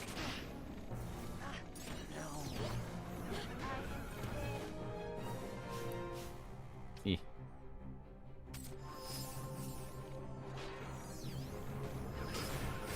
Here we go.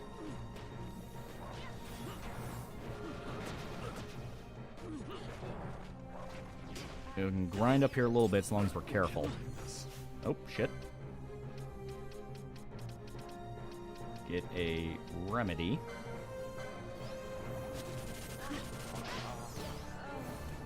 Also, I really need them to watch each other's backs more. Kinda getting your shit pushed in. No, this is still way more manageable. It's just the fact that I gotta kind of wrangle the quirk with it. We're like, yeah, see, Fran was literally just sitting there letting herself get attacked.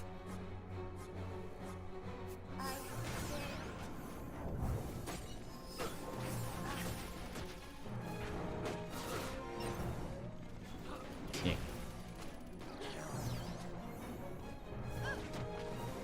Come on.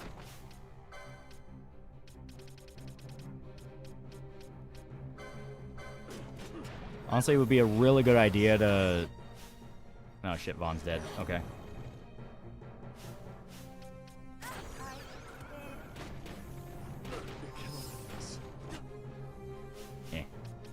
Yeah, let's just bail, because this is an infinite spawn area where they're just going to keep coming. But it's a good grinding spot. The problem literally just amounts to the fact of we probably shouldn't do it right now. Usually I'm working, so I'm not watching the stream now. I'm in a hotel. I'm watching it live. Yeah. The Last of Us 2 being so unsold, they literally have a character playing Hotline Miami before you kill them. Yeah.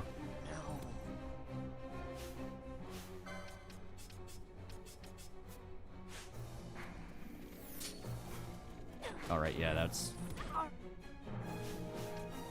Here we go. Oh, come on. Ellie feels like a completely different character in 1, like... There we go. Like 2, edgy CW version of her character. She was also ironically more mature in 1. Yeah. Yeah, panic. Yeah, the camera was kind of fucking me over because I couldn't see where she was going. Okay. So I have a really good idea that I probably should have done before we even got into a fight. which is, if you remember,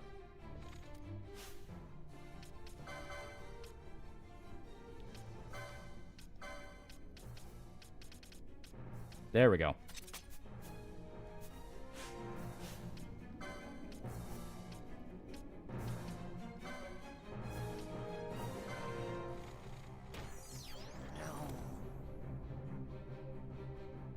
Ah, fuck you. Ah, actually, fuck you. Holy shit. Okay. Wasn't Rare for Last of Us 1 and 2 different? Like, Druckmann was only part Rare for 1, but in 2 he kicked everyone out and took over? Yeah. That is explicitly what happened. Ah.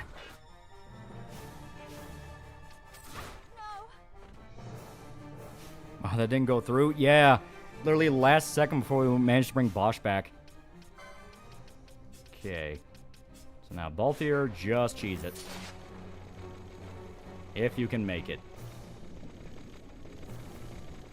Yeah, he should be able to make it. Ah, fuck. One got an attack off.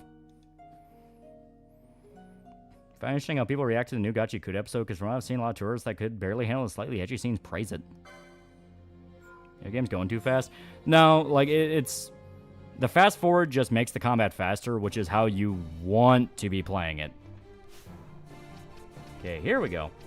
The big problem is I fucked up. That is explicitly what kind of screwed us over. Because if you remember, Vaughn has silence on. Originally, I was running him with... There it is. I was running him with a accessory that would make him completely immune to silence.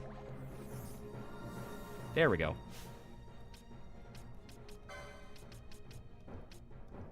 Ah, fuck. Now they're locked into an attack. And they're just gonna keep fucking...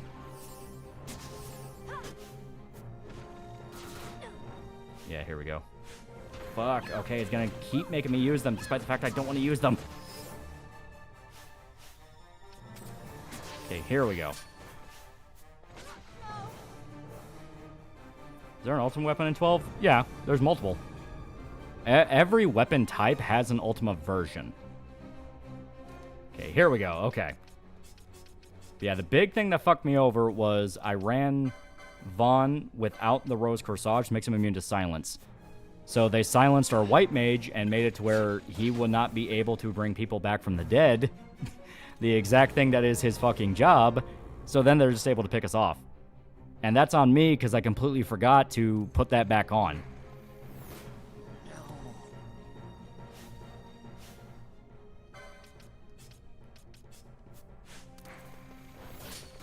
So yeah, we're kind of paying for that.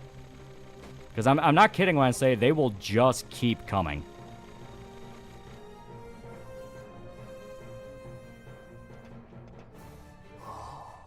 Yeah, oh, silence white mage. That's bad. Yeah. I'm back. Stopped to watch a clip of Bibu going nuts in the game that led her pee standing up. She got way too excited. What, Postal? Druckmann's original plan for 1 was to have Tesco on a revenge quest to kill Joel. The other writers told him that was stupid and scrap that. Yeah. You consider Destroy All Humans a Halloween game? Weirdly enough, I've always considered it a summer game. I don't even know why. Just I always... Maybe it's because I played it all the time during summer when I was a kid. When Coco wanted to add in personal experiences, hanging out in Israel for Last of Us 2, kind of tempted going and asking people their thoughts. Probably the same everywhere else, yeah. And that's what I mean by... You can tell the difference between... You can tell the difference between what Neil handles and what everyone else handles. Because, like, he is a genuinely good director. He can make something look very nice. He has creative ideas. But he fucking needs a Tard Wrangler. If you let him near the actual story and dialogue without filtering it, it's gonna be bad. The Resistance fights their battle well. Popular opinion, Vaughn's most underrated protagonist in Final Fantasy. I don't agree, but I can see where people like him. He's basically just Luke Skywalker. It's hard to believe. I can't even imagine trying to rule a whole kingdom. A queen might always run away with the help of a sky pirate looking to raise his bounty a peg. I doubt our queen would need the help of any sky pirates. Do you really think me as strong as all that? Who said anything about strong? You'll make it. Don't compliment the retard. He doesn't need to think. He's real people. Speaking of spooky season games, Lolly, you and Cho should emulate PS1 Jersey Devil game. It's not great, but it has pumpkins and plant monsters. That could be fun. I've never even heard of that. Oh. Man, that's just mean. Immediately murders him right after a cutscene. Alright, here.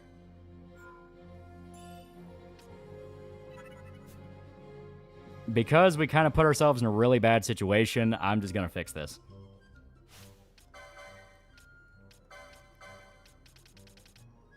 There we go.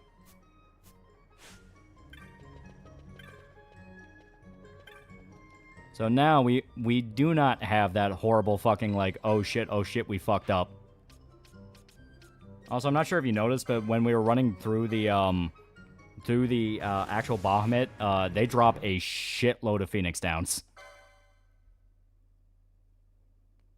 If the guy that supposedly has great ideas needs someone to hold them on a leash, do they even have good ideas at all? Yeah, I mean, like, an idea man's a real thing. I mean, George Lucas is considered an idea man. Great concepts, but he needs someone to help him.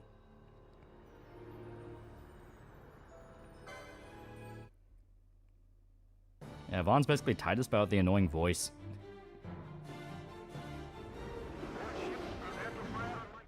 Yeah, does that just skip through all this? I mean, Vaughn's pretty generic personality and appearance, but he has lots of charm, moments of genuine depth. Neil and then myself insert his anal sex with Tard Wrangler. No bad. Neil. Neil. Bad. Bad Neil. Jersey Devil is built off the same engine as Bugs Bunny time travel game. Both games have this geometry glitch where you, if you run off an edge, the character auto jumps every time. Vane will be in the fortress's command tower. I saw something of the like on our way in here. Here we go. Here's Seamus from Fairy Tunes making his own show called Twisted Plots. Hopefully he does more than just, guys, politics, because that's not going to age well and it's not going to work. But if he's able to turn it into more of its own actual independent thing, could be good. He clearly likes animation. He's been doing animation for a while. Yeah, Vaughn's clearly last minute, but he is okay. Yeah.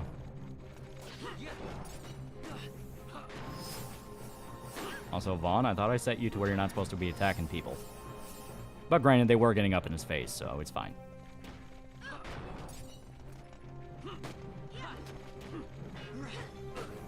Yeah, see?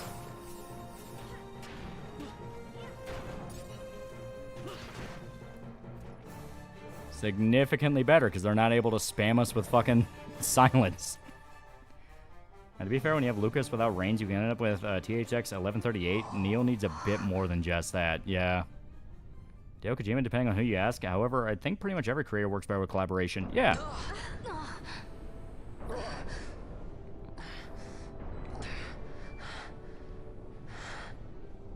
I think he pulled off. Look at Anti-Woke Dog. That was a hit. When George Lucas has help from other people, you'll get good stuff. He gets no help, you get the prequels.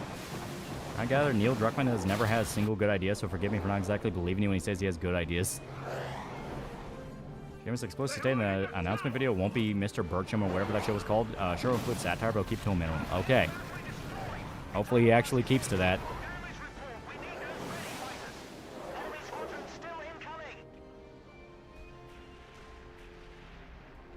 Lucas's ex-wife ran him in for the original Star Wars. She was the reason, wasn't completely retarded.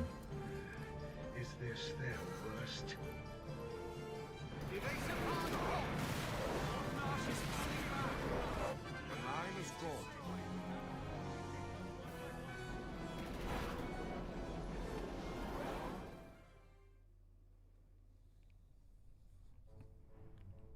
How evil and hateful does protagonists need to get until you can't continue following them?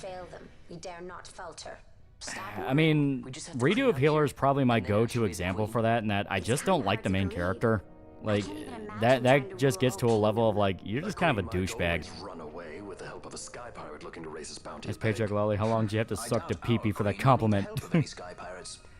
Pilot's almost done anyway. Something about a giant mutated chicken from what I could see. Robot chicken? Jersey Devil wasn't the best platformer, but is generally known for having an awesome soundtrack. It legit sounds like Danny Elfman's score for Batman. Oh.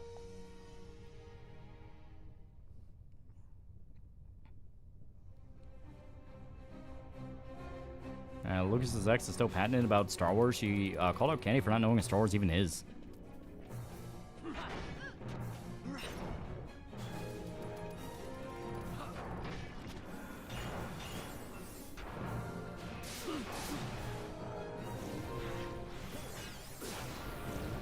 Oh god. Okay, they're spamming sap.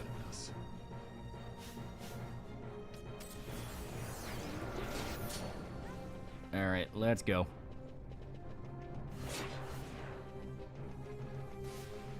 Oh, and they gave Fran disease. Fuck.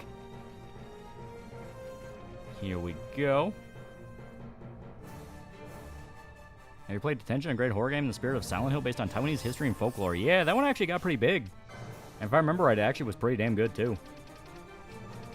And, of course, there's no fucking serum. God damn it. I really, really hate disease. It is such an annoying stats effect.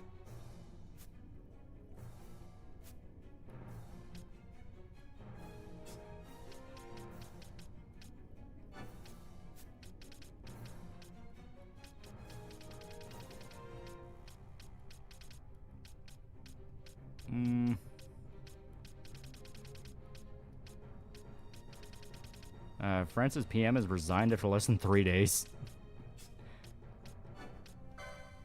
Is he that annoying? H-Pan's fascination with Bishi protagonist, Cloud, Squall, Titus, Vaughn, Noctis, the blade list goes on. Squall I wouldn't really consider. He was more traditionally masculine than, like, honestly, all of them. At least in terms of, like, the modern Nomura ones. Your protagonist in a war, and happy to hear that children from the other side of war died horribly. Would that be too evil? Yeah, that's way too much.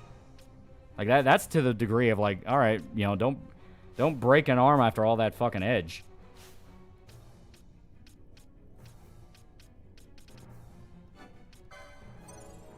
Another reason why Seamus series be a lot better is an anthology. Oh.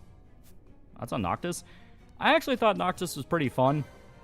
Like, obviously knowing more about, like, what he was meant to be helps in the sense of, like... it's like what I do brought up earlier. He was meant to be a lot more introverted, and basically, like, he was a shut-in that's forced out into the world. So, he's more fun in that regard. And if I remember right, Brotherhood also talks about it a bit more. I wouldn't say Zidane's the Bishi considering the art style. Yeah. H-Band loves the pretty boys. Is there a Squall Bishi because of his taste in fashion? Clearly wanted to look like a supermodel. Chocolate mint ice cream? Yes. Yay or nay? I like mint. I think it's good. Yeah, Squall is based on River Phoenix. Yeah. Here we go. And if I remember right, there's going to be a mini boss fight here. So, Fran, don't fuck up and die. I think Macron's government keeps collapsing because their coalition keeps fighting over political goals. Macron won't do election because his party could lose power. France is a shit show that everyone becomes prime minister decides fuck this shit. That's my theory. Yeah, George said numerous times post-production is his favorite part of the entire filmmaking process. I am Judge Would Vivi be considered Bishi? Can a Golem be Bishi? Noxus is great. I'd like to see what Nomura had in mind for him in verse 13, but yeah, Noxus is good for what he is now, especially Ray Chase Ray Chase gives him. Yeah, Ray Chase did really good with the character. The empire that destroyed my homeland. Gabranth, do not blame yourself anymore. Squall also tried smacking Renoa in that one scene, but failed. He didn't try hitting her ever again. Can't say the same for Cloud, who beats Eric multiple times. Yet you still hold on to your honor. Can you name any anti-heroes, not villains, are war criminals? Frank Castle, technically. And defender I have. How is it that you have survived? Is it not because you Speaking of age gap relationships, why does Macron's wife's skin have the consistency of a prune? All was stripped from me. Only hatred for I think need more scenes like the rooftop scene with Noctis and Prompto. Yeah. And there was gonna be more, but they wanted to save all that for extra media stuff, because you get a lot more of that in Brotherhood. Most precious. Yeah, Frank Castle dropped a nuke on Island. Or is that not answer enough?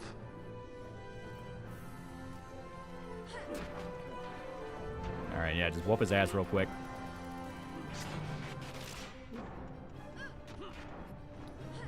Look at how much damage Bosch alone is dealing him. Oh my god. The enemies are harder than the actual bosses. Long have I walked in hatred's company. Also, most As long underrated as I villain can here. curse He is really your cool. name, I shall not be defeated. Bosch never gave up while his brother rolled over and begged for the scraps the Imperials give him. Yeah. I welcome it. Castle didn't drop a nuke. He simply stopped the missile from leaving the isle and let it explode. Your life ends at my blade. This might do damage if I remember right, because I think I always remember this fight as like it was kind of a glass cannon. Oh nope, never mind. I kept thinking like no, like he took a lot of damage, but could also deal it too, and it's like oh no, we didn't even feel that. The only one that felt any of that was Fran, simply because she has disease and it eats away at her pool.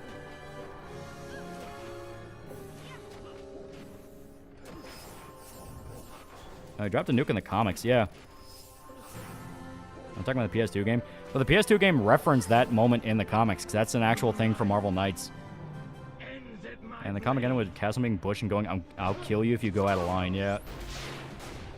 Very cringe by Garth Ennis. Fuck no, that wasn't cringe, that was awesome. That's like one of the most hardcore Frank moments. Because in its defense, it wasn't specifically George Bush. Alright. Go fight your brother. Go fight your brother.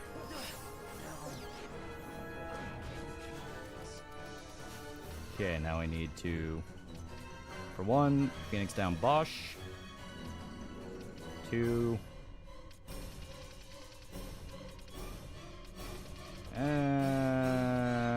Fuck it, why not? He's low on health anyway.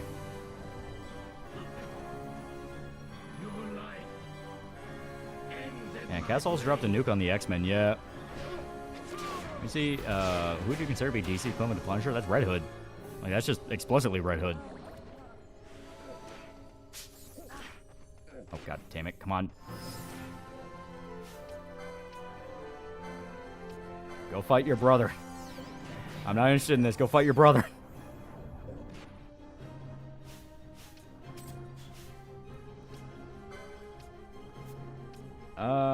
Fuck it, he's close to dead.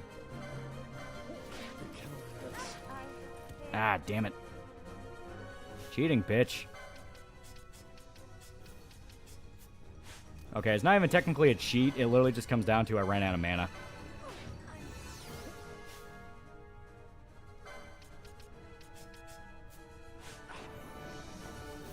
At your best. Here we go.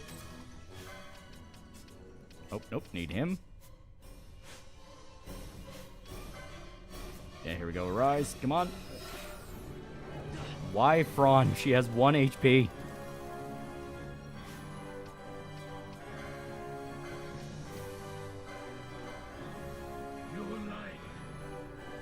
Yeah, Frank is very apolitical. He doesn't have a high regard for politicians. Yeah. He's faster in instant attack as he berserk. To be fair, I think he is. I think towards the end of the fight, he does basically go into a berserk state. Because he does a lot more damage, but he also dumps a lot more defense. Comic was it where Frank threatened Bush? I would try to find that one recently. I couldn't remember which one it was. It's Marvel Knights. It's the one where he's on the island full of criminals. I don't remember the exact name of it, but yeah, he nukes the island at the end and then he goes visit George Bush because George Bush tried to have Frank killed. Yeah, he should be able to remove his berserk side effect. Yeah. Honestly, the fight's like really piss easy. It's just that last stretch of it. And a lot of that literally just came down to Vaughn ran out of mana. So I just got to watch his mana more tightly.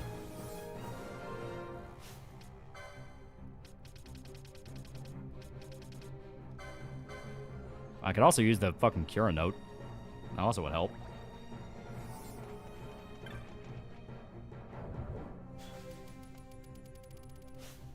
Come on. Come on. There we go. And Protect on Bosch are really good too. Not a bad idea. In fact, let's go ahead and do that. Because, like, yeah, even with Fran having disease, it really didn't do a lot. Granted, it's mainly because he's fighting Bosch. So yeah, we'll put protect on him. Yeah, you can see, like, damage-wise, he does a fuckload of damage. Also, Vaughn, come on, goddammit, fucking heal. Long have I walked in hatred's company. As long as What president would Frank like? Teddy Roosevelt? I'm not even kidding. He wouldn't like any of them. The big thing with Frank is he's completely disillusioned to how the world works. He only sees it in terms of civilian and criminal. I think the only ones he would even have like a partial respect for would be like presidents that were former generals.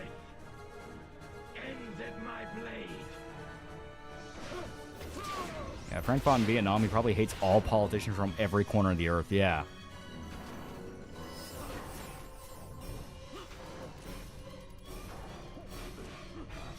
Also, cast another protect.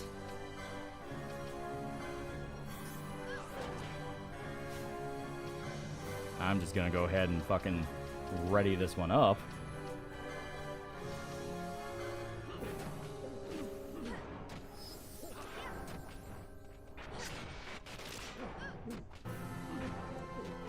There we go. Now it's coming together. And last stretch, assuming he doesn't die, we can probably pop a quickening. Because, yeah, see, that last stretch, he gets a lot more... Yeah, he's flashing red. I think he is in a berserk state. What does this soon remove? Every basic stats effect. So stuff like blind, sleep, confused, things like that. The specialty ones are the annoying ones that you need an item to remove. And I think Asuna Ga is the one that actually like cures a lot of those. So here.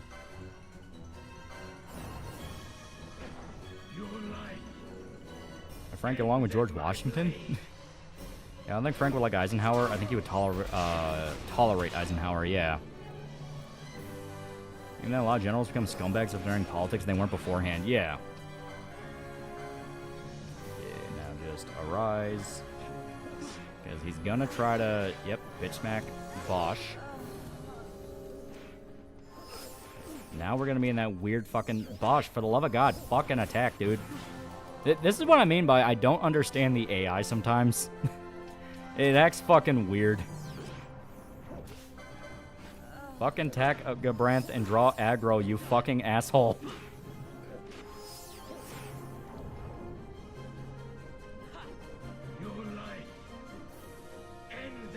Yeah, fuck this quickening spam. Well, like... it's not even that bad. It's literally just the fact of, hey, stop standing around and fucking fight.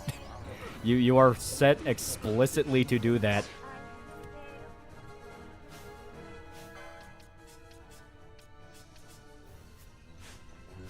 Okay, here we go. Honestly, I don't even know why I have Pinello here.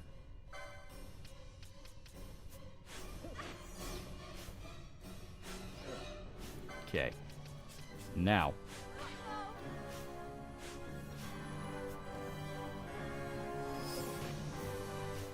Come on.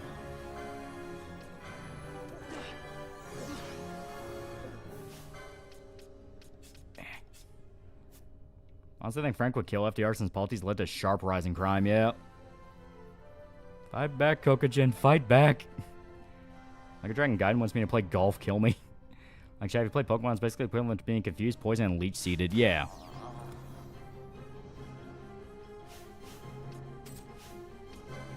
Come on. Actually, no. Better idea. Here. Well, Bosch can actually... God damn, dude. And then Blink Red, usually bosses, they take like half damage across the board. I'll try seeing if you hit Gabranth with Dispel.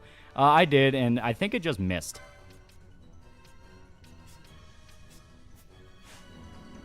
Okay, come on.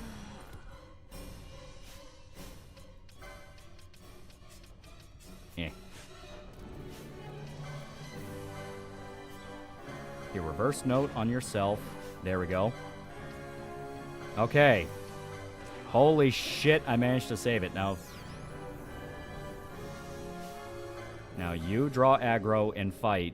Your life ends Didn't Garth ever read Nick Fury comics? Yeah, they're really good. Found that in the Norm show, shitty poor man's version of All in the Family, and I only watch clips that's already funnier than Norm. If you haven't seen All in the Family, I recommend. Well, the Norm show basically came from that era of every comedian ever had to have a sitcom. And even, if I remember right, even Norm Macdonald himself basically said it wasn't that good.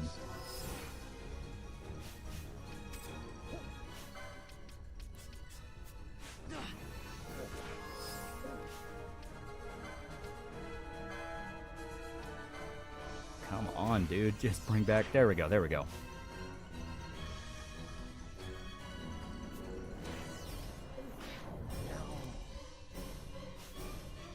And using 9-hit combos.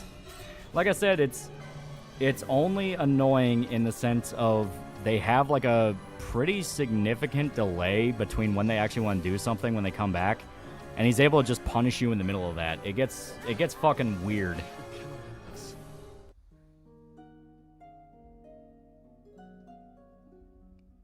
Yeah, I thought I talked about the Norm show on Twitter. Yeah, it has some funny clips, like when he goes into the Necrophiliac Anonymous meeting thinking it's a Gambling Anonymous meeting. That's funny. It goes against white nationalist, anti-Semitic bank-robbing crew and a socialist Jim Jones-style cult back to back. He doesn't care about politics, only if you're a piece of shit. Yeah.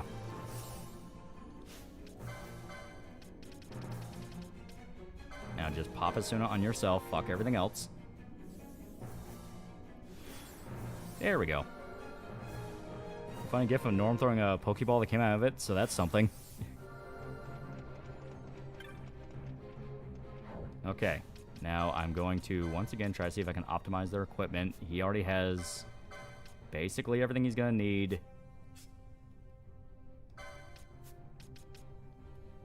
She has everything she's gonna need. Even though she should be doing, by this point, like, way more damage.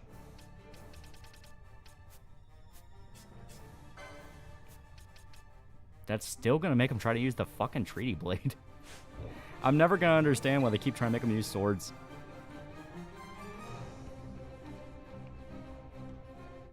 Here we go. Yeah, see you in hell, Osama bin Laden. How's the Norm show fare against the new Norm?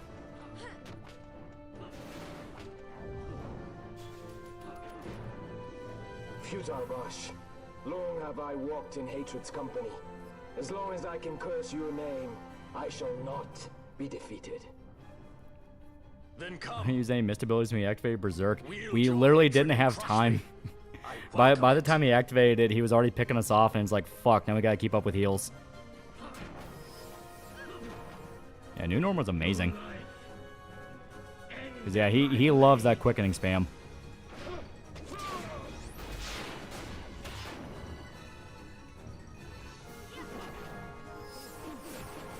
Here we go. Also, put Protect on Bosch. Yeah, the reason I make everyone Foe Breaker is maybe it's just the way that I play it, and maybe it's just not optimized the way it should, but I never feel like spells in this game that are not healing spells ever actually do anything. Like, I think if you like a lot of the magic and stuff like that in Final Fantasy stuff, this is probably, like, the worst game for it. It never feels like magic does anything. And like I said, maybe that's just because I rarely ever actually, like, spec people into magic. But yeah, Foe Breaker just does way more damage.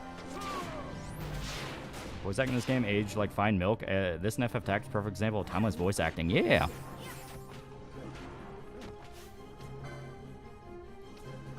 Okay, now we're gonna do Mist.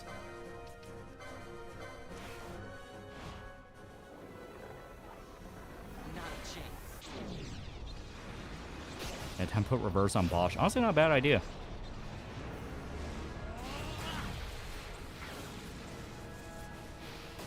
Nobody likes the new Norm.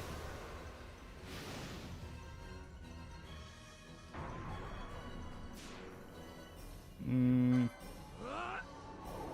12 as a manga, yeah. I mean, to be fair, the story in 12 is really good. It's just some quirks that kind of make me go like, eh. And a lot of time, I really have to emphasize this enough. The reason we're seeing the worst of the quirks is because we have been rushing through it just for the story. Personally, I think the voice acting in 12 is the best in the whole franchise period. 7 Remake doesn't even come close. 12 has some pretty damn good voice acting. Also on the Lady Snowblood, classic.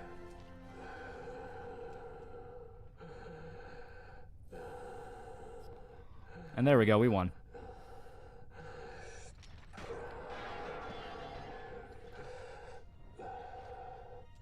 Yeah, I really like the VAs in this game. They're good. They're really good. I wish Dragon's Crown got a third manga. I would ask you the same. Let this end, Noah. Chat, please watch Lady Snowblood. It's awesome. Yeah. Game over? No. He's a lead up to the final boss, but the final boss, I think, is a few floors ahead. We just talked through Helmet, a small detail most wouldn't do. Yeah. Real Rob Schneider's shitty TV show where he's the coolest guy and epically owns all his haters and shows Oof his sexy 29-year-old totally attracted to him Mexican wife.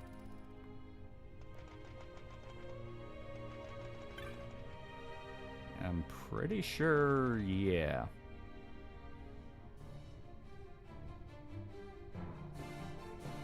Okay, yeah, no, we do have to activate the lift. Yeah, because he gets in the way of you activating the lift, that's why.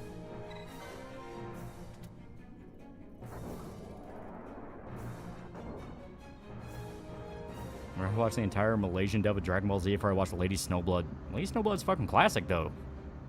Like, dude, that's a classic samurai movie. Most annoying thing about the final boss, he does piercing spells, meaning Reflect does not help you and they really hurt.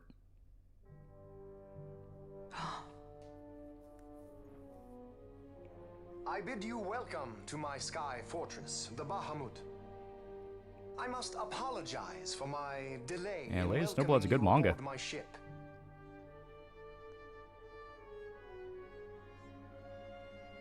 Permit me to ask, who are you? I like the manga, An though. angel of vengeance, or perchance a saint of salvation?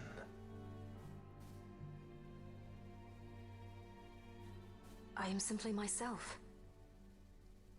No more. Yeah, isn't no less. Lady Snowblood the inspiration from Kill Bill? One of them. Only to be free.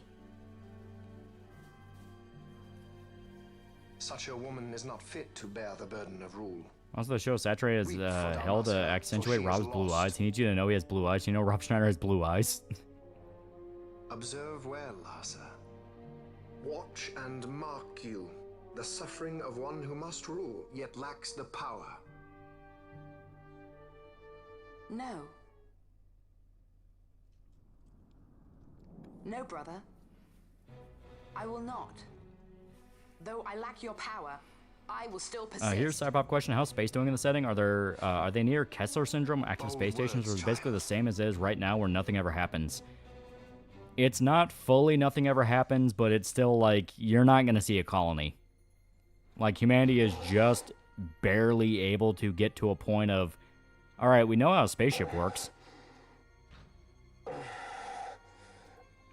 Ghost of Yotai took advantage of the female samurai in Kunoichi. And I don't remember Nicktoons airing Dragon Ball GT.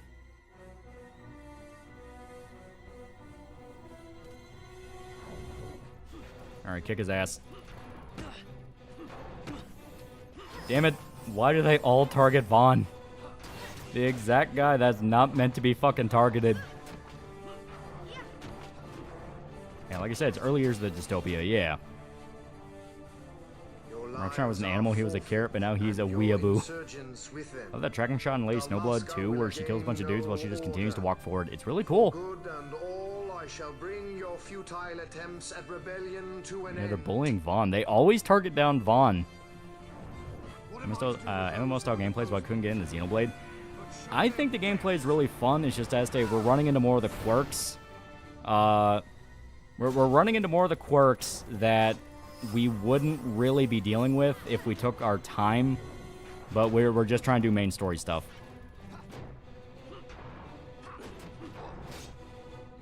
Like, we haven't even done any of the hunts. Yeah, Vaughn gets a lot of shit because of his costume. The game codes that Vaughn gets most damage. No, what I think it is they target down Vaughn because they know he's the weakest. Because it's an actual gambit you can actually set for your party. Target the weakest enemy. So you can target, like, boss ads and things like that. Oh, there we go. We won. But yeah, you can, like, target boss ads, things like that. And I think that's just how enemies this high level are set, where it's basically hunt down the weak link. Because they know the weak link is either your time battle mage, your white mage, people that are more the support units. Yuki, space is haunted. Rachel, what? Load salt slug round. Space is haunted. Before anything regarding Europe basically being an anarchist... What? Fuck person by accident. Yeah, before he said anything regarding Europe basically being an anarchy. Yeah. Hey, when anime AI picks on the weakest party member over and over again. I could go to space if I had money, not hard space. Shipbreaker territory won't be there for a while. Yeah. I like cyberpunk. To me, if you start delving into space, that's no different from just straight up sci-fi. There was a one-way trip to Space Colony, to Space America. Would you take it? I would have to know how bad people die up there. Because if it's a thing of, like, horrifying deaths are common, fuck that. I'll stay on Earth. How often does Frank think about killing himself or dying in battle? Depends on the run. Yeah, final boss time. Yeah, this is the actual final boss. Or I think the actual final boss is still a fight or two ahead, but he is one of the lead-ups to it. Cyberpunk setting as space stations and moon facilities. Yeah, like, to me, that's as far as it should go. Yeah, at least the game is pseudo-smart. Most would target healers first. Yeah, it's what you do. You target the support and mages. I said Europe was basically an anarchist hell. I kind of thought you would have gone down the path of Europe looks cute, but it's really just horrifying Combine-like dystopia. No, just full-on Children of Men style anarchy. That to me is more interesting. I will defend Lord Larsa. You want to be the founding father of New Kentucky? No. Treason bears a price. One I gladly pay. You can be okay until Xeon gasses you to use your home as a weapon against future UN. Yeah. I played the original two Baldur's Gate games. I tinkered with them, but a lot of CRPGs, I get to a point, and then I just take a break and stop playing them for a while. Oh, that's why. Okay. Pop an elixir for Vaughn. Bosch. The only real issue... Yeah, the only real issue with that is the fact of Vaughn will try to heal, and that will kill Bosch. And yeah, Fran's gonna keep dying because she has disease and she's down to 1 HP. Alright, Bosch, now hit him. Hit him. There we go. That's better.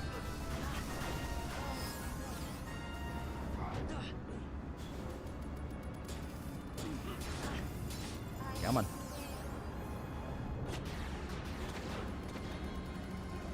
Bosch, dude. Yeah, disease is cancer. It's so fucking annoying. Like, and the fact you need a serum to cure it, I hate that. I hate that so much.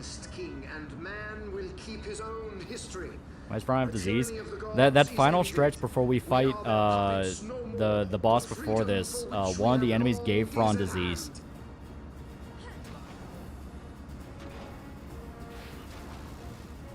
Like, I'm okay with her having it just due to the fact of we have plenty of Phoenix Downs and Bosch is our main tank, so he can soak up more of the damage. Fan of Broly, I see. Yeah, I really love Bio Broly. Kick this nigga's ass. The most evil side effect in FF history. I'd rather have Pointless yet. Fighting for Space Noid rights and independence proceeds to kill more Space Noids than the Earth Federation ever did. Xeon truly is an ideological state. Sasugo Tomino. Yeah. Yeah, that's the shit that confused me. It's like, dude, fucking fight.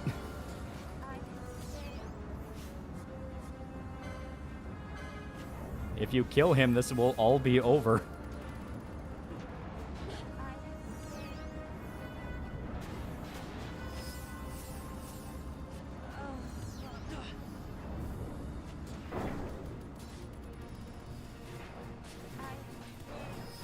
The only thing I can think of is maybe some gambits are conflicting with each other, even though they're supposed to operate off a priority system. Basically, depending on the situation, they're going to adjust the order.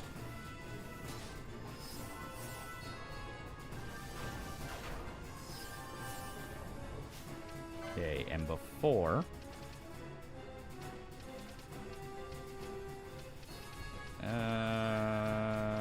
fuck it, pop an ether.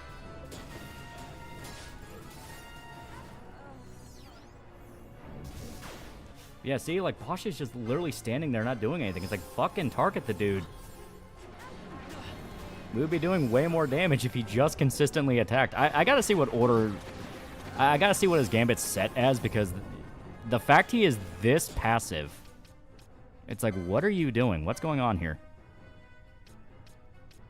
Yeah, no, here. So he's waiting mainly on Fran to die. There we go. Now he's a lot more aggressive. Hell yeah. Okay, pop an ether. Fran has that thing where she'll give more ether. Alright, yeah, but she died. Okay.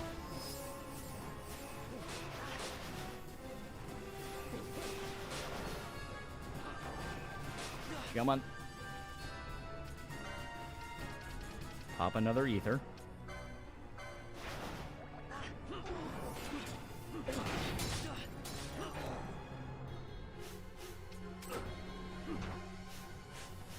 Alright.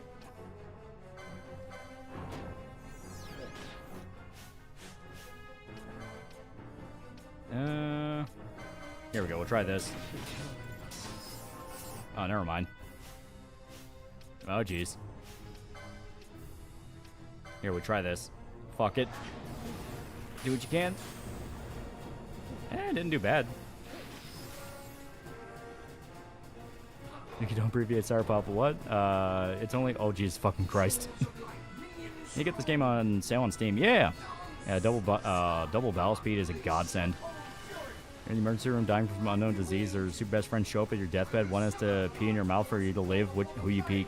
I'll pick Pat. Because he can tell the story and nobody would ever believe him. I was born the wrong time. I should have been born in humanity focused on space exploration. I don't care if I have a high chance getting planet carpet bomb.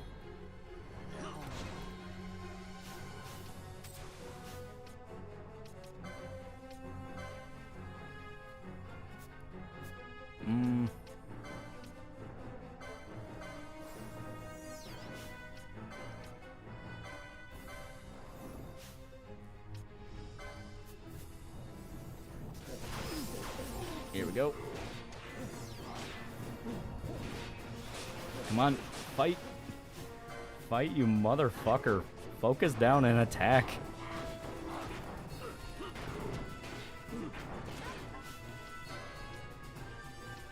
Okay, now... X potion. Alright, X potion for some reason doesn't do a lot. Yeah, just another case of crazy talk, yeah. You know what? No. Here we go. I don't trust any people in power put my ass in space. Are too busy shoving something up my ass, yeah. Yeah, let's actually set her gambits.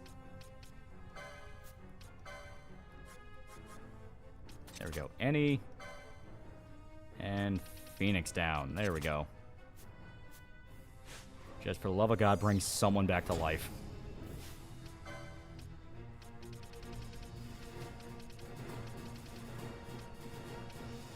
And give Vaughn an ether so he can actually do shit. And he is trying to attack that fucking moron.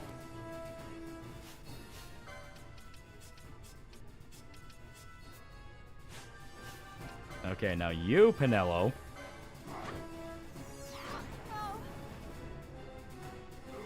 chat, no matter how far you are in the future or past, you're still getting sent to the Middle East. Finish him with missed abilities. That's the problem. We're literally at a point now where we can't. Because, holy shit, stop trying to attack, you fucking idiot. There we go. Oh, never mind. Plot twist, it was all a lie, and Pat just really wanted to piss in someone's face, and a dying person was the perfect target. You died kissless virgin with pee in your face. Yeah, Loli ain't looking too hot. Yeah, that was a case of, like, they were actively kind of fighting their own gambits, so I kind of have to readjust before we even start the boss fight. Because, yeah, you should not be trying to Phoenix down everyone. You are the tank.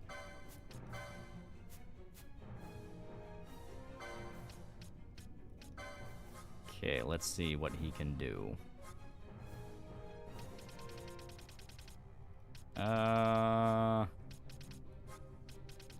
Where is... Does he... Oh, there it is. There it is, yeah.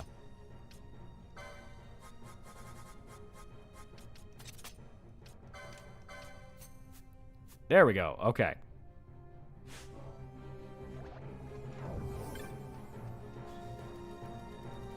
Oh, and actually... So he's not going to be burning a bunch of ethers trying to get this one...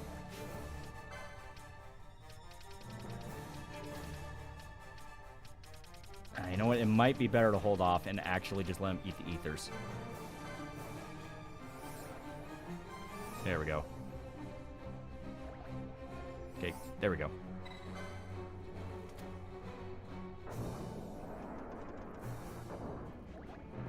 Yeah, Bosch really looks like an anime Josh Brolin. Rank every Dragon Ball movie from DB to superhero, please. I don't remember a lot of them, but superhero was fun. I like the Broly movie. That was really cool. Which Broly movie? Exactly. Fuck you. I'm not answering. Okay, here we go. Kick his ass. Yeah, first phase he'll go down super easy because his brother's helping kill him. And Vaughn, god damn it. You know what? I'm gonna change that gambit of his to heal. Here.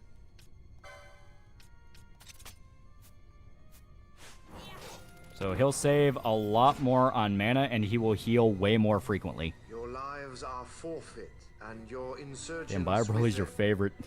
Go for Punch game opening or tutorial set during Vietnam and gameplay like Max Payne 3 shooting and stealth like Hitman. That'd be cool. Pat pissing on the face of a dying person just because is very in character. Exactly. No one would believe him because they go like, oh, that's just one of Pat's rants.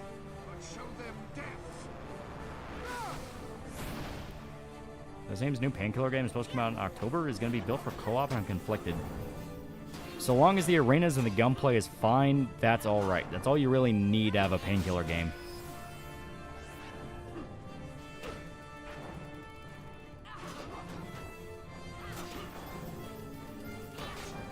Here we go.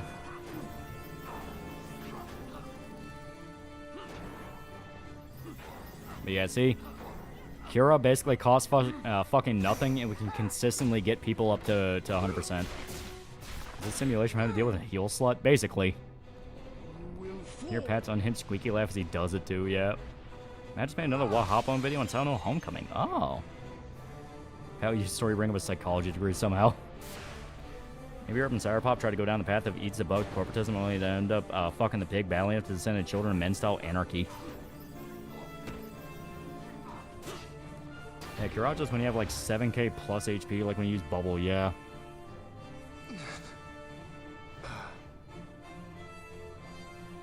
Does Vaughn know Holy? I think he does, but like I said, I do not use attack magic in this game. Attack magic, no matter what, is fucking bad for me. It just doesn't work. So Steam is down. Huh. Very Canadian accent. Yeah, like I just pissed in this retard guy's from Kentucky's mouth and he was on his deathbed. You have all remedy lores. Remedy should cure disease. Also the white magic spell cleanse. Yeah. You didn't get to use Kung Fu quickening.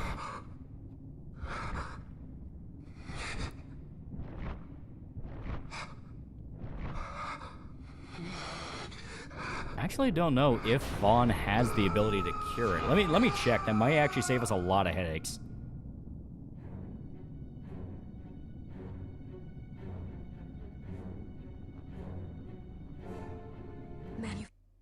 Also, yeah, it's just the cutscene again. Well, hey, I want to piss someone's face. Okay, fuck's this golden showerfish does our come from? It would be the most bossy shit, though. Like I said, you can hear it. You can hear it. It's like, yeah, they would totally do that. Okay, let me see if he actually does have remedy lures. Because I know Fran gets a bunch of them, but I don't think she gets, like, the most advanced ones. I think she just has enough to keep you alive.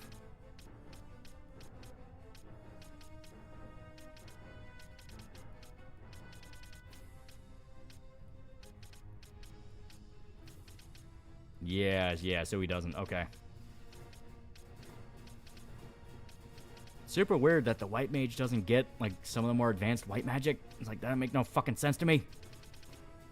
Of course, the way they split the boards up is really fucking weird. They want you to multi-class a lot.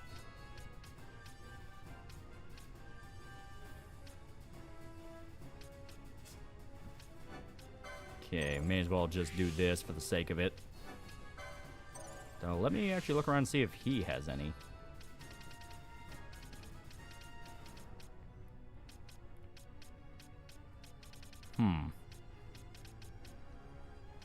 Yeah, it's just last stand. Yeah, no. Okay, so we should just focus 100% on getting him some health.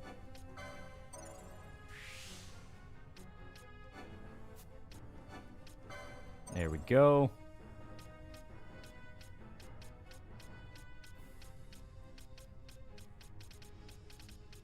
And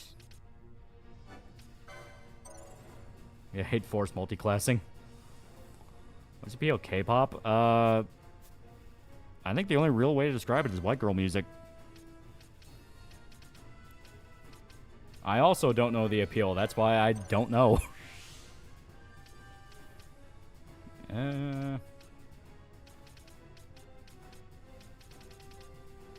Either Storm or MP. That's actually pretty good. Okay, Archer. There we go. Fuck yeah. Okay, so Fran was the hidden one all along. In true Fran fashion, she was the best girl. Because now...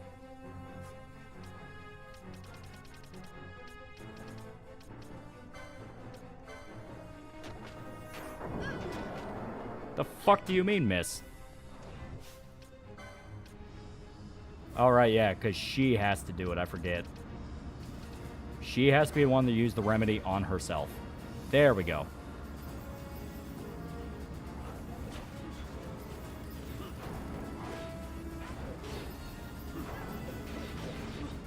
Here we go. Yeah, see, now we're ass-kicking. Ronki Kuron aids the whole time. I agree the music genre sucks. It isn't music sung in Tidewater accents. Like, APT's a buff. Recap react to Chucky, and I only watched the video for the reaction to This Is the End frame, but I remember they don't find Chucky scary because of his height, which I feel like they missed the point. To be perfectly fair there, I also don't think Chucky's that scary, but the whole point of Child's Play was... It's gonna sound weird, but it's mainly made to freak out kids. Like... Freak out kids are people who are scared of dolls. Because, yeah, Chucky's not particularly that scary, even in the first movie. But the reason I don't find Chucky that scary is because I mainly think he's funny. Like, he's a really fucking funny character. This next FF game, 13. It's like the boy band music, but foreign, and therefore white girls get that cultured without any effort. Yeah, all that for 800 damage. That would scare people to fear of midgets. And specifically Mexican children. Archer, Ulan, and Shikari are the class that unlock all remedy lures. You would think White Mage would get it, but I guess why... I guess the reason why is because they get a lot of, like, healing spells as it is, but they also don't get cleanse. It's fucking weird. Yeah, Chucky's absolutely a comedy as an adult. The entire intro to fucking, Child's Play 2 is hilarious. Where he's fucking with the toy store executive. Like, he hits him with a squirt gun and he just goes bang. Like, I love that. Demon's back? Oh, it's probably maintenance.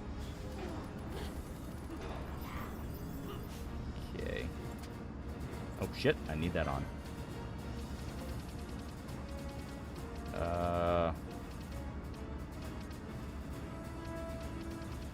I'll have Vaughn pop an ether.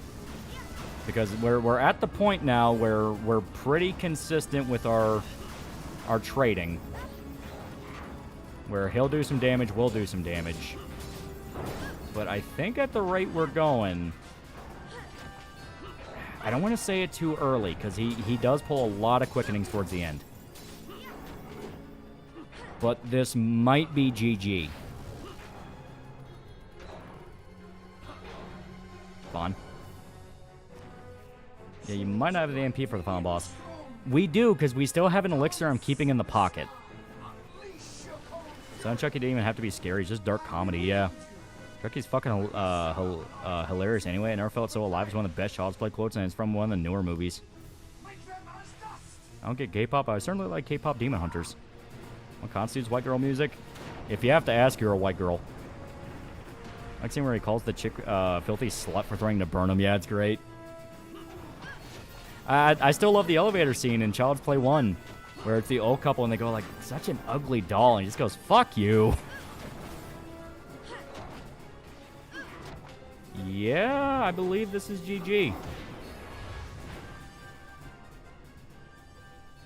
So you think that Steam is going to go to hell when Gabe dies, or you think people over-exaggerate? It's hard to say. I definitely think it's going to feel worse.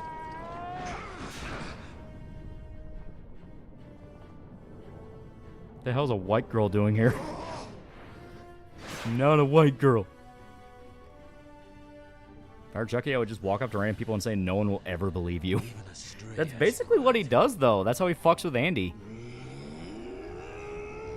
Yeah, this is the end, friend. It's still my favorite line from Chucky.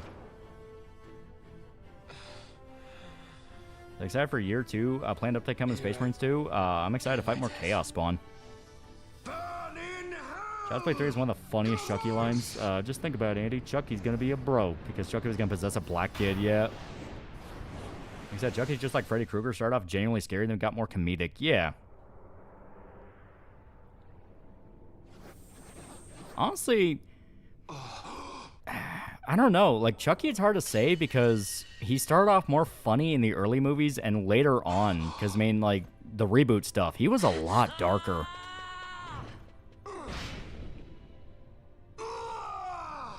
Eat shit. Ever listen to anything like Sabrina Carpenter, Taylor Swift, Dove Cameron, etc.? There you go, yeah.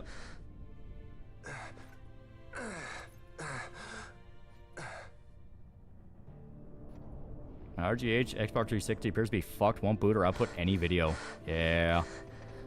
It's gonna be sad knowing there's gonna come a day where, like, the PS4 is gonna start dying.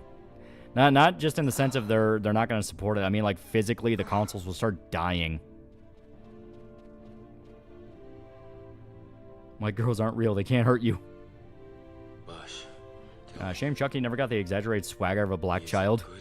Master. Reboot with Mark Hamill? No. Like, Curse of Chucky, Cult of Chucky, The Show Chucky, stuff like that. Chucky has good one-liners in all his movies, part of his personality. Thanks for the 17-hour Berserk video. I'm almost done. Yeah.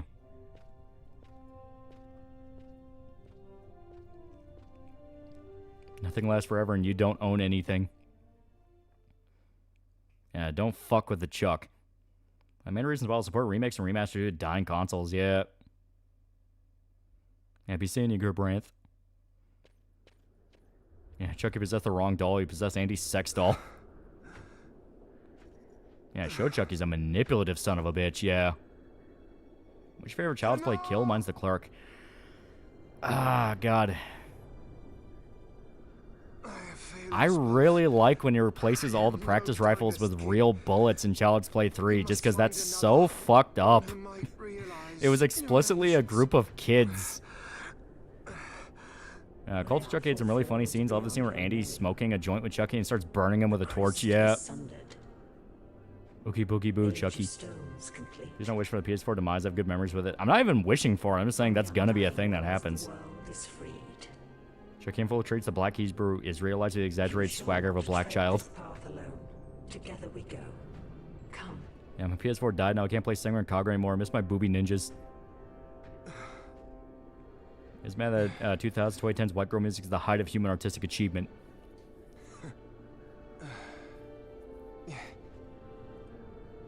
I felt old when I just gave away my GTX 960 to a coworker for free because it wouldn't sell more than $20 on eBay. I bought it for $300 new.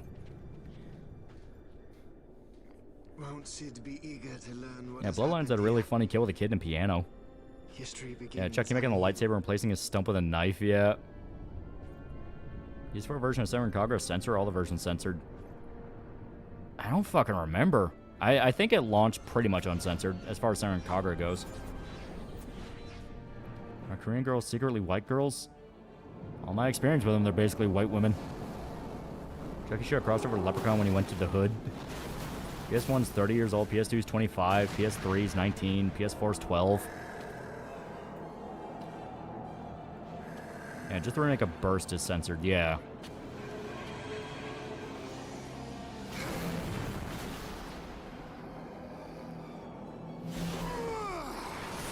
Chucky listens to some black man explain how they're real Jews and decides where good drugs are. Korean chicks fuck dogs, thought they just ate them. I think my 360 is necessarily broke, it's just the RGH job was shoddy and it failed over time. Now my PS2 is still going good. Yeah, they should really stop this guy.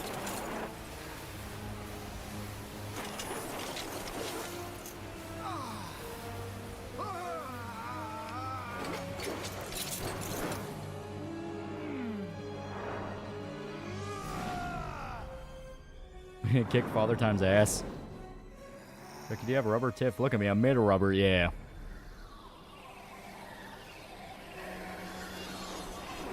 Bride Chucky's fun. That's one of the more fun Child's Play movies.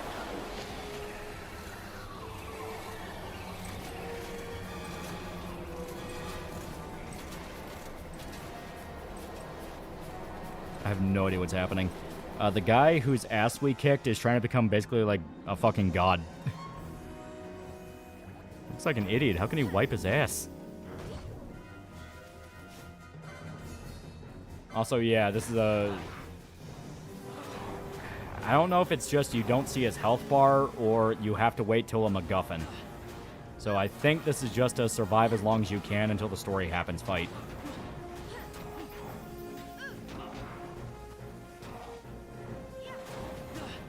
And here, Fran, you have time magic. Try to slow him a bit, see if that works.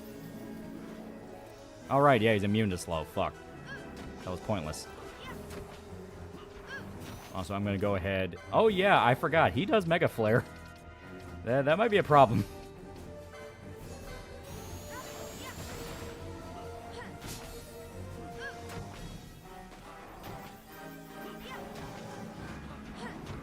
Yeah, find God at the end of the FF game? No way. What's with Japan and killing God? I mean, it's great escalation.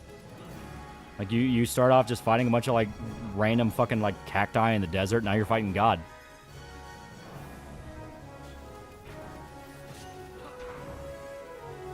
Oh, yeah, he's immune to magic. Yay. That thing we've never used. Doesn't Chucky have, like, a gay trans son? Yeah, Gary. And to be fair, the circumstances around Gary, yeah, you'd have an identity crisis, too. It's fucking weird. He was literally born with no genitals. I played the other 40k game called Dark Tide. I've heard good things about it. Yeah, it's pretty fun. Another one of those cases of it's better with friends, but it's actually not that bad to play with randoms. Yeah, Glenn or Glenda, yeah.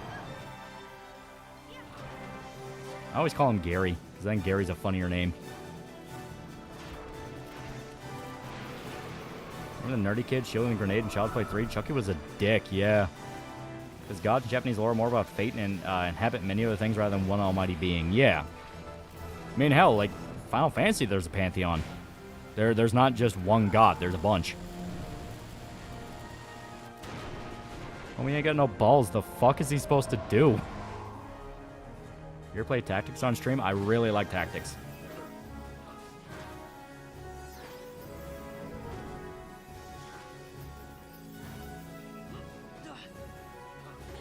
Also, yeah, I think it is a thing of he has a health bar, but we just don't see the health bar. And he's going to be immune to physical attacks for a little while. But that's fine, because it costs nothing to just send in Bosch with a hammer. You're Latina, run. Favorite class playing Darktide so far from what you played? I like just the I don't think they're called the guardsmen, but just the basic kind of gunners. They're fun. Does Chucky have balls?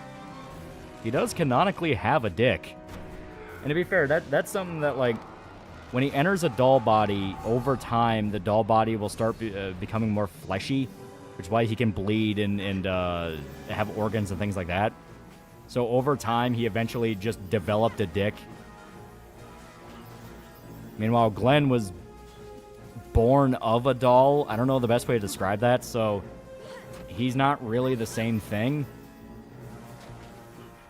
Oh shit, that's right. Yeah, he heals from physical attacks now, but it's fine. It's fine. It don't matter.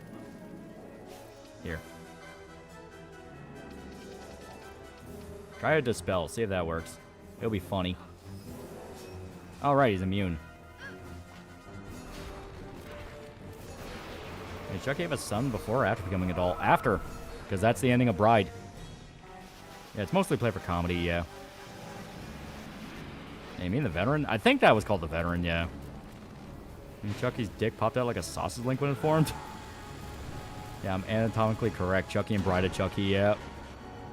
It's my copy of RE Outbreak. For some reason, my parents gave me my PS2, including games to grandparents. I don't remember why, but eventually got it back. But only Outbreak was missing.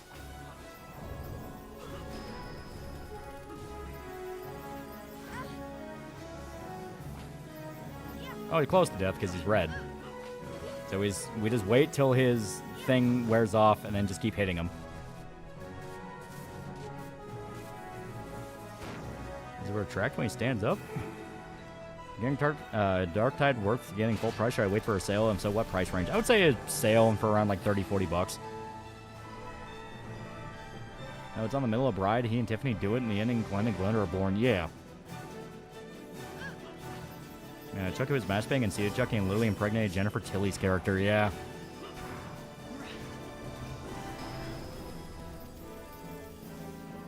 Yeah, see, he's already almost dead. Holy shit. Yeah, we'll let Vaughn get some swipes in. Why not? He gets to be main character for a little while.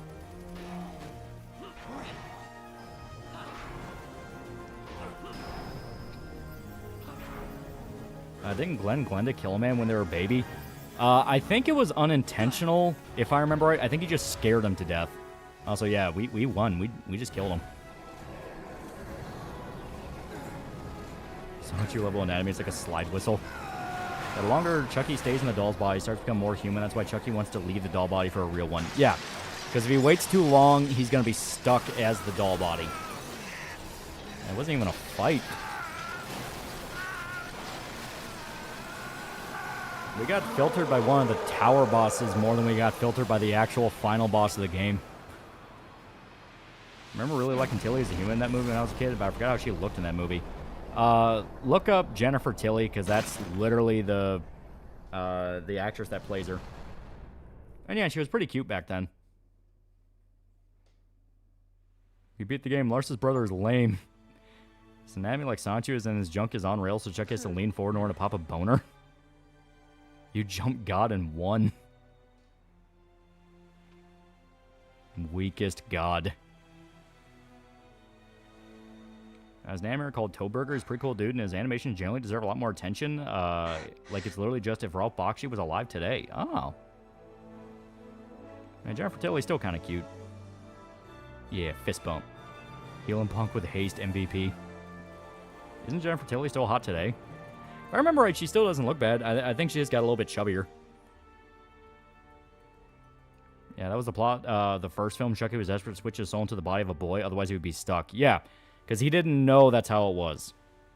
That's why he kills the voodoo dude in the middle of the movie, where... Because he thinks, like, oh, I'm in this doll body, isn't that funny? And now I'm just going to swap to a different body. And the guy, the voodoo guy told him, hey, you have to swap into the first person you revealed your presence to. And that's when he got all pissed off. And Jennifer Tilly in the late 90s was real beautiful, yeah. Oh shit, that's right. We're in a battlefield and gotta stop a war.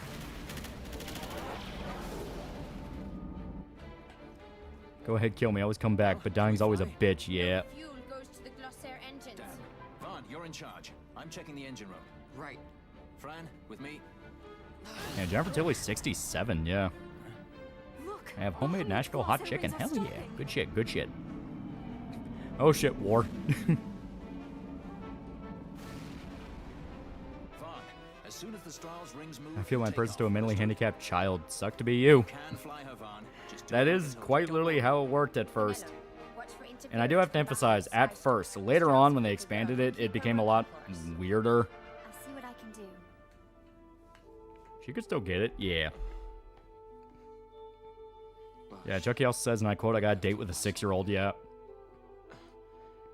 You can tell a factor is procrastination hitting high. Oh no, like this is literally the final cutscene of the game. Would take us all. I understand. She's how old now? Oh, yeah, full-scale war's going on, yeah. Don't need the bunny wife to win so she can find several husbands. Think an Evil Dead Child's Play crossover could work, maybe as a comic? I mean, Evil Dead's kind of referenced Child's Play in the fact there's been possessed dolls. Yeah, he finds a spell on the internet, duplicate his soul, yeah. He can duplicate his soul, he can possess multiple items, and he can just possess whoever he wants now. But it's still a ritual to do it. Like, it's not like he can just touch someone and swap with them. He has to, like, specifically get them in position to finish the ritual. Judges shall rule us no more. Main cannon on the Alexander. This is Judge Magister Gabon. Did I hear a TIE fighter sound effect?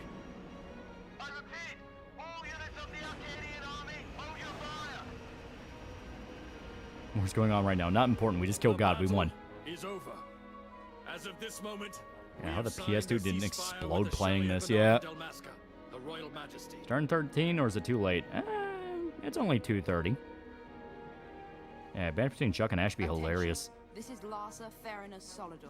Yeah, Tony K doing an Indian accent. Yeah.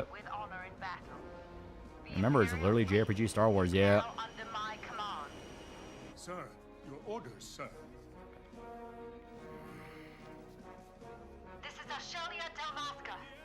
The Lady Ash. Thank the gods you live.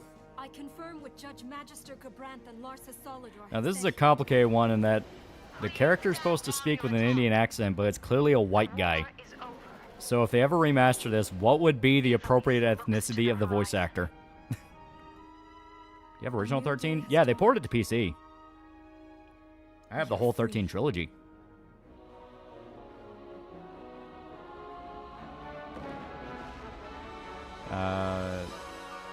In your opinion, I think what makes Freddy more scary than Chucky is the fact he can go to people's dreams. Look, Vaughn, the Bahamut.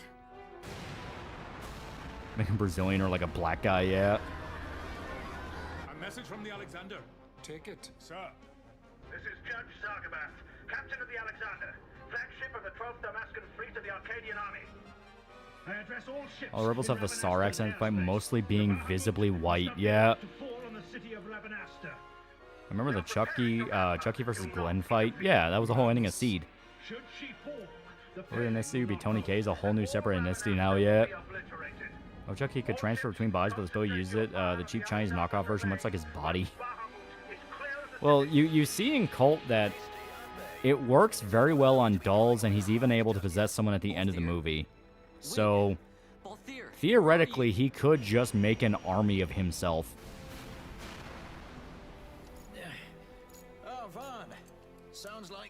Okay, but you guys and Gabby, urban white women with accents, normally subscribe to black women. What does he think he's doing? Balthier. I believe Simon Templeman voices Zagaroth.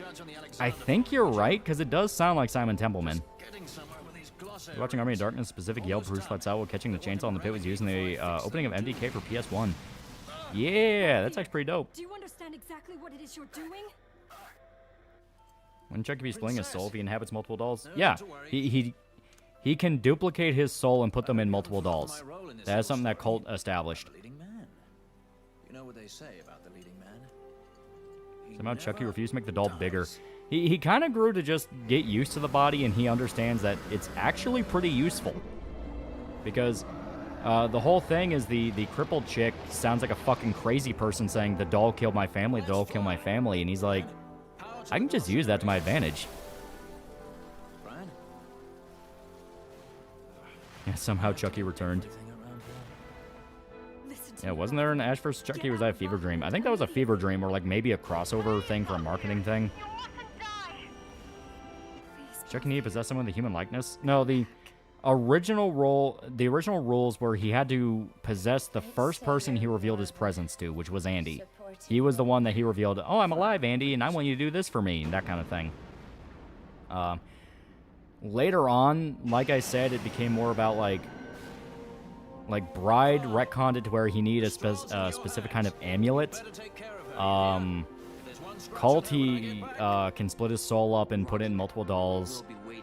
Seed of Chucky, if I remember right, he didn't even give a shit about being human anymore.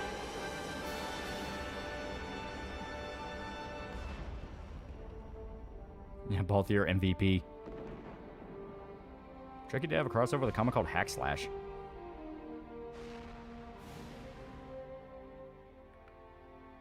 Dan Pippa, no. She's not dead. She's just knocked out. Chucky revealed himself to be the mom first and possess his body. Would Chucky be the first trans character? I mean, I guess if you want to get technical, maybe. I guess it depends on, like, what's your definition? Because he forcibly forced out her soul and just plopped himself inside. Skadoosh. Yeah, both here just use reflect note for hitting the ground. And knocked down an exploding airship. Both of you are all clear, kid. Now let's blow this thing and go home. And yeah, the crystals. Max Slash, the comic series that's basically gothic Buffy the Vampire Slayer. I believe a year has passed so quickly.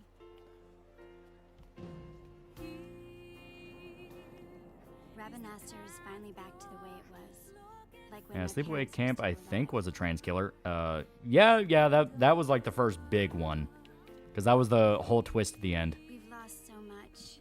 Yeah, it's more like gender bend, yeah. The past behind us. You ever Sasha Baron Cohen movie that isn't Borat? I remember thinking The Dictator was pretty funny first time I watched it. But then again, I've only seen it once.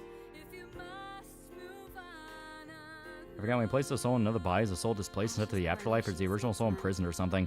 They actually never explain what happened. I think Cult implies that the soul is still in the body and they're aware of what's happening, but they can't do anything. Because that's how he gets Andy to not kill him at the end of Cult. Where it's like, hey, this person's still inside and they will die. But that also might have been him just fucking with him. Angela naked on screen cinema style. That's a dick.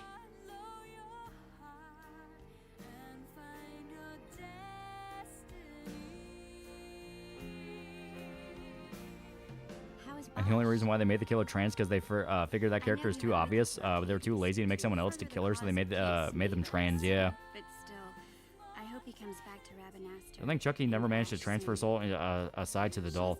Like I said, Cult is the only one where you successfully see it work and see what happens.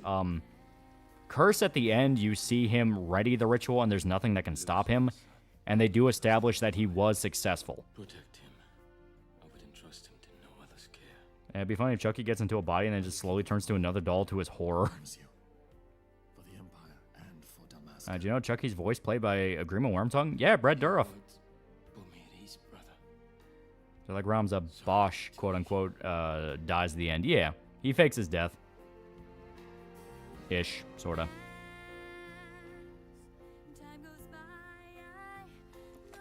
Isn't Sleepaway Camp a mid-movie but killer twist? It's basically just the first Friday the 13th movie, yeah. So I was finding seeing Usual Suspects calling Sleepaway Camp trans because, well, that aunt's a monster because of it, yeah. That's how we save the day. Oh, I haven't told you the Team's having problems. It may be an AWS issue. I hate the cloud, and the more I study it, the more I hate it. I know about Sleepaway Camp because that Robot Chicken sketch where they talk about nobody remembering the movie, yeah. Oh my god, someone remembered this movie and made a comedy sketch about it. Sleepaway Camp got away with a lot. Angela was trans and her dad was gay, yeah. Bosch really looked like Zalbag from Tactics there, an ancestor maybe. It would make sense if he was an ancestor. Don't think Sleepaway Camp was the first slasher killer movie, but it was early 80s. Oh, it wasn't the first one by any means. That stated it was basically just... It was basically just a ripoff of the first Friday the 13th movie. I was the guy who played the Gemini kill in Exorcist 3. Excellent role. Now I call that showmanship detective. Yeah, it's great.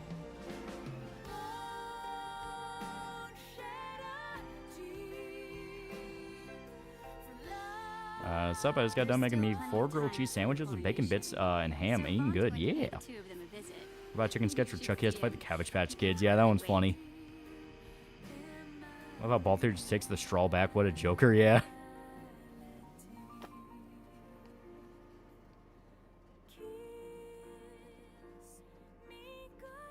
I'll be going too, of course. Every good sky pirate needs a How's the Evilist timeline work? Does 12 take place before the Tactics games? Yeah, it's like 1,000 or so years beforehand. Like, take away the trans twist is basically Friday the 13th. Yeah. I'm hungry. I make ramen with Spam. Some of the kills pretty funny. Boiled pedo, hair curler, dildo, and a really neat arrow in the neck. Yeah. Isn't that the scale where Mark Hamill played Chucky and was way better in the movie where he did play Chucky? Yeah. Well, what fucked up the Mark Hamill Chucky was the fact of, if I remember right, that was another case of they wanted the Chinese audience, so they removed all reference to spirituality. Because, you know, Chucky's whole thing is voodoo. He was a human man that put his soul in the body of a doll. And instead, they made him an evil AI. So he had to be way more robotic, even though it's like, this is fucking Chucky. One of the slasher villains where they explicitly sold him on his personality.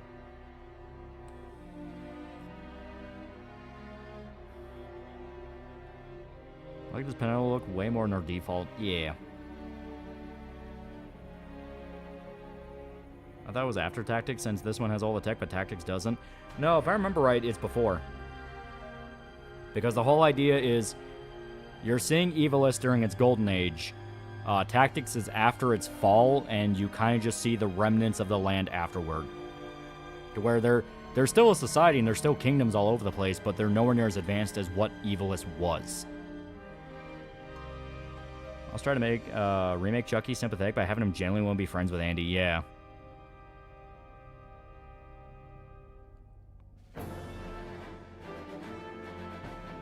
Yeah, Q Star Wars end credits theme. Yeah, basically is, yeah. As I understand it, Vagrant Story takes place between 12 and Tactics.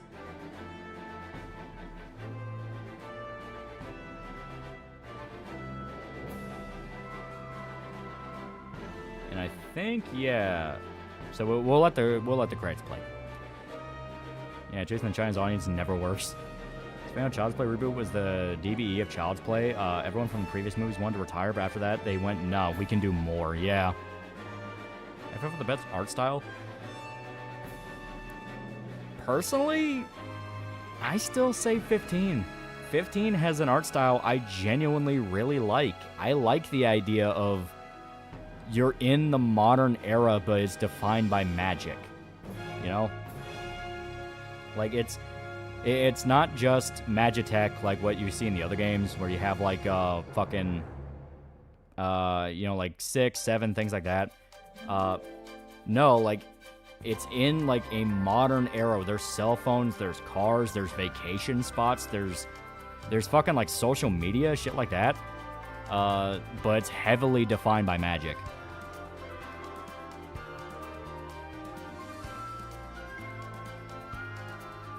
Yeah, 6, 7. But that's what I mean. Like, 6, you have Magitech, but it's still very early and basically steampunk. 7, it's also kind of split between basically sort of kind of steampunk and going back to just more general rural Final Fantasy. And 15 is the one where they really double down on that and go like, there are entire cities out there. I exterminated my first bot, ye. If only 15 had dedicated magic systems to have flash grenades, yeah, that was always annoying. Yeah, everyone has an iPhone in 15, yeah. 15 starring area is blatantly just Pacific Coast and southwestern United States with a bit of an FF twist, yeah. How would you rate 12? I can never really get past the first parts of the game. I actually really like 12. 12 has a really good story, and I do think it's genuinely fun. Like I said, the only reason that we ran into issues that we did is because we were kind of speed running through it to just get to the story stuff.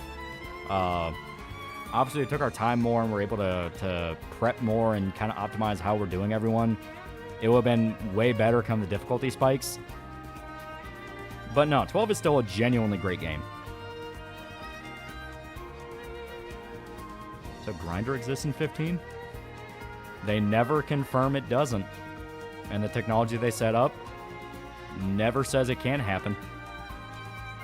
I wish Tom Kane didn't get that stroke. Actually think about getting into 14. Any advice? Figure out what you want to do. Do you want to DPS, do you want to heal, or do you want to tank? Because that will affect how you play it. Said 13, thought you meant 13, the Ubisoft cel-shaded shooter. No, I'm talking about FF13. Are you streaming Chrono Trigger? We have not yet. That would actually be fun.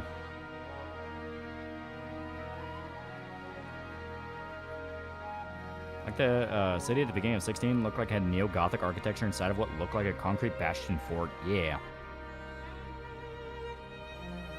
Look at those artists draws girls with mob faces. Yeah. 1900s style Final Fantasy game could be cool. Yeah, that would actually be kind of cool. 15 does seem to have a very interesting world chain with the whole multimedia thing. Yeah. You stream and emulate Siren on the PS2. You don't even have to emulate anymore. They've done a re-release. You can get it on like PS5. I think we're going with Tank. Tank does have some pretty fun classes. Which season 15 are more fleshed out. Between the trailers and Kingsglaive, they made Insomnia look amazing and didn't really do much. Yeah. Type of beginning of 15 is what I meant. Yeah. Finish 12. What's next game? 6? We're going to 13. 12 is first, then Revenant Wings, then Tactics, A2, Fortress, Tactics, and finally Vagrant Stories, the most modern version of Evilus in the timeline if you don't count 14, which is after Fortress, yeah. And 14's kind of in a weird one of like, how canon would 14 really be to the timeline? Yeah, 15 in a nutshell. Would you like to purchase the DLC to know what it's like? Yeah. Would you consider 15 to be an example of urban fantasy? I actually think urban fantasy is a bad way to describe it, because, like, basically, when you hear urban fantasy, most people think, like, World of Darkness or something along that line, where you have the modern world and fantasies creeping into it. 15 was the opposite. Like, 15 was you had a fantasy world creeping into the modern era, which to me was interesting. I actually thought that sounded really cool.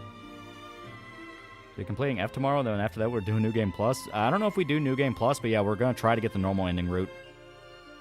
Technically an alternate version of Evilus, like Tactics Advance. Evilus has alternate universes. And that is true. So Vagrant Story is also an Evilus? God, I need to beat that at some point. You get the little bunnies. Yeah, it's more Magitech, yeah.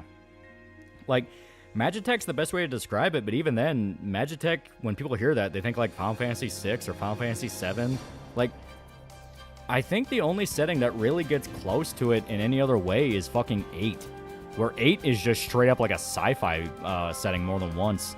Just it has magic in it. It goes back to Nomura's line of a fantasy made from reality back from verse 13 days. Yeah. I touched their ears. I'm autistic enough to figure this shit out. I figured out the Pokemon timeline. Do not challenge me. Close major work I can think of that does what 15 did is Fate, where you go into the Mage Tower stuff. Yeah. Wasn't really paying attention. What was the plot? At 12? Basically, you had to decide whether or not nukes were cool. And the main characters were like, you know what? Nukes, they're not cool.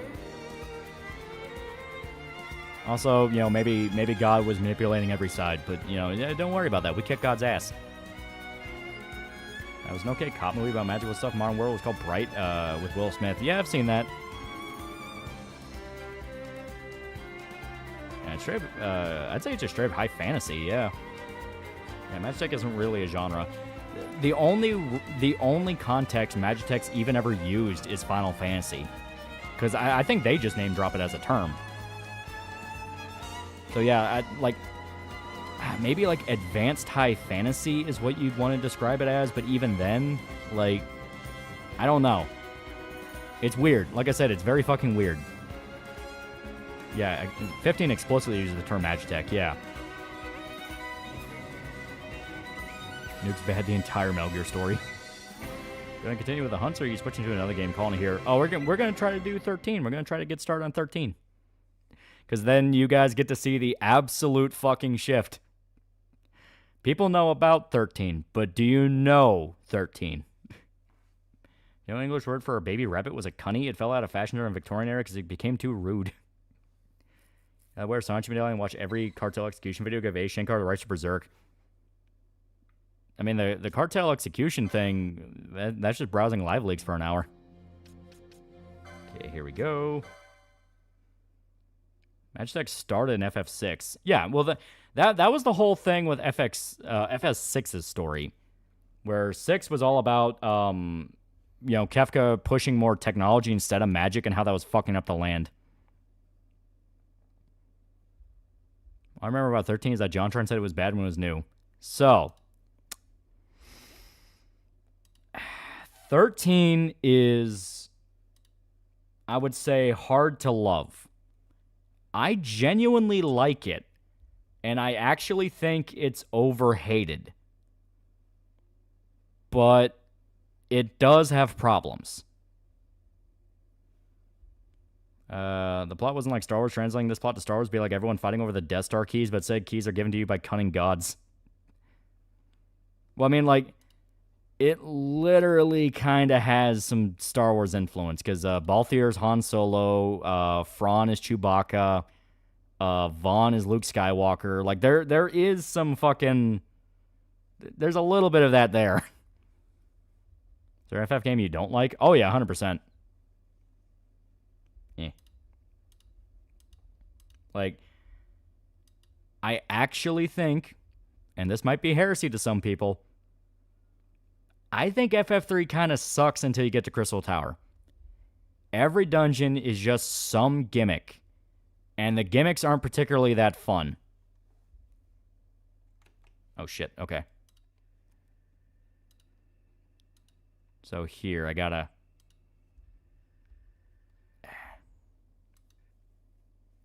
Yeah, here, I'm gonna kill the game. Because now... Yeah, there we go. We have the executable. Okay. Because I was trying to start the fucking intro movie. Okay, window displayed mode. Now, may as well do full screen. Full screen, good. Alter settings, please run the following program. Oh, yeah, no, that was just telling me because I hit don't show window again.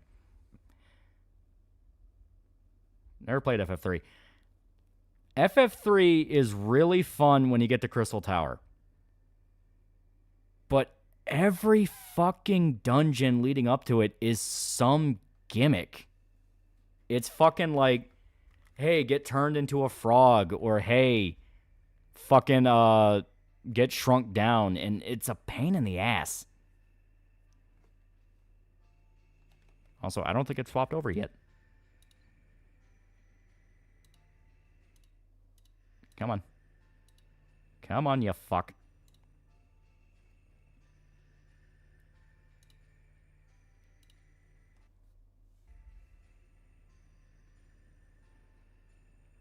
Come on. Come on, you fuck. Show up. Show up, show up, show up.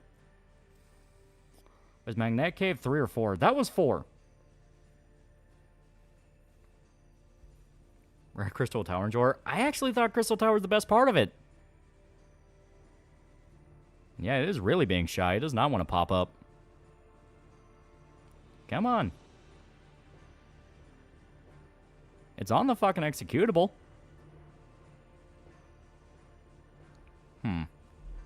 Let me look this up. Let me make sure it's not like some bug issue. Okay, 13. OBS. No, not O. Why does it keep doing OHS? I don't need that. Okay. Black screen. Game capture.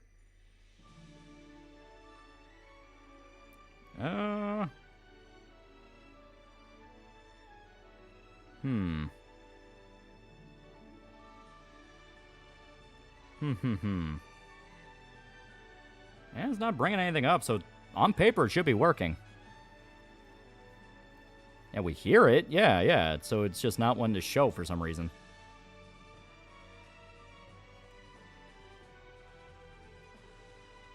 Let me make sure. Maybe it's because it's in a pre-render movie. It might be doing like a Resident Evil 2 thing. Because it's playing the pre-rendered intro. Let me skip. Oh, no, I don't want to exit the game. No. Here we go. Hit enter. Yeah, we can hear it, just don't see it. Yeah. That's why I'm wondering, like, is this a Resident Evil 2 situation where because it's a pre-rendered intro, it wasn't going to show? Maybe because it's full screen? But I never had that issue before.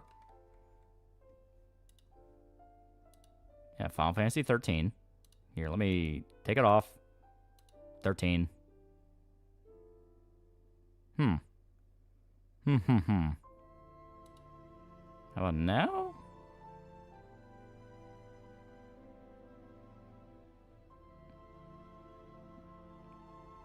It is being a rascal.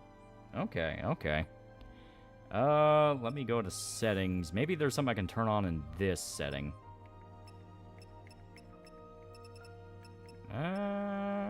No, that's all just game settings. Okay.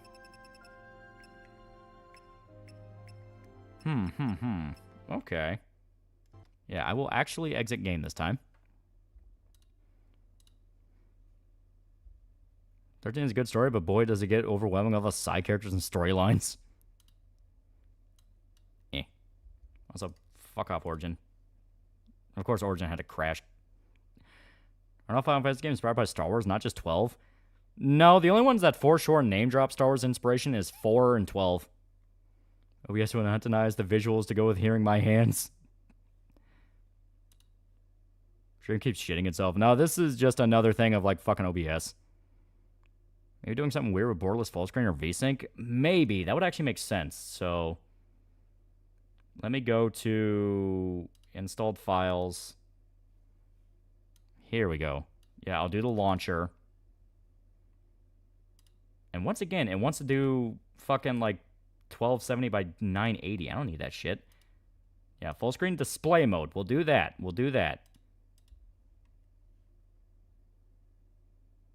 13 is a story? Which one's your favorite Dragon Quest game? I really liked 11. Actually, I don't know if it was 11. I think 11 was the MMO. The fucking it was like one of the newer ones. Oh, it didn't even save the setting. It might have been Dragon Quest 12.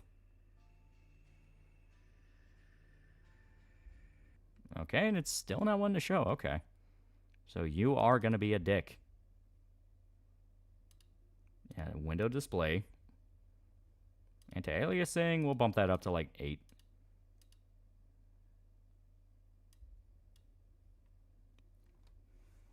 Yeah, you're thinking of 11. Ah, okay. So I was thinking of the right one. Okay, now let's see.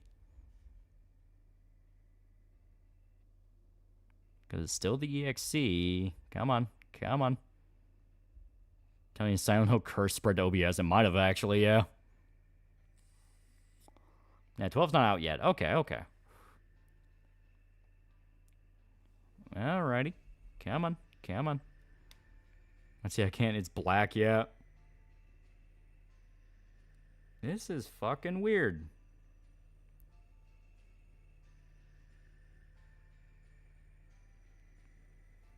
Maybe there's a fan patch. Only thing I can think of.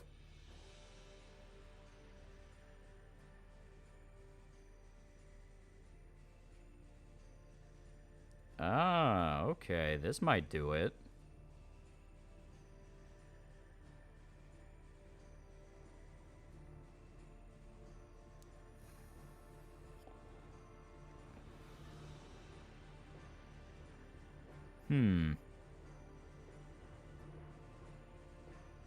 That's mainly people just talking about like the issues.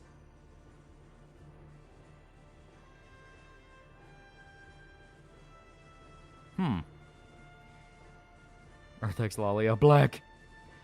What says about 13? You gotta respect a man who loves his waifu so much he convinced a major publisher to make 3 games for her and gets Gucci to use her as a model. Yeah. And 13 isn't bad. Game refused to show up. Yeah.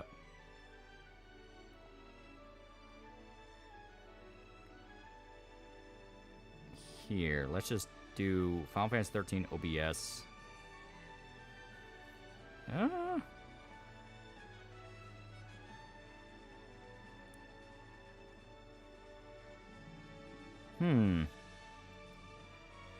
Everyone else is able to do it just fine, so I don't know what it is with OBS in this game. Here, let me, once again, I'll skip the pre-rendered. Maybe that will make it...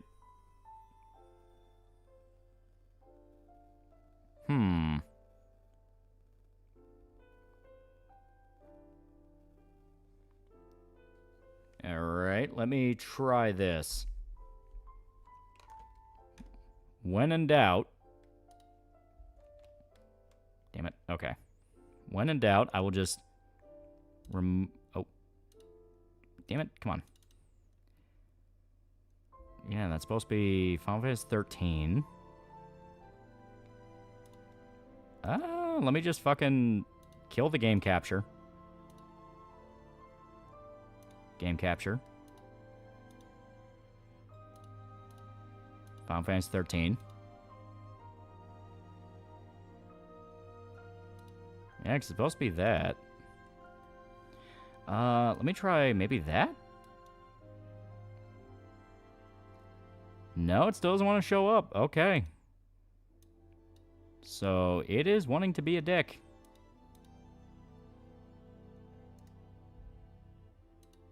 Come on.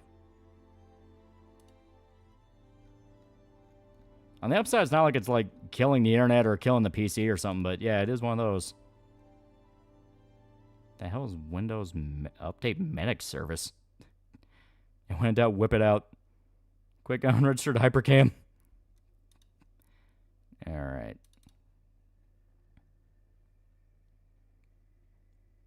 Alright, I'm obviously gonna have to like...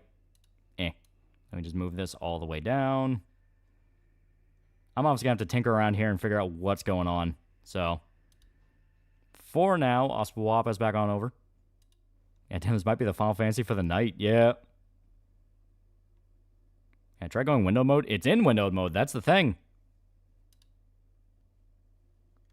Because I thought the full screen was what was fucking with it.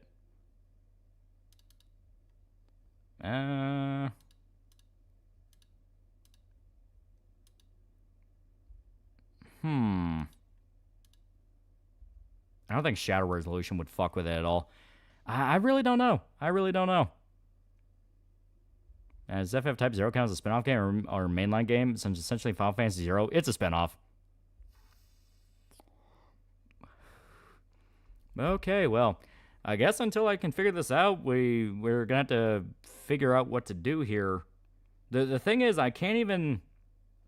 Like, I can't even get any kind of, like, answer to why it's not popping up. That's the weird part. Try turning it off and back on again? I mean, maybe? Maybe that would work? I mean, I removed game capture and I put in a new one.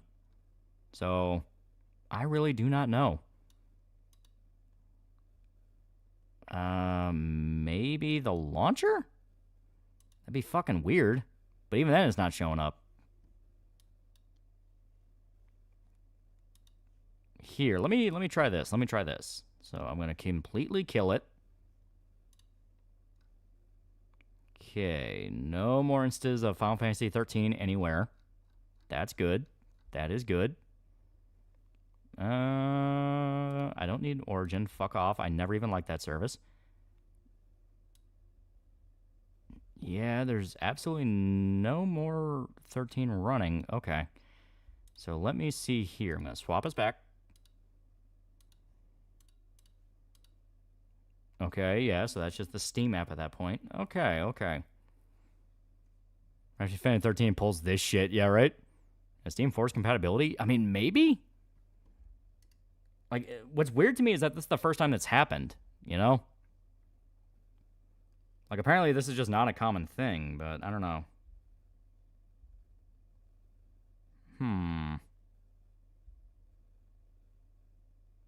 Yeah, most people claiming they have issues, they're like trying to stream it, like do a Game Pass type service.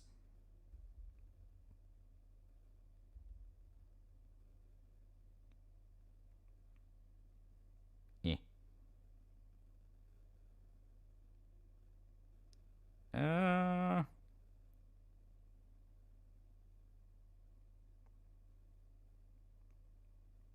Well, I don't know. I really don't know.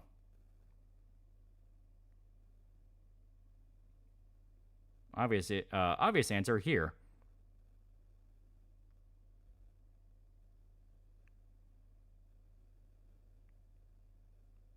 Yep, okay. So I might have immediately found out what the solution is. Give me a sec. Oh, and I dropped the damn controller. So FF13 4 gig patch. Here, I'll swap it over so you're not just staring at black. Steam shouts out for you too. Oh, this isn't even a Steam issue. This is just Final Fantasy 13 fucked up. I already have Final Fantasy 13 installed. I'm not going to worry about the HD edition, anything like that. So here... yeah.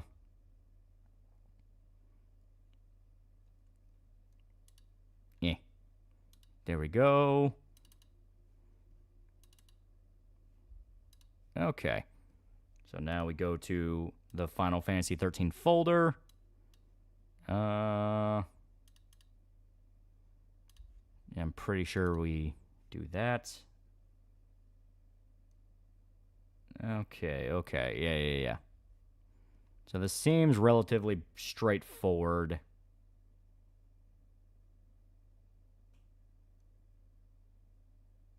Yeah, okay. So theoretically, this should just be a copy and paste. Yeah, I'm going to try it.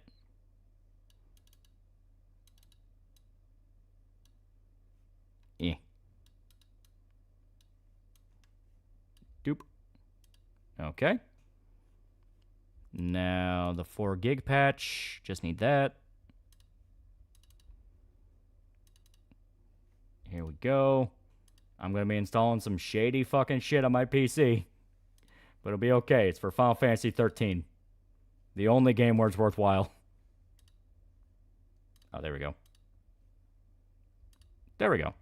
Okay. So, I have no idea if any of this worked. But we're going to see. I might have completely bricked it, but that'll be an easy enough reinstall. Looks like Red Dead 2 may be getting a next-gen remaster announcement soon. Oh, that could be cool. I will say it's already running a lot smoother on my end. So here we go.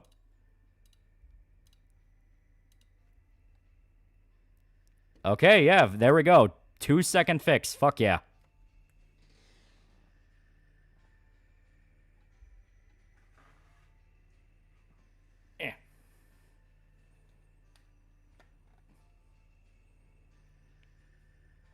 Yeah, we see.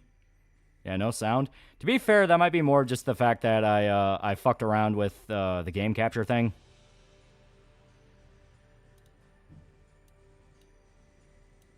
Here we go. Do you hear it now? Okay, yeah. So, let me capture audio.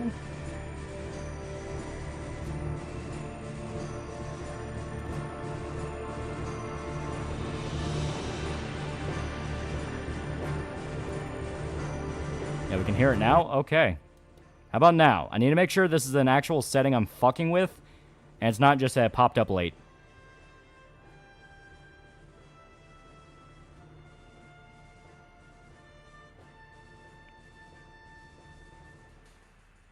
Okay, so you can't hear it now. Now it's very quiet. Okay, then I know exactly what it is. It's just output capture. I just had to boost up output capture.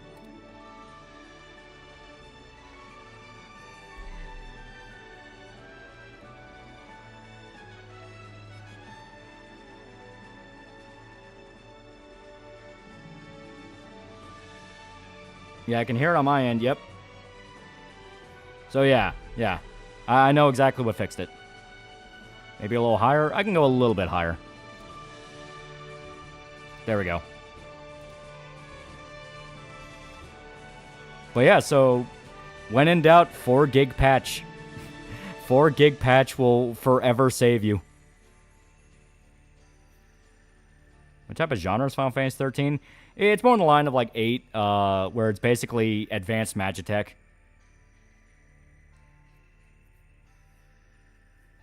Damn, the cutscene still looks good, yeah.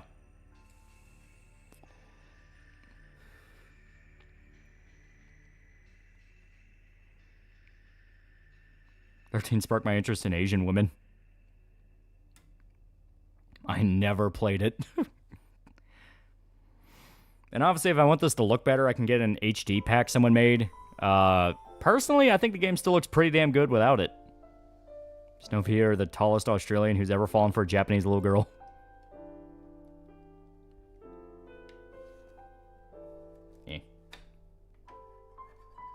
Now, let's see if it actually recognizes the controller. It should automatically, but at the same time, installing those fan patches might have fucked with it. Okay, it did. Okay.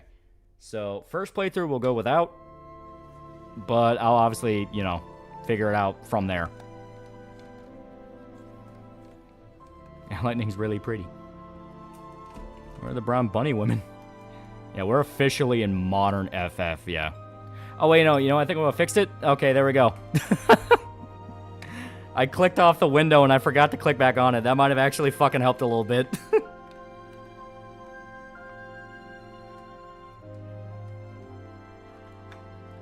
Okay, now let's see. There we go. Okay.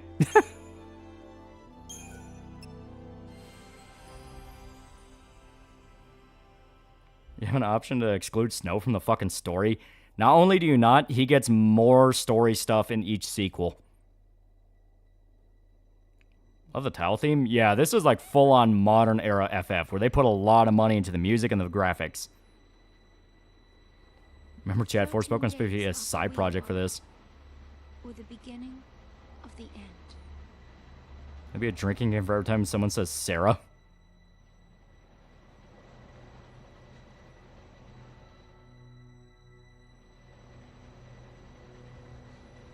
Yeah, Snow's a guy who's there. Honestly, I was there during 13 days. Like, I was in the early days. There's a brown woman. She's just not a bunny. I disagree with you. Final Fantasy 13 is just bad and was the reason why for the longest time I dismissed the entire series in its entirety. I like 13. I will forever kind of like it. Yeah, Troy voicing Snow is just the tip of the iceberg when it comes to the guy. I want to see the character of Hope mauled by a bunch of Tyranids.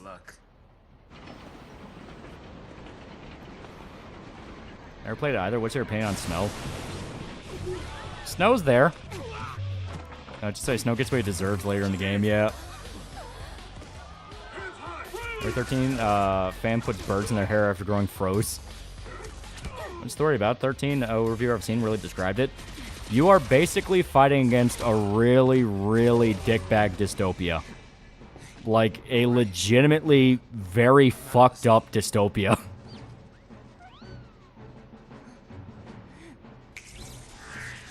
Like, the entire intro is just setting up why you really want to fight the bad guys. 13 just goes on too long. I feel like people would be more forgiving with just one game and not 3. The fucked up part about it is, honestly, I think 13 by itself ends in a pretty conclusive way to where you didn't need the other two. Man, she has a real gunblade, yeah.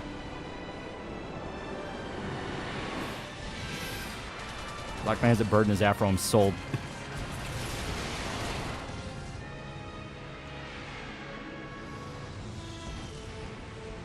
Give me that. Oh, like the Matrix? There's a little bit of Matrix, just in the sense of what they do to people, but yeah, it's basically like, this is a really fucked up dystopia. The entire scenery of this area is some Warhammer shit. I like its setting. It's same. It's just this. Final Fantasy protagonist exposed armpit peak. Gonna do the trilogy. I mean, you have to. It is basically considered one big story. I can't bring myself to like this game. People have strong feelings about it, and I understand. Like, the jokes about, no, it gets super good 20 hours in, like, that's not even a joke. That's just accurate to 13. First game sell well enough to earn 2 titles? I mean, it was a new mainline Final Fantasy game on new generation hardware. It sold pretty damn well. Final Fantasy in its heyday was a fucking money printer. Original JP script, Snow's group name isn't a cringy acronym. It was Norineko, or Stray Cat in English. So the group was the Stray Cats. He also called himself Captain instead of Hero, yeah. At least 13.2 and 3 are better than 10.3. Meant that I didn't need sequels, just like The Matrix. Oh, yeah. I think a real-life gunplay can make a good weapon. It kind of just comes down to, like, what is your idea of what a gunblade is? Because Final Fantasy itself kind of tinkers with that. Like, yeah, lightning, she can actually, like, shoot people with it. But Final Fantasy VIII, it was just, you pull the trigger and it accelerates the blade to where it can cut harder. Also the first multi-platform FF. That's true. 20 hours in? How long is this game? It's long. Gunblade would be fucking hard to wield, yeah. Also, yeah, I'll show you the tutorial. So, this goes back to ATB. One of the reasons I kind of like it, I like ATB. But it does some things with how ATB works. Basically, you don't need to fully wait your turn. You wait for segments to fill up, and you can determine actions from there. So yeah, like they say, like auto battle abilities, all that. Yeah. So if you do auto battle, you basically just pick the target and your entire ATB bar will burn on just attacking the enemy. Chad, okay, yeah, I can't defend the whole game because you have the 20 hours thing. I'm used to JRPGs. That to me isn't even that weird. So when it's like, oh yeah, it gets super good later on, it's like, I believe you. Also, yeah, you gotta watch out for enemy timing, because they can punish you.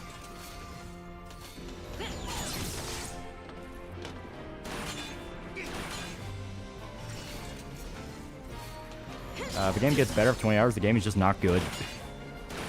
But see, that, like, my exception to, like, my rebuttal to that is Final Fantasy 14.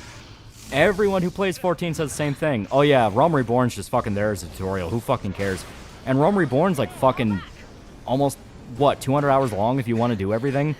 And then you get to fucking Heaven's Ward and all that other shit, and it's like, oh, this game got, like, really fucking good. Yeah, Xenoblade 2 is a game that definitely gets good 20 hours in. Exactly. Yeah, a game introduced stance breaking that's in most RPGs now. Yeah. I just finished replaying Morrowind. I wish Bethesda still made cool stories.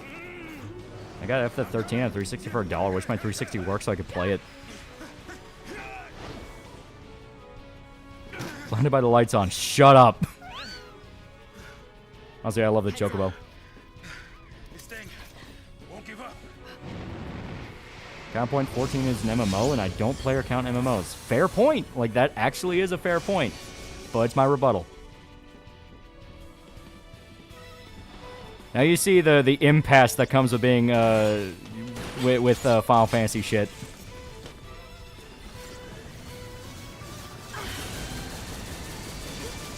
Ow. Chat, feast your ears to Blinded by Light. It's really good. What's with the bird? Does the black man wash his hair every day? It's a Chocobo chick. He has a Chocobo chick he hides in his afro.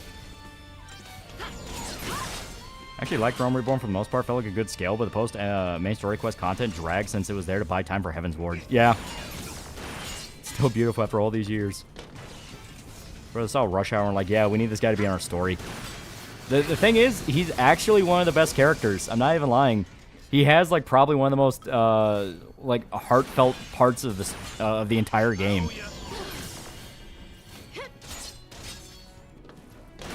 Also, I do want to show some of the abilities. Yeah, see? They eat up different rates of ATB. Just doing attack, you only use 1 bar. That's why if you hit auto, that's why if you do auto battle, you'll do 2. But attack does 1, blitz does 2, so you get 1 big attack versus 2 small attacks. I hate 13, but Zaz is actually a good character. I'm playing MGS in chronological order. Let's hope he doesn't play Metal Gear Survive.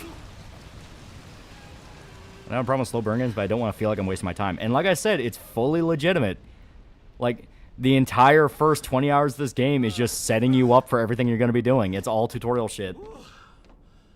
We did it. Gonna play all the way to 16? Yeah, then we're gonna go back and play 1 through 5. No, 1 through 6. I forgot we haven't played 6 yet. Guys, this Gunblade in 14 is based on IRL pistol sword, a sword with a flintlock built into the side. I mean, you are Sanctum, aren't you? What are you doing trying to stop the Look, I have much to say once we see the actual 3 hated characters I hate in this game, yeah. Hey, Zaz, you're cool. You're one of the good ones. What? I remember enjoying this game, but I also remember getting stuck when Lightning and Whitehair Kid, not Frost Snow, fight against a giant plant enemy. To be fair, if I remember right, that one was a pain in the ass. Because he was another boss that loved to dump status effects.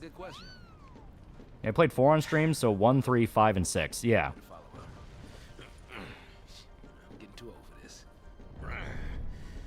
So Lightning is just Cloud 2.0. She's basically kind of Cloud. Like, she has the personality of Cloud, but she has the gameplay of fucking Squall. Because she's a gunbreaker. Yeah, no, this is good. This is good.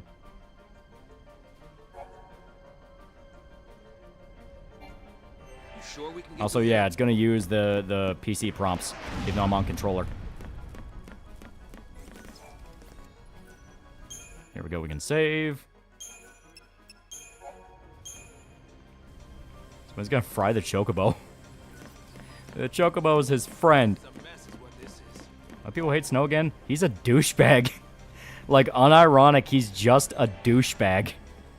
His design is edgy as fuck. His personality is he's mopey as fuck. Like, by every definition, spiritually, physically, mentally, Snow is a douchebag. Lightning has more personality, and Lightning's personality is that she's stoic. Tell me a chicken fried this Chocobo? Yeah, like if I consider 20-hour-long tutorial to be bad game design. Like, actually bad. And niggas gotta eat. Okay, usually a mod to have control prompts for PC. And it's not that bad once you remember just, okay, how's a Final Fantasy game usually play with a controller? Oh, triangle opens your menu. A selects. B, back. So it's not too bad. That's literally all the commands you need to know.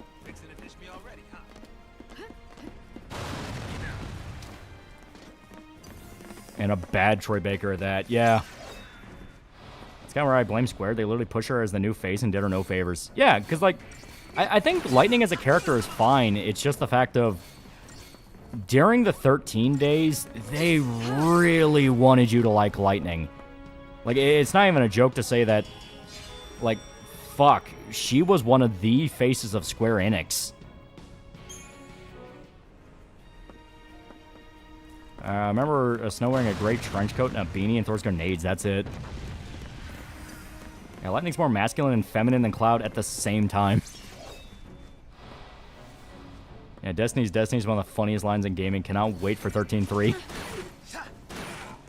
At least 13.3 has the whole, hey, it's basically kind of sort of fantasy, Final Fantasy Majora's Mask. And that was kind of cool. Thoughts on Lightning? Like I said, I think Lightning as a character is fine. She works for what 13 needs to be. Director Toriyama basically fell in love with Lightning.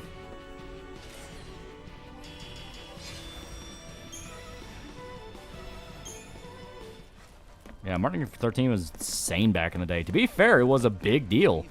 It was... like, I actually think at the time it came out, it was easily the best-looking game ever made by that point. Like, the visuals for 13 were fucking incredible when they came out.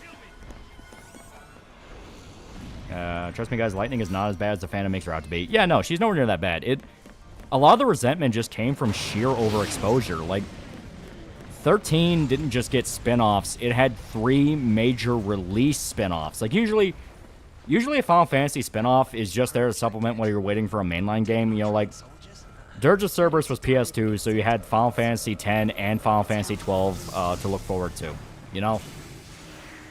And you got to play Dirge of Cerberus just a way to kind of satiate yourself.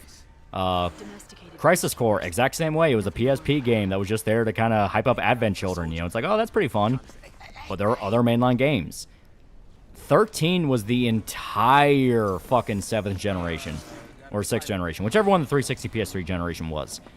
From beginning to end, all you had Final Fantasy-wise was fucking 13.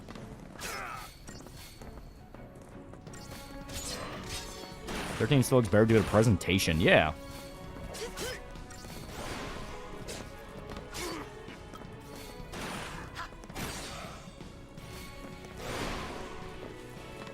Yeah, wasn't Lightning originally going to be an NPC in Kingdom Hearts 3? Yeah, they were going to reference more 13 stuff. 13 was also when Western journals started to diss Japanese games whether it was deserved or not.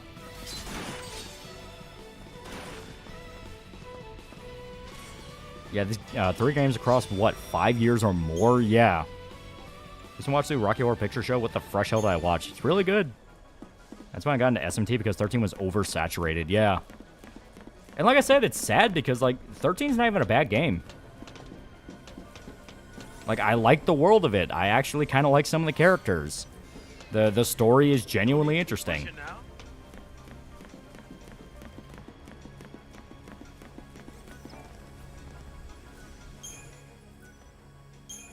Here we go.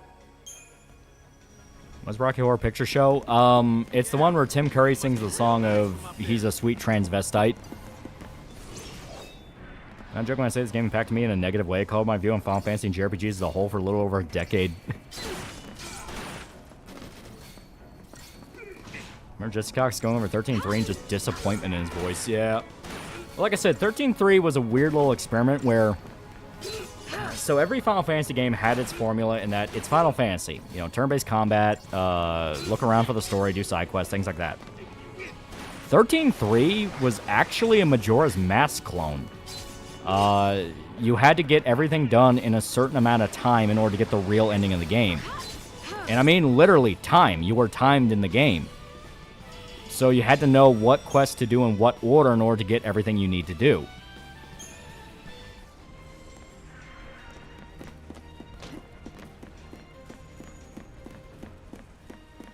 Yeah.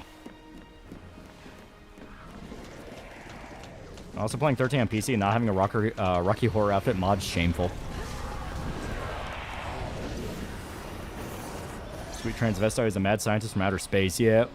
Still remember 13. I still remember barely anything from 12 besides the Amazon Pipkin Pippa. See, I think 12 is the better game.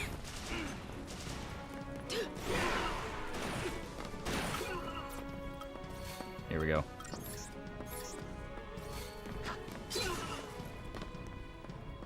That sounds awful. Kerr was great in Command & Conquer 3. Yeah. From Transsexual Transylvania. Yeah. Lang Returns originally conceived as a Valkyrie profile game, allegedly. That makes sense because it did remind me a lot of Valkyrie profile more than once. Just the whole idea of you have to pick specific souls to follow you into the afterlife. Like, that's fucking Valkyrie profile. Yeah, plot 13.3 was that the world was going to be erased or reset, and it's Lightning's job basically to guide people to heaven. Yeah.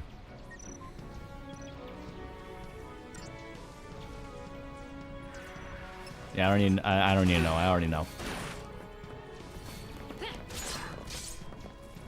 Stab it in the butt.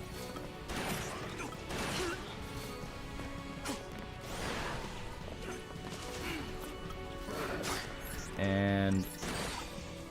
oh, it's broken. There we go. Yeah, can't wait for you to play 1 through 6. Yeah, it's super good. I'm sure 12 is a better gameplay, but story-wise, I still don't remember. Yeah, plot 13.3, yeah.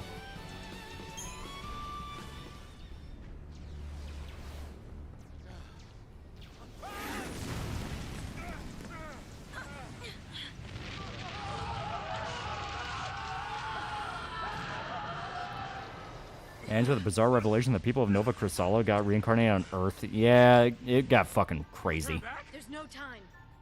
Then what do you suggest we do? Quiet. 13 is all about how the world's in a cycle of death and rebirth, and 13.3 starts off with a death phase commencing, and you're setting up the rebirth phase only to break the cycle in the true end. Yeah. They did. Oh, yeah, no, they make it clear. A lot of people are dying right now. Looking forward to seeing the talking tree who's your mom. Yeah, God battle music, yeah.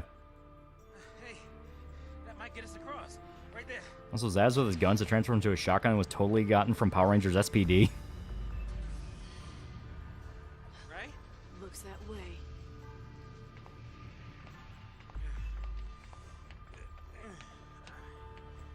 Lightning Black confirmed. No, you find out what her love interest is, and it's fucking weird. Alright, you leave this to me. Like, okay, they never actually confirm it's a full-on love interest, but there's enough implication there to make you go, wait a minute. Hey, this way.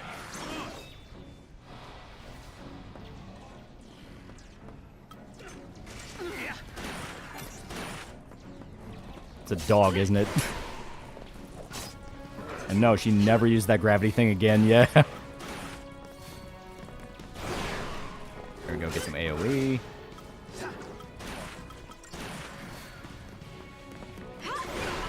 Here we go.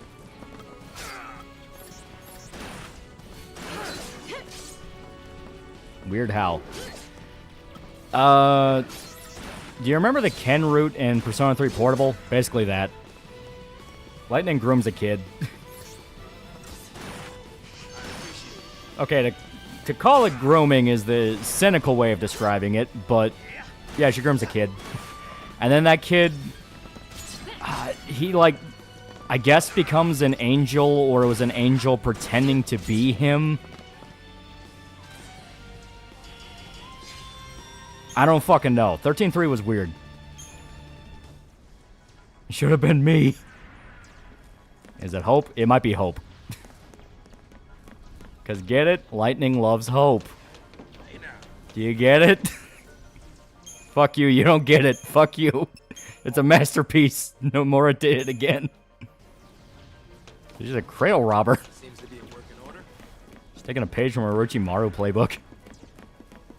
So she becomes an Ara? It's like Padme. Honestly, more baffled.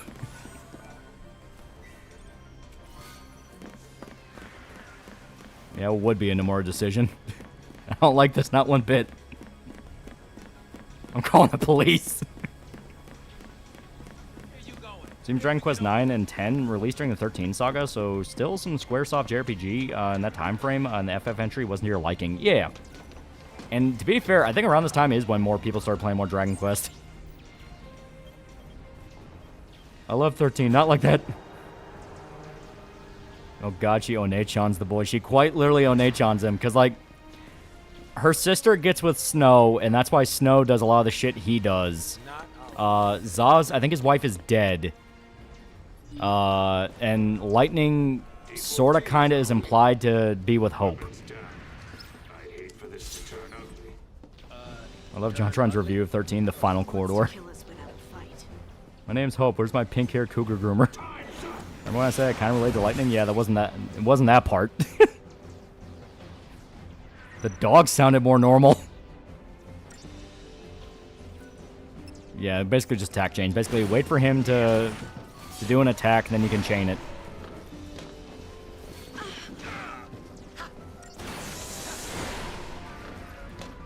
Because then you get to do big damage. There we go.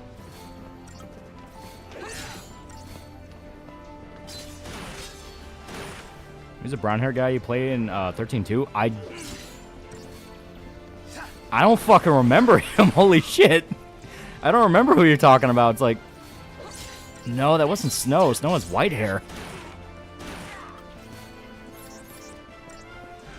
And, like, Hope's hair is more like light blonde. Yeah, Noelle, that was it. It was fucking Noelle, yeah. I don't remember large chunks of 13-2. I remember Lightning Returns because I remember it being basically Majora's Mask. I remember this game. 13-2 is a legitimate blind spot I don't remember very large chunks of. snow, soldier. It doesn't snow like a comatose woman. What's your angle? You don't remember Noel because he sucked. Yeah, Snow's a creep as far as the relationship with Sarah. It's gonna get weird in the sequels. What? Would that be a male Naissan's fantasy or a female Shotokan's fantasy? What's the matter? Knowing the direction of 13, the whole trilogy, it may actually be the latter. Because they kind of did push a little bit of Gaslight Gatekeep Girl Boss for 13. In the sense of, they liked pushing, like, like I said, like, a lot of tropes that, like, a Tomei game would do. Still happy you tagged along. You're never gonna play 11. Didn't have a choice. Yeah, I thought Noel was kind of better for Seraph.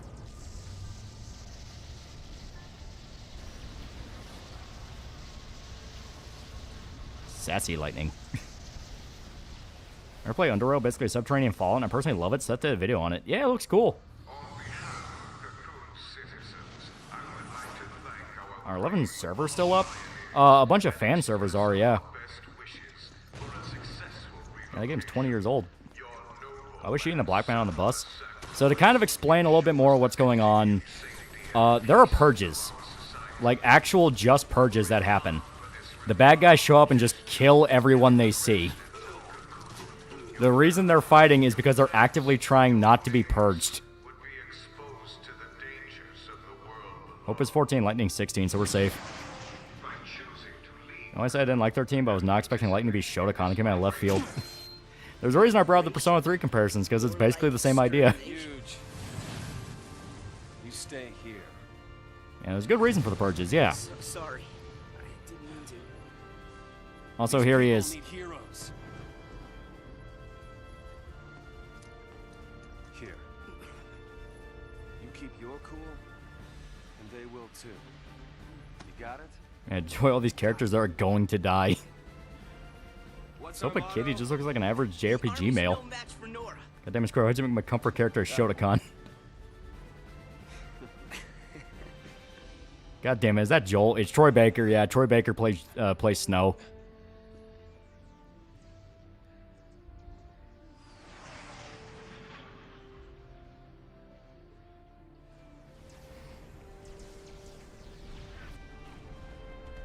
I just realized Snow's Dante if he was a total douchebag. It's over. It's all Worry Statue 33 born again for $2. Baby is born. Amazing. He's already 18.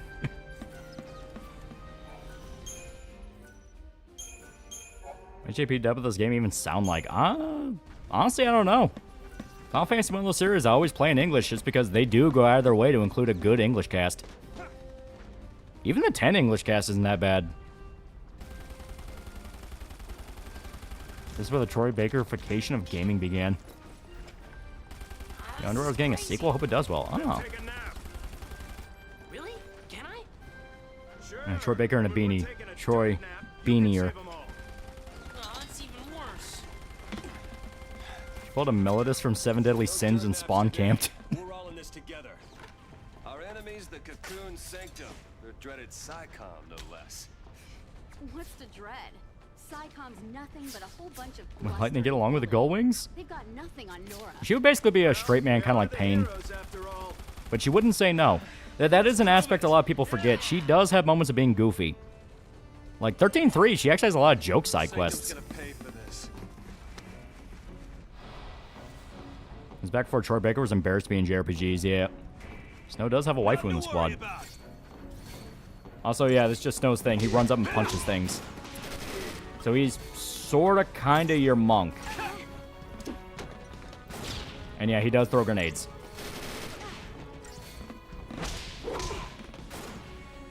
I had to re-record the English dub 5 times to record the lines, then the JP branch would be like, sorry, we changed most of the script, yeah. Yeah, it should be the straight man to the Gold Wings, yeah. A monk with bombs. He's Raph from King of Fighters. Yeah, he's basically the Tifa of the group, yeah. You know, like, the The 7 comparisons really are not far off because it's basically a mirror version of Final Fantasy VII. If I had to describe what 13 is in a nutshell. Because, like, think about what are the big points of Final Fantasy VII? Cloud has a childhood friend named Tifa who is in love with him, but he also has feelings for Aerith. This game goes in the complete opposite direction where Snow is just kind of on a weird, rocky relationship with Lightning and instead loves her sister. You know, that kind of thing. Their Barrett is actually just some random guy trying not to die. He's not even a soldier by any means. That's Zaz. Yo, boss. What's the plan? Charge in, guns blazing. Perhaps streams feel kind of the same after 2 years. Perhaps Shota ones are what changed. You didn't show your feet at 100K, right? Can I just say I find it funny that Troy thinks JRPG is beneath him, but he's willing to have a half-naked guitar fight with Norman Reedus to please Kojima? Have some goddamn whimsy in your life, Troy.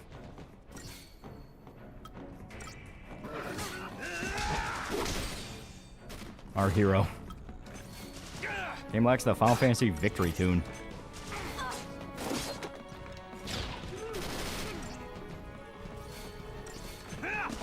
There we go. Wedge analog is skinny and small. Yeah. Everyone but the chicken Snow's group look like douche canoes. This was probably the peak of Nomura-ism. Where everyone talks about Nomura character designs, this is probably what most people have in their mind.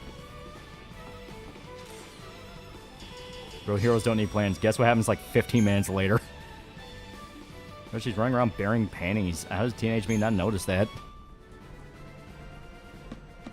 How old is Seraph in these games? I don't even fucking remember. Call throwing dynamite around a martial art? As long as it works. It does legitimately work. Seraph's 18, okay.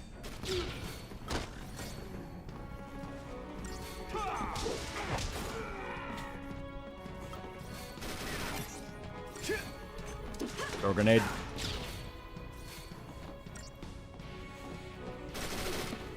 And zippers, don't forget zippers.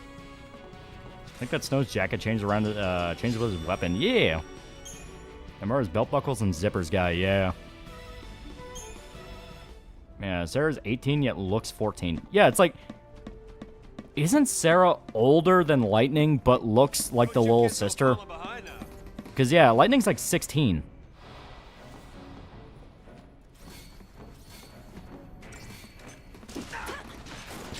Game playing itself, John. Yeah, Snow's lucky he's durable as a brick wall. Would be full of holes. Dude, Silksong's kicking my ass. I keep hearing it's really good.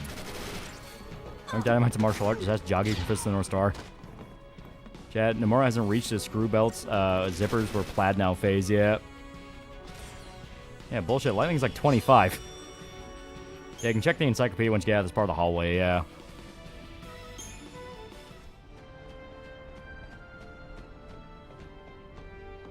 I don't get so hung up on fictional character age, but lust after Naruto, no question. Lightning's 21. I kept thinking she was younger than that. Yeah, Sarah's 18 in Final Fantasy 13, 21 in 13-2. Lightning is 21 and 13. Same as Snow. Okay, okay. Pay attention to Hope's mom is just named Mom in the subtitles. Yeah. Hey,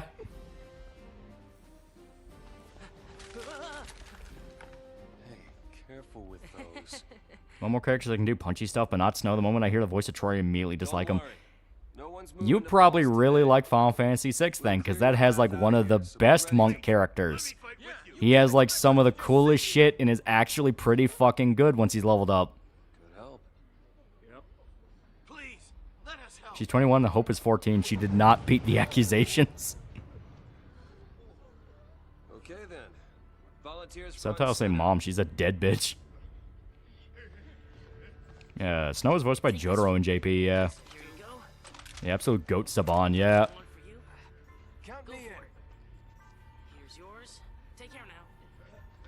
Six has many good characters, yeah. It's like one of the weird cases where it's a complete ensemble cast, yet there's no central figure. Like, the central figure changes each act, but it still works.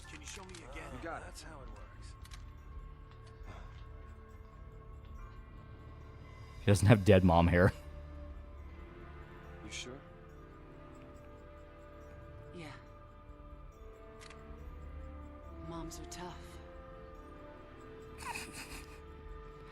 Yang versus Sabine versus Tifa versus Zell. Who wins? Trick question. The continent explodes.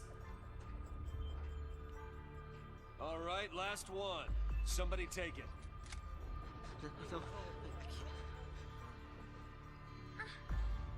Yeah.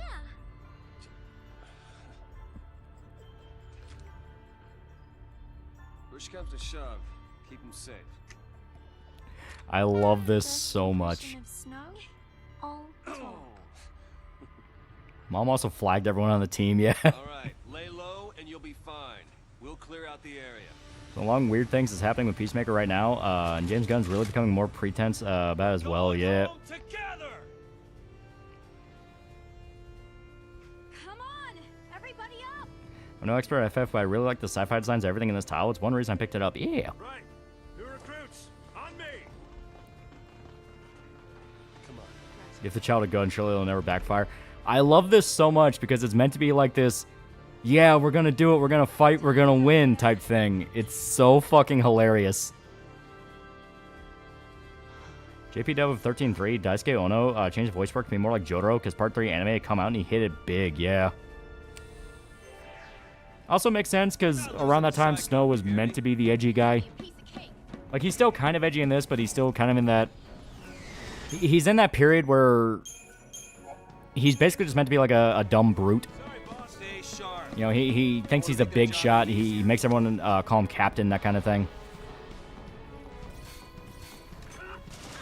Like, basically, he's big and he's edgy, but he's kind of meant to be a dumbass. That explains why JP Snow sounded like Shizzo. Why the bad guys waste their money on giving these people fancy robes and they're just going to purge them. There's actually a reason for the purge. That was a dipshit. Walks away, blam. Random kid pulls off a planetary and blows his brains out. Yeah. Bro, back us up. Yeah, he tries to be Barrett, but ends up looking like a fool. Yeah. Like that's probably the best way to describe Snow. He wants to be Barrett really, really hard, but he's just not. And that's the thing, like, the story itself addresses, like, you are not Barrett, dude. Speaking of JoJo, when do these characters get their stands? On paper, you're supposed to be banished to a nearby planet, yeah. You're not that guy, pal. You're not that guy. Not built different. Built from common material, actually. Snow was so not ready for the hard parts being a hero. Zack was already a war hero on Blown Away Village by now, yeah. Snow is basically a himbo portion. For this portion, he just gets worse, yeah. Alright, let's shake things up a little. If he was Barry, probably end up dropping the Section 7 plate on himself. There's a reason I'm questioning the robes. Wouldn't a cheap jumpsuit be enough? Well, you gotta have style. If you're gonna have a dystopia, you may as well let it look fucking slick. You can just do that. Yeah, he's more like Zell from FF8, at least early Zell. Yeah.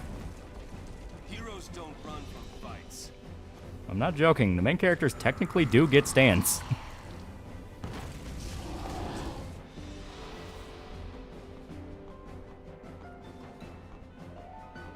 There's nothing we can't do. Alright, come on, Snow. I'm gonna get to Hope because I can't wait for Lightning to decide to start grooming some random kid for lulz. If I remember right, I think Hope actually shows up kind of a ways away. Music's too good, yeah. Yeah, Beta Behemoth. Snow is now known as Carl, like in the goddammit Carl meme, yeah. That was part of a local militia, became terrorist to save his girlfriend. He may have jumped into the deep end wearing weights. Is make Behemoths now? I mean, yeah. Once you get technologically advanced enough, you can just clone monsters, and why would you not weaponize monsters? That was the dude who tries to be a hero, but is clearly putting too much on his plate type of character. Yeah. When's the kind of fucking cool Shiva bike? That's way later. Where's Sigma Behemoth?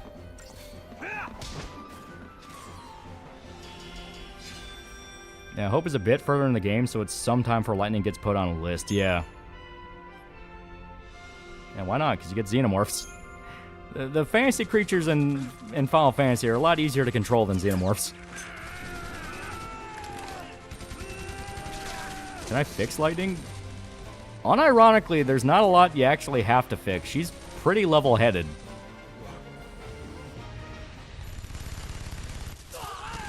Those are 66. Many more years left in them yet. No kidding. Stay down.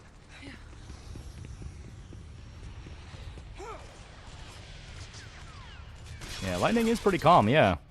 Even after everything goes wrong, she's the voice of reason. Yeah, just a pedo, I guess.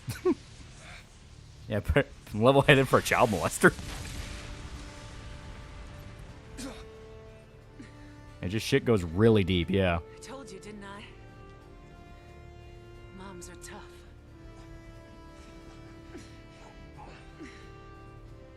He fumbled. He had to be saved by a housewife.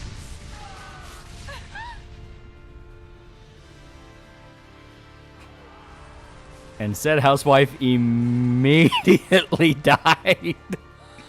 I'm not kidding. That's why I love that. Yeah, we're gonna hype up and win type thing. Because, like, everyone he just hyped up fucking died.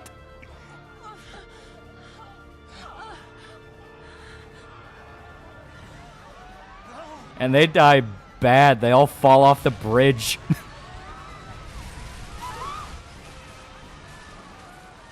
Random MILF, no. Oh, she's not a random MILF. That's the sad part. When you find out who she is, it's like, oh, fuck.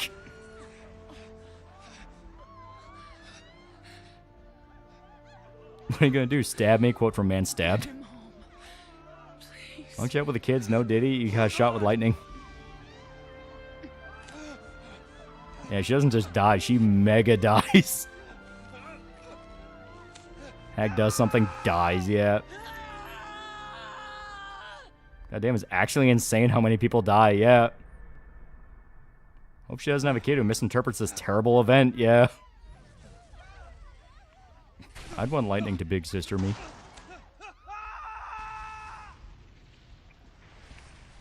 God damn it, Carl. Yeah, Chad is not ready for the retardation.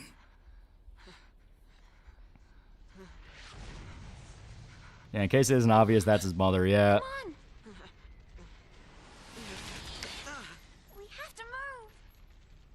Yeah, she not only dies from a wound, she falls and the bridge crushes her, yeah. What did I do? Because you fucked up the KT, got a lot of people killed. We're soon about to meet the biggest retard to ever retard. Thinking about JoJo, how dangerous would a Pillarman that has a stand be? I mean, I would think it would make an interesting JoJo story. That would basically be Dio, but he knows how to use his vampire powers. That could be, like, really fucking dangerous. It's an out-and-out massacre. Seriously, how does Snow survive the fall? He used the mom's body as cushioning. That was the idea. Lightning sees hope. I'm gonna Padme that boy. Sanctum logic. They conjured up the courage to eliminate a threat. I mean, why carry the danger all the way to Pulse? Why not just stamp it out here? Yeah, superpowered trench coat. Well, powers Dio had in part 1. It's absurd he didn't use him in part 3. Well, because he was focused on harnessing his stand. His stand made everything easy. Relocation to Pulse. How does the government get away with pulling crap like that? One man said the Death Squad really did a number on those spooks. You knew this was gonna happen? You're mature year for your age, Lightning, for some reason. The Purge was PSICOM. Private Sanctum troops, not the Guardian Corps. PSICOM. And it's interesting how, even though there was a tie-in novel, 13 did opening in media res better than 15.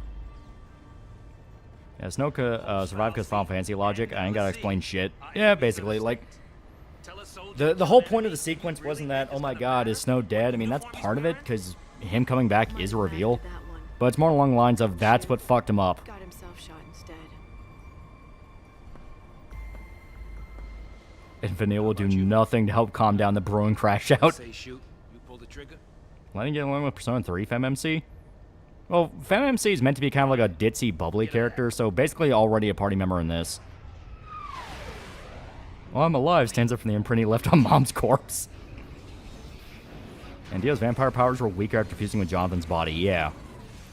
This is bullshit. Lightning's a cutie. Why is she a pedo?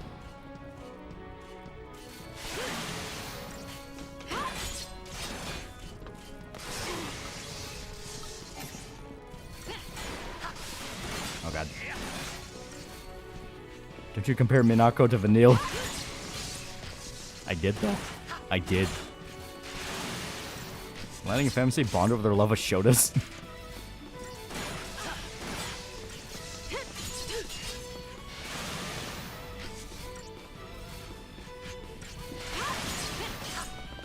Oh, God.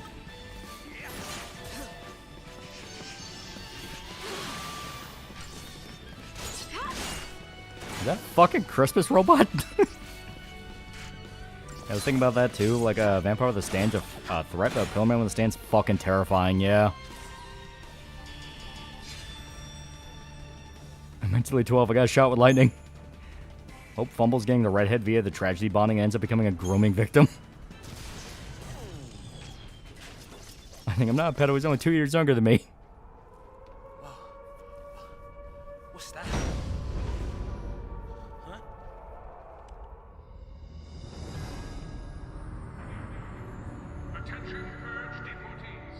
Seven-Head Ghost Christmas Past from the future.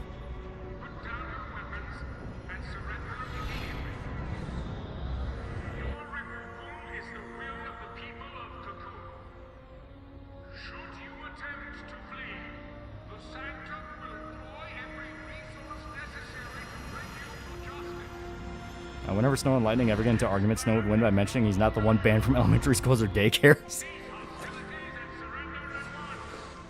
Deep Ortiz? Oh no. Sarah.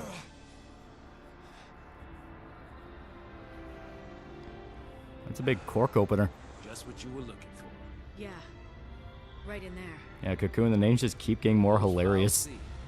There's an actual reason why it's called Cocoon, though. As a young boy without parents, I must find him. I feel about the Saudis buying everything like China's trying to do. I don't know. Like, I want to be optimistic since a lot of the people, you know, doing the buyouts are like pretty openly like dudes that are fans of gaming and they just want to see franchises they like come back. But I don't know. Hope Lightning shenanigans were weird because in the first game he just crushed on her because she helped him out in a rough time in his life and thinks she's hot. Then 13-3 happened, yeah.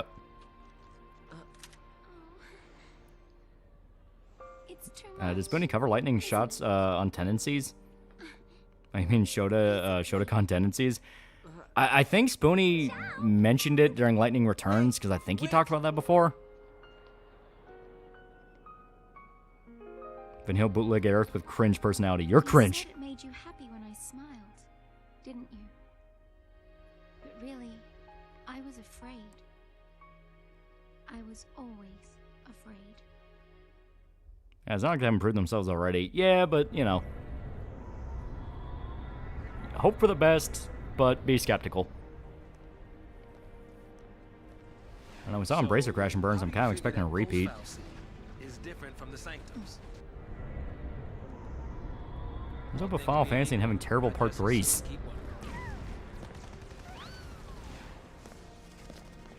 Oh my god, I just realized Final Fantasy VII Remake's gonna have a part 3. Oh no. Mention I hate autocorrect? Yeah, I meant to say Shota-con tendencies, yeah.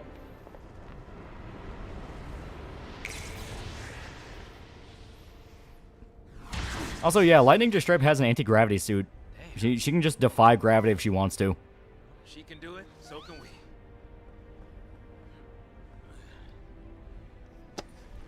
See Fleek's EA buyout video? Yeah, it's pretty good. Yeah, Ghost in the Shell moment. Yeah, you can definitely tell a little bit of Ghost in the Shell.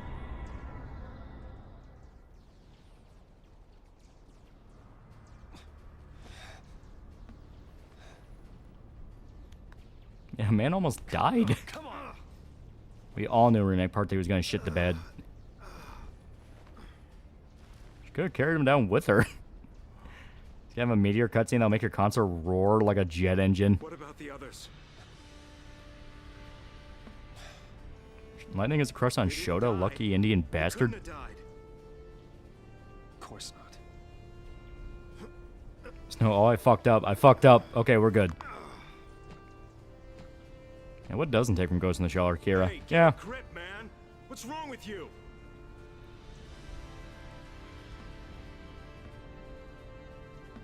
EA did it to themselves too. Maybe if they didn't make overly monetized garbage, they wouldn't be getting bought out. Yeah. What happens when you play Doom Eternal on console? FF Remake had so much shit, it's gonna trickle down to part 3. Yeah. Catch. It's probably gonna be the same amount of Final Fantasy VII remakes. Gonna have the same amount of discs as the original game. What are you doing? So what are you afraid of, huh? You're supposed to be the hero.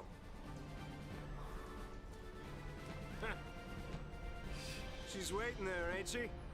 Your lovely bride-to-be? Isn't it about time you picked her up? Oh my god, the Snore Shitlings are supposed to be Avalanche. You were right. I told you!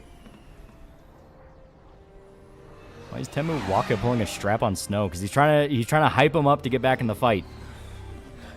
Snow and his ragtag group of Abercrombie and Fitch models got fucked up royally. There's our ride. Back to home base and see Nail scratch his hand back to the door of Lightning's room. Put a hijab on Miles. Start a new crusade.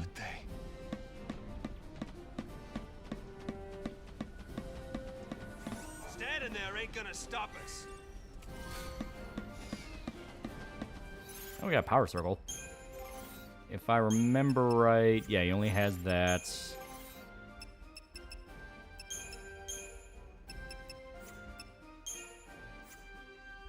There we go, yeah. A little bit more strength, less magic. That's perfectly fine. He's not really meant to be a magic guy. Like, he can use magic, but, you know. Guys are already investing in a bunch of shit. Norman's just now realizing it. They aren't even going to be the majority shareholder of EA. Eh, true.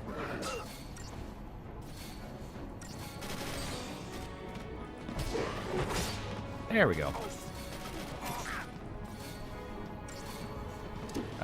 Did like the Battlefield 6 commercial. They showed a bunch of actors and fatigues getting geared up, only for them to immediately die from a UAV and have an actual gameplay commercial. Yeah. Yeah, Avalanche if you're not being led by a super soldier. Well, I mean, like, Lightning kind of is, but at the same time, yeah, she's also not really part of Snow's group. Everyone's just kind of tangentially connected by circumstance. Those are only going to be a temporary measure. We're going to make them leave for 30 years.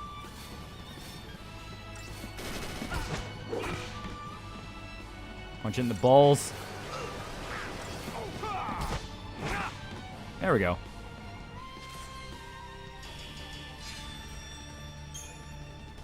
Look at those smoke and particle effects. Like I said, when this game came out, it was genuinely impressive for the time period it came in. Like, not even just impressive. This was probably, like, the best-looking game that came out at that point. Yo, don't go rushing in on your own.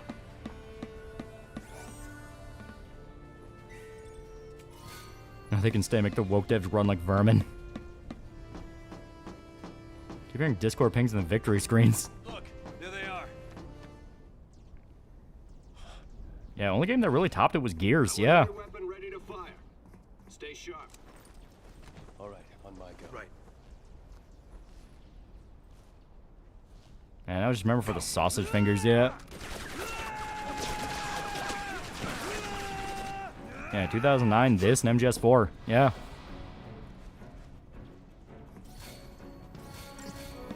I mean, yeah, if all three only came out like a year before this, and just look at them side by side, yeah. Now, granted, a lot of it is because Hallway Simulator. There were a lot of linear segments that they were able to spruce everything up and make it look all nice and fancy. You always gotta remember, Square Enix is always trying to flex with graphics, especially mainline Final Fantasy games. They just did it with 16 as well. But I think all the icon fights are as flashy as they are.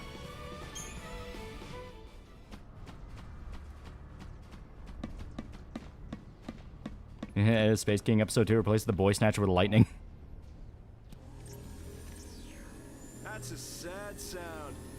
Check see if you're holding the right controller. Where's the soul? SNK fared kind of well from being bought by a Saudi, but that was because a mega fan. And SNK was going to go out somewhere of a high. Who's a current fan of EA? Yeah. But at the same time, you could have a guy who legitimately remembers when EA was good. So who knows? It can go a lot of ways. You just protect them all, right? This be Final Fantasy in 2001, yeah. Something on your mind? Man, 16's phenomenal. You got plenty of time for thinking on the way, hero. Where's the soul? God, Snow is a V user. Yeah. I remember Dead Space fondly. Yeah. Imagine we get a Mercenaries 3 because of this. That'd be cool. Mercenaries 3, new Destroy All Humans. Who knows?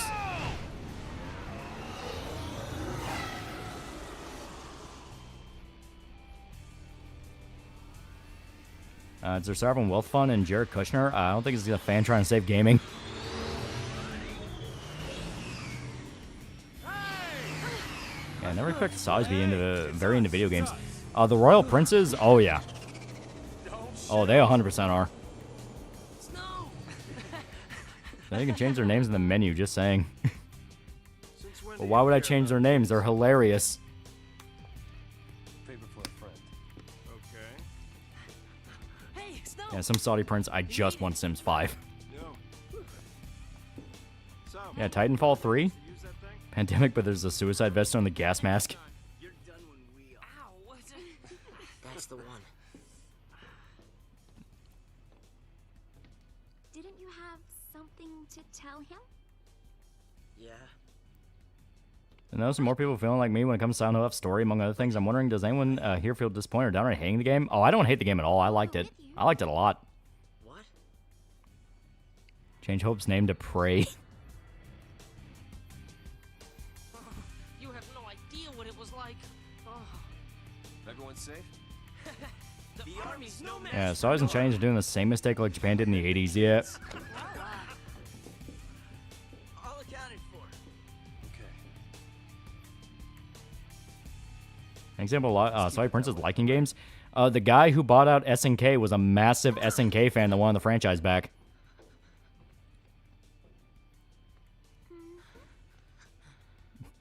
Also, yeah, like, this entire crash out comes from a massive misunderstanding.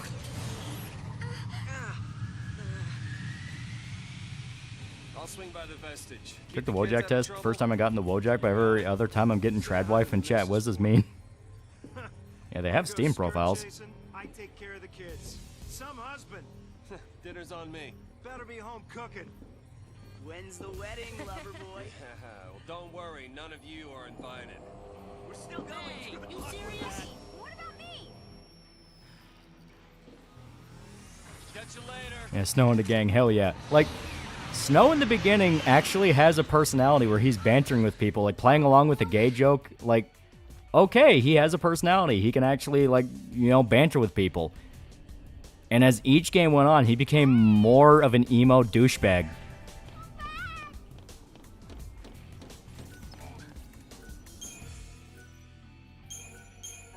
I'm destined for stay-at-home husband. Where about you really just sit the kid down for a talk session, shenanigans? Well, no, that's the funny thing. Like, he doesn't even know Hope is there. He's actively not paying attention to Hope's presence. You okay?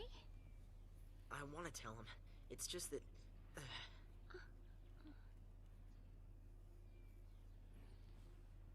Say, you know how to fly? Yeah, good for him. Hope sucks. Yeah? I'm just glad China no longer is just milking KOF for gotcha, yeah. In you go! That way. I meant Vanille. Oh, yeah, yeah. Yeah, you're not wrong. I always forget Vanille is like an actual fucking, like, soldier. If we go in there, that thing could... It could make us l'Cie. This is... I don't think I can... You can do it. What are you two doing? Here we go. Let's drop from 1 pain to 2 pains. Are doing side prints like old school CRPGs, like how Russians love classic Fallout? Non-0% chance. I'm gonna grab the redhead's ponytails. Arab rollers treat their people like shit, spending billions while keeping their people in gutters. Yeah. Yeah. Why'd Square go to such lengths to create such an annoying character like Vanille? I actually don't think she's that annoying. And our fate. Like, she's basically just trying to be Aerith, you know, like the whimsical one.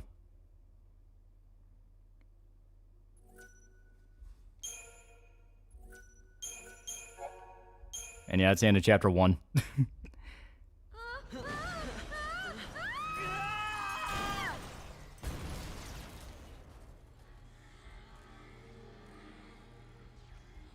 And she's kind of an airhead, yeah. Yeah, my biggest thing is how she treats Fang later on. Yeah, that's when she becomes annoying.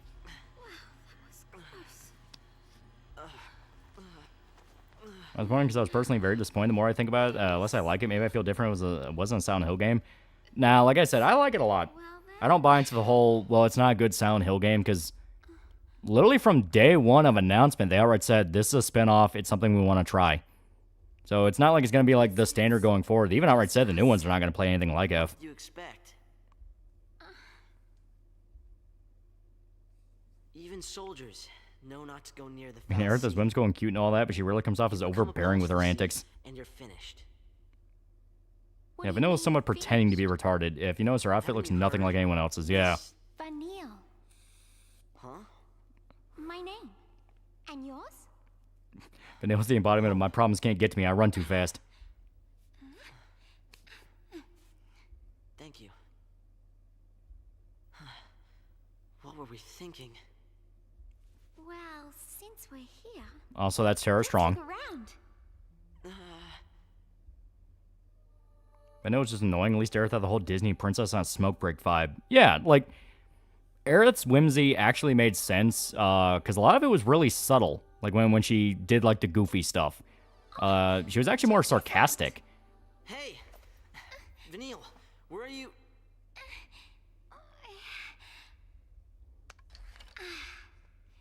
Yeah, Vanilla's like if Aerith got a massive hit to the head, worsening all the negative traits. It's more like... It's more like they wanted to do Aerith again without understanding what made Aerith work.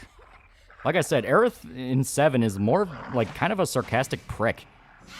Like the whole bit where she's pretending not to listen to Cloud and Tifa's conversation, yet she's leaning in to listen to it. Like, you know, moments like that where it's like, oh, she's fucking with him. Okay, that's funny. No daydreaming now.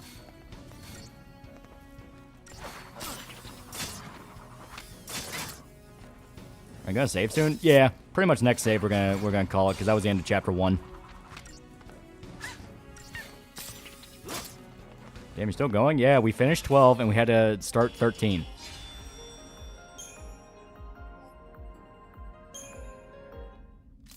Okay, back to exploring.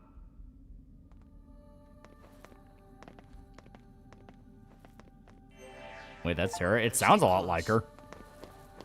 Pretty sure it's her. That's not Tara Strong, that's Georgia Van Cuylenburg. Oh, to her credit, she sounds a lot like Tara Strong. Wait forever for FF6, huh?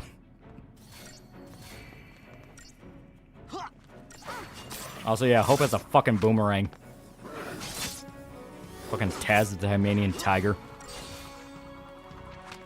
A safe spot? No, it's up on the hill up here.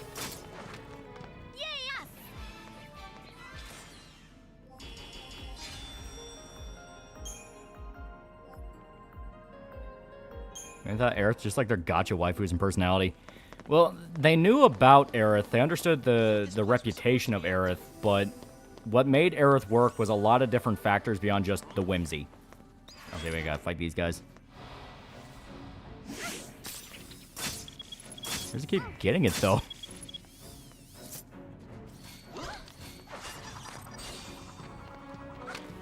Get hope a gun.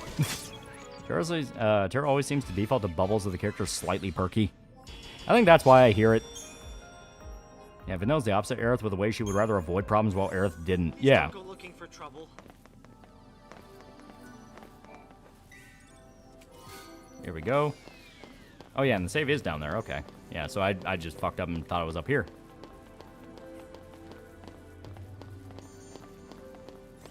What even is that weapon? The thing that Vanilla's using, it's kind of like a weird, like, whip. I don't even know how to describe it. It's like a weird whip thing.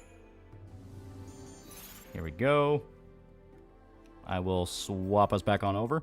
So you get a taste of 13. You get a taste. Yeah. Aerith was literally raising the hood. She knew how to handle herself. Yeah. Yeah, slingshot looking triple fishing rod. Yeah.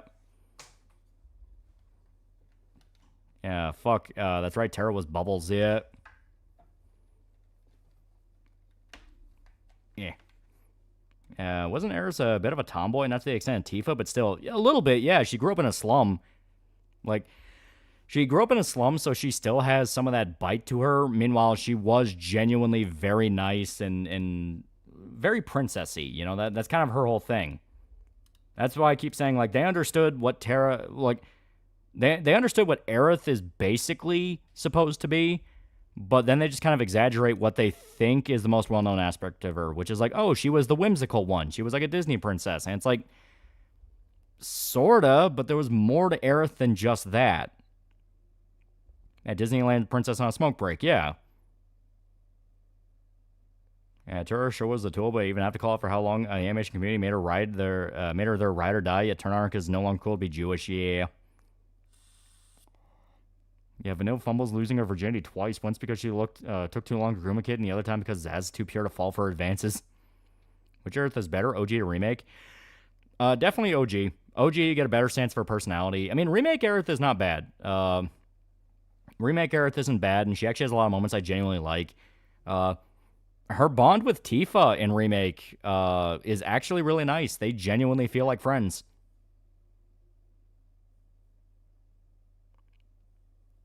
Final Fantasy or Shin Megami Tensei. It really just depends on what you want. Do you want the monster summoning, or do you like fucking around with the different Final Fantasy combat systems? Because, like, Materia System in 7 is really fun. I found a review from one of the channels last year about Hoodwink. I think it was a blonde avatar guy. Half his reviews just unfunny potshots at Terra. Also, yeah, I already answered the old school CRPG thing. And basically said non-0% chance. Gonna be a guy for the rest of the 13 trilogy. Have you fully completed all games? Okay, there we go. Made sure we're all caught up here. Day when Final Fantasy 13 gets a remaster version, fixing the problems the original had. Yeah, because like I said, it was stuttering pretty bad just on the fresh launch that I did, and I thought, oh, maybe that's just like a loading issue. As soon as I installed that 4 GB patch, it ran way better. And it's like, oh, right, yeah. Every Final Fantasy game before 14 on PC, for some reason, only used 2 gigs of RAM. Basically the same issue that plagues most reboot sequels of our childhood entertainment. Seriously, they do this to so many established character IPs. Yeah, well, it's basic flanderization, which is just, they understand the idea of a character, but they don't understand the intricacies of what made it work. Go buy a Choco Chick and put it in your Quint Reviews looking hair. Yeah, FFDQ, SMT are all big 3 in JRPG, so it depends on which one's your favorite. Yeah.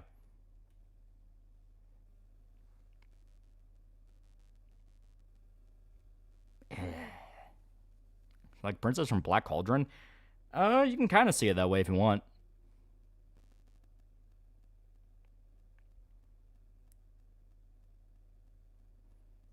Yeah, to 13's credits, characters got their own spice outside the 7 comparisons. Well, yeah, like I said, when I brought up earlier, if this is a mirror version of 7, that is literally kind of what the gimmick was. Like, because the comparisons between 7 and 13 are there if you really know what to look for. Like, the game basically opens up on the plate fall. It's the whole, like, big tragedy that defines where the characters are going. It's just now it's the inciting incident of what's happening.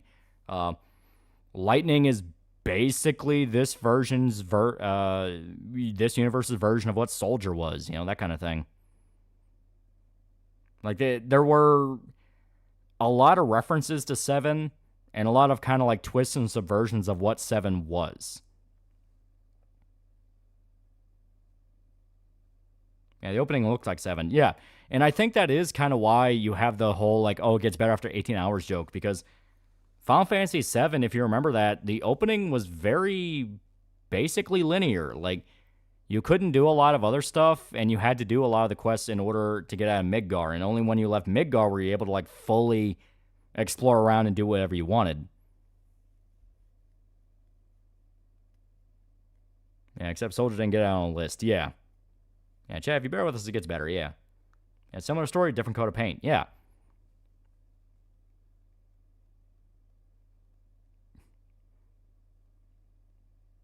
But, okay.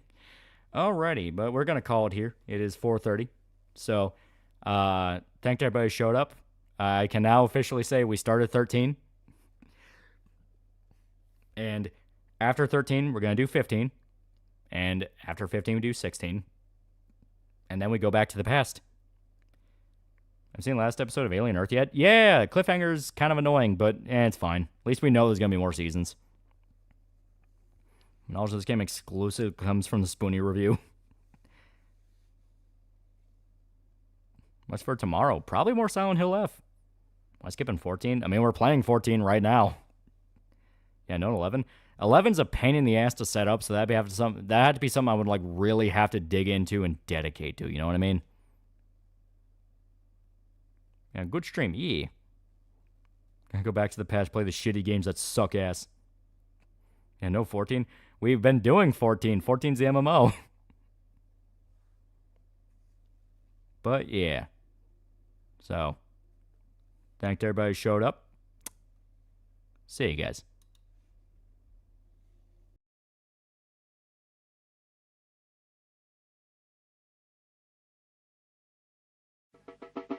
So, I see them lying there wait. Standing at the gate. But yeah, I want my hand and I sing. You sing now. Lord.